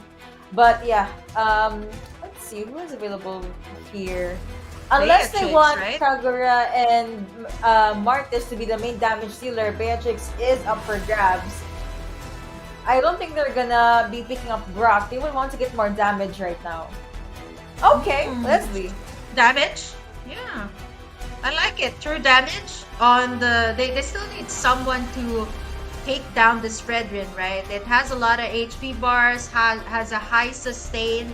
I mean, with the Claude being picked up by IDNS, I was actually surprised that they went for the Kagura first. I think it was just to let Mizzy Mink have another hero, considering how good he played with the Kagura. And now with the Leslie, it does make sense, right? Has the true damage, a late game hero, but I'm not so sure how it will fare in the early game. But looking at Nightmare, I think Kami should be fine with this Leslie, knowing that this is the type of composition that you would want to rotate really fast. Atlas Kagura, right? That was the same thing that IDNS actually did in game number 1. Fast rotations, let Leslie or let Kami scale up fast here, and then it should be a walk in the park when it comes to the late game. So you can actually imagine a good set from Fatal Links, and then you're gonna be seeing the yin yang overturn from Kagura, and everyone is gonna die. That's the combo that Nightmare is gunning for. Plus the Leslie here, I am only worried about how it will go up against the Claude, right? Blazing the Wet, the Claude has the PMI out, as well as the Art of Thievery. It just has a lot more advantage in its lane. Now, we're gonna see how Nightmare Esports will actually let Cammy win this one. There is a great amount of poke though. There was a buff on the Leslie in the last patch wherein you can actually spam out the Master of Camouflage, the first skill of the Leslie, to be able to poke out 33 here. Speaking of, actually, that's some great pokes on the 33. It's already almost at half HP. We're gonna be seeing a lot of pokes on the gold lane, but as for the mid lane, this is a reverse story. You're gonna see Mizzy make actually take some time on the Savior before he could get the items, as compared to Soul that can be extra aggressive with this Kagura. Just have to really focus on snowballing. Okay, that's quite an aggression up top. Soul will also take a small peek there as he actually hits level 3. Okay, but no actual commits in that interaction. Now it was okay, we talked about the Atlas Kagura combo. Now they're really the dynamic duo in game number 2, and I'm pretty much excited to see what Nightmare can make out of this plan. Joy, though, not having the best win rate so far. Let's see, will I do not sleep be able to add more percentages to this hero? That will be Amy Hack focusing on Soul. That's gonna be what I connecting on to 2, and the pull connecting as well. First blood does go over to Zanri on this Franco. That was Juviana, a little bit too aggressive. Well, he got tugged in here by Zanri on the higher, and once again, a very good win rate on that Franco. And now there's going to be that yin-yang overturn, the fatal links as well here by Jasmine. No follow-up just yet, but instead it is going to be IDNS that gets that one. There was the hook, but there's that instant purify from that Rasho Umbrella Flea.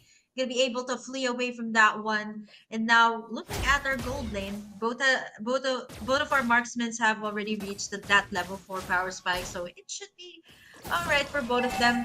Zanri as well. They have to watch out. Cammy has to watch out for those hooks. There's no purify on this Leslie, so be extra careful. Fortunately enough, there is the ultimate snipe to check in the bushes, so there is that vision for the Leslie. But now we are waiting. There's a technical pause that has been called, and we're gonna be going back to our screen once again. So this is really there's a huge tension here, even for me. Like I don't know who's gonna start up the clash. I mean, it's either Zanri or Jasmine there, so it's just really scary to have tanks like this go all around the Land of Dawn and making the plays. We've already seen it. The hooks by Zanri, the fatal links there by Jasmine. So we have yet to see more of it. So just wait for our game to come back up. But looking at this composition of Nightmare, do you think they'll be able to take this one with a clean sweep once again? Yuko? Honestly, I think so, because as I've told you, they woke up at the right side of the bed. They are very aggressive. They make a lot of good decisions. And the dynamic duo, that Kagura and Atlas, is a problem into Land of Dawn. I do want to highlight something you said, though. Leslie might have a hard time walking around and positioning, solely because there's a Franco that can hook her whenever he wants to. So I guess another job for Nightmare here is to make sure that Leslie will be safe. I mean, Atlas is pretty chunky, so he can protect the other teammates. Other than that, you also have the Kagura. You also have the Arlet that can just go with the front line, make these setups, and if ever the game does go on for a little bit too long, that is where Leslie will definitely shine. But up until the late game happens, it will all fall down to the shoulders of Kagura. Now, it is going to be up to Niightmare Esports to make some room here for Cammy. I mean, this is a Leslie that will start to hurt once it gets those double... I think there are some times that it's double BOD, then you get the Berserker's Fury, then eventually, this is the time wherein the Leslie will go on Rampage. But I think for the side of Nightmare, again, it's Zanri's hook that he has to watch out for. And without any Purify on this Leslie, I think for Cammy is just to be able to hold out until she reaches that power spike. Once again, hooks on point here by Zanri. Hasn't missed a single hook just yet. I mean, probably like 90% win rate, or rather the hook accuracy rather of this Franco. Speaking of Berserker's Fury, there you have it. Cammy picking it up here in the 3-minute mark. Yep. Very, very early, but hey, if it works, and it works, right? And now, Nightmare. Again, as we predicted, they are trying to cover as much ground as they can. They really want to utilize this at last. So they really want to utilize too easy for Lexi on this Martis. There you go, Jasmine. Skill has been activated, but looks like they're not going to be initiating anymore. Stun's not connecting, and IDNS, they will have to fall back. Arlet is alone into the mid lane. That is Juliana building that hero. Gets spotted out by Amy Hack. That is the joy. So out of pulls, out of damage, and very, very irritating to be up against in the 1v1. But don't worry, Juliana gets to live another day. And with that, Nightmare again. They decided to hold their ground, but someone that was not able to hold this ground is Sosol on this Kagura, and that will be another kill going over to IDNS. Now, this makes so much sense, right? Why the Franco has been prioritized, but Lexi, once again, never missed a retribution. So if Zanri doesn't miss a single hook or has a very high accuracy rate on those hooks, it is actually Lexi that always gets the job done when it's about securing in the objective. So that's going to be the second turtle rather, going to the side of Niightmare Esports. And Juviana, once again, going to be building this to be a damage Arlot. Oh, that was too close for Cammy. Not so sure if Jasmine's gonna have a setup here. He does have the flicker available, but not gonna overcommit just yet. And now Soso gonna get trapped there in the Mystic Field. Here comes Amy Hawk as well, joining the party with the electrifying beats. But on the other hand, this is such a proactive Joy. It's different when Izzy plays it in the jungler role. Amy Hawk as well. Yeah. This is a much better matchup in the XP lane as compared to the time wherein he picked up the glue. It was more of the sustain, right? So if the XP laner here, Juliana, wants to go all out, wants to be super aggressive, and what better way to answer aggression with the magic damage of Amy Hawk on this Joy. Now here comes the last turtle up in just a few seconds, but the turtle is the tower is already down here on the bottom side here of Juliana. Not so sure what IDNS will do about that. That is going to give a lot more advantage to Nightmare to be able to pick up the last objective or pick up actually objectives like the Lord or the Turtle.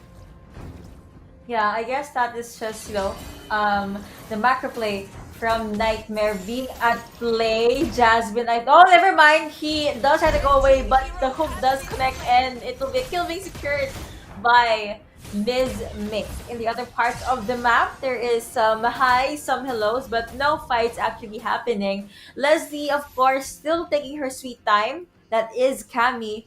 And they are doing their best to not be visible or at least not cause any ruckus in the map. But we're already up for Stibbs going over to Too Easy for Lexi. Not surprised. This guy really loves his objectives. But he will be caught out by Izzy though. And now here's other members of Nightmare. Juliana on the back line. Focus firing onto one. Dami does get done. He also had a little being confident in there. Soul gets a kill onto Franco. And Too Easy for Lexi gets a kill onto the turtle. After getting one objective, one kill. Actually make that 2 kills. Nightmare, they leave with smiles on their faces. Yeah, it's funny how Jasmine had that 1 or 2 seconds before he actually used that Fatal Links onto Zanri. I think he was double checking. Who's this that I got? Oh, it's Zanri. Okay, before he could even make the plays there, I just get the Fatal Links onto him. And before Zanri could even pop in those hooks or pop in the Flicker Bloody Hunt combo, gets taken down. I think that's something Nightmare should do more often.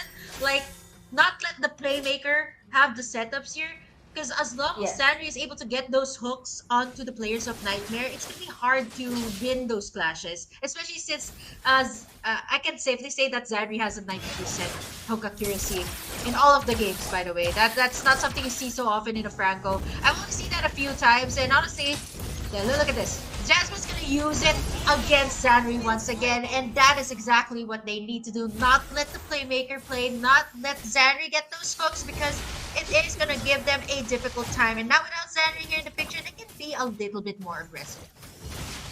See, Zanri can't really hook if he gets vacuumed by Jasmine, and members of IDNS will just be forced to jump back. It's gonna be, oh no, hack in front of everyone. That is a little bit too deep. You also have Dawning Light being popped by Saber, by Mizzy Menk, and even though they were able to clear out the minion wave, they still suffered 1 casualty. That is a Joy that will not be available for the next 12 seconds. The crab coin will be picked up and secured by the members of IDNS though, and they're gonna keep on snowballing. With Juviana being extra aggressive here in the lane, you see how Nightmare Esports has controlled the map from up top until bottom side. That's already two towers. Yeah, two towers taken in by Nightmare Esports. This is gonna give them a lot more leeway to move around this Lord, and IDNS knows that very well. You see Zanri hiding here in this bush. This is all alone here. Oh, misses the hook. Okay, make that like 88% accuracy for this game. Now, going back here, we see Zanri most of the time like just waiting around the bushes, getting in those hooks, and actually I love how there's an instant follow-up here by IDNS. Otherwise, the hooks here and even the bloody hunts of Zanri will not matter, right? If you don't have any follow-up. But speaking of, here comes the Lord Lexi with their retribution on point so far on the last two turtles. They're looking to seal the deal with this Lord. Izzy as well here to soak up the damage. I'm not so sure what the plan is. The rest of the members here of IDNS are too far back. They take down Izzy. Something big here. Nightmare can just go straight for the Lord, and Juviana from the backside gets a flicker out, but gets punished here by Zanri. Here of that bloody hunt. Soul as well. Gonna be taking up the damage from that tower. Double kill for this Leslie or Cammy at that. This might actually be a lot more structures out here for the side of Nightmare Esports. 3 towers instantly, plus a Lord in the bag for the side. That was a secured Lord for too easy for Alexi, even though he was trying to go to 1v1. And in the mid lane, we could see that it was a lot of, good decision making from Cammy, who is 4-0-2 right now, by the way. Finally, Leslie getting in some action.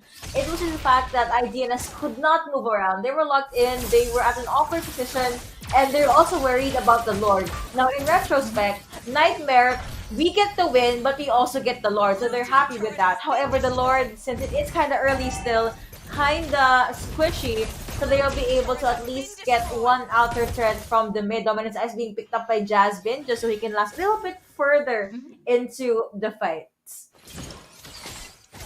There is a big difference here when it comes to the playstyle for players. I think for the biggest difference here for IDNS, their roamers, their mid laners, they pretty much work the same way. But for Amy Hawk, this is a new player for the side of IDNS. Not quite as aggressive as Juviana, and you can kind of see that he's a bit more proactive in this round. But I mean, what's making it extra difficult here for IDNS to make the plays is by this time already, 11 minutes in, Cammy has already scaled up, is already online. You got that Weapons Master on the Leslie, standing at a 4-0-2, and was totally left unchecked here by IDNS. Yeah, and well, looks like they need to deal with that hero ASAP. I mean, it's not impossible. They have a Claude, right? They could just commit the Blazing Duet to wither down the lives of the members of Nightmare here. And again, as we've mentioned, they still have Franco that can just hook anyone from the back or front line. And see what Nightmare is doing here. They get the buff, they get the box in, really securing IDNS and making sure that they cannot do or at least get anything that they want. 12 minutes in, 6 and 7. Low kill count, honestly, for a match point. I guess both teams just really want to play this one out safely.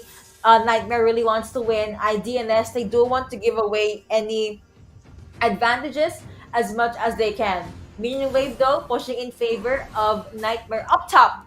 And too easy for Lexi. Still, I think he wants to get the buff even. I mean, he can, and he does. I mean, at this point, you're going to be really confident, right? 39k as compared to IDNS. Again, it's not that far. You still got a Claude here from 33. Not a very good... It's actually a pretty good standing for a Claude, 2-1-2. He has that Purify, so you can actually expect to see them enter the clash. I'm not so sure if they will contest for this Lord. They're a little bit too far. You also got Juviana pressuring that bottom side.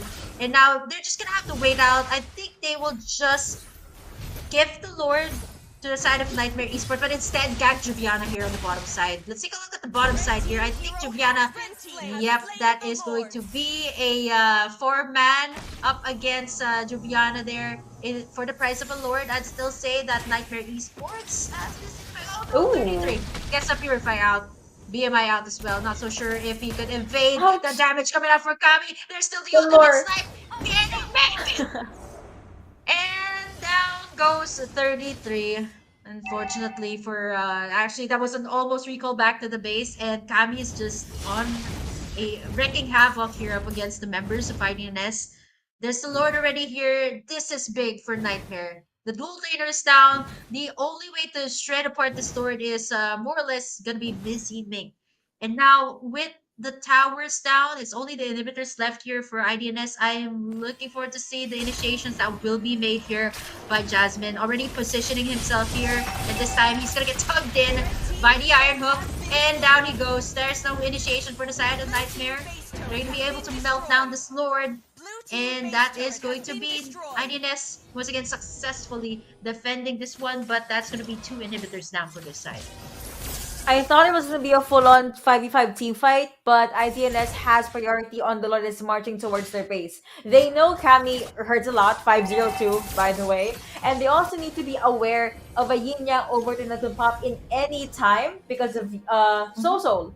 So they, if you notice, they were at a safe distance. So like, nope, we're gonna just tap the Lord, and once he's gone, we are gonna take our sweet time. And it's actually a cute interaction that I saw earlier. 33, the moment he died earlier, he was at the 33-second death timer. What are the odds? Anyway, here at the Buffalo, that's the hook connecting. Monster now going over to Kami, and Brady Do It has been popped as well. But the problem here is you have the kill going over too easy for Lexi. It will be 4-0 in favor of Nightmare. They're chasing down Lizzie Ning with the ultimate, but that is the benefit of not starting onto anyone. He jumps in. After that, Legendary going over to Kami. That is the first wipeout of the day. The first wipeout of the series, and the last, honestly, because Nightmare bags the victory. Another 2-0 in their pocket.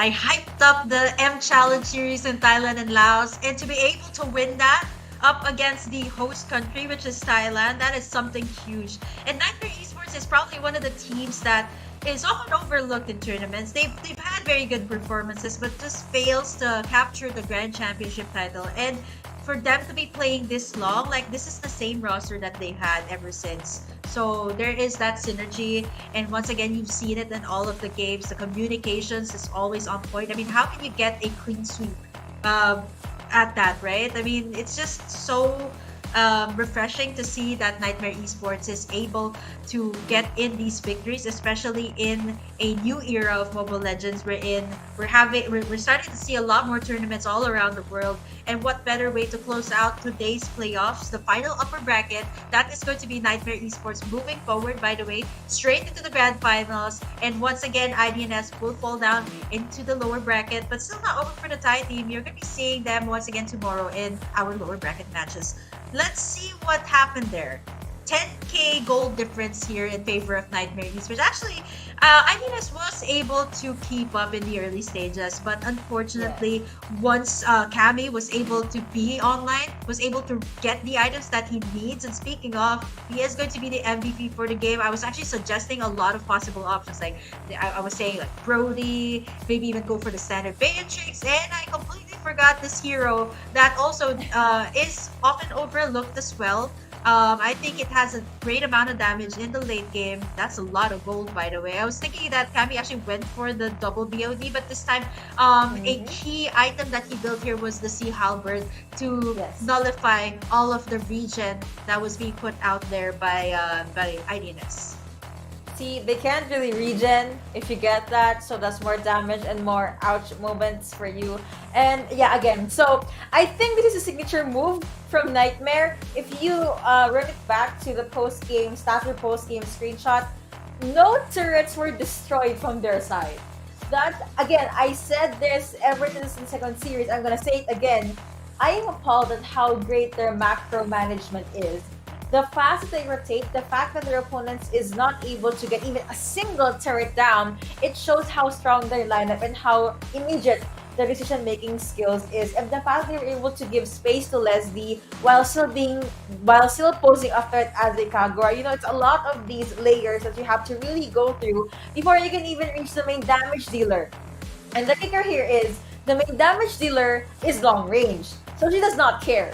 She will always catch you off guard and still get them with the damage. But IDNS, I see their logic. I love the draft. They were able to, like what you said earlier, they're able to get toe-to-toe against Nightmare in the early game.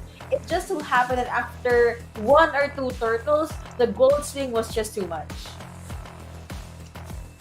Yeah, now that's going to be our first team heading straight over into the grand finals of best out of 5 here for our playoffs bracket. And looking at this, IDNS is going to be facing whoever wins match number 4, which is Wawa Gaming Laos and EVO Esports. Whoever wins that one will be facing IDNS in the final lower bracket, and eventually the winner there will be facing Niightmare Esports once again to be able to vie for that slot for MSC 2023 this year. Who will be able to see the world, we'll find out tomorrow, because that is going to be our final day for our playoffs. Hope to see you guys once again tomorrow. Keep on supporting Mobile Legends Esports, and of course stay tuned for all of the matches tomorrow. We've already seen all of the play styles that our teams can show us, but tomorrow this is going to be the deciding factor. We'll find out who will be the representative for this region.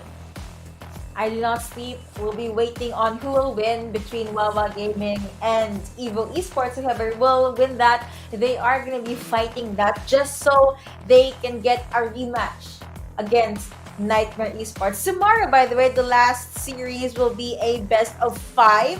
So that is more games, more ways to, just recuperate and more breathing time for our players. But I know best of 1s are exciting, but I personally love seeing best of 3s. The comeback mechanic, the tactics, how they're able to adjust in real time. And speaking of all those games, let's take a look at those highlights, and we will see you guys tomorrow.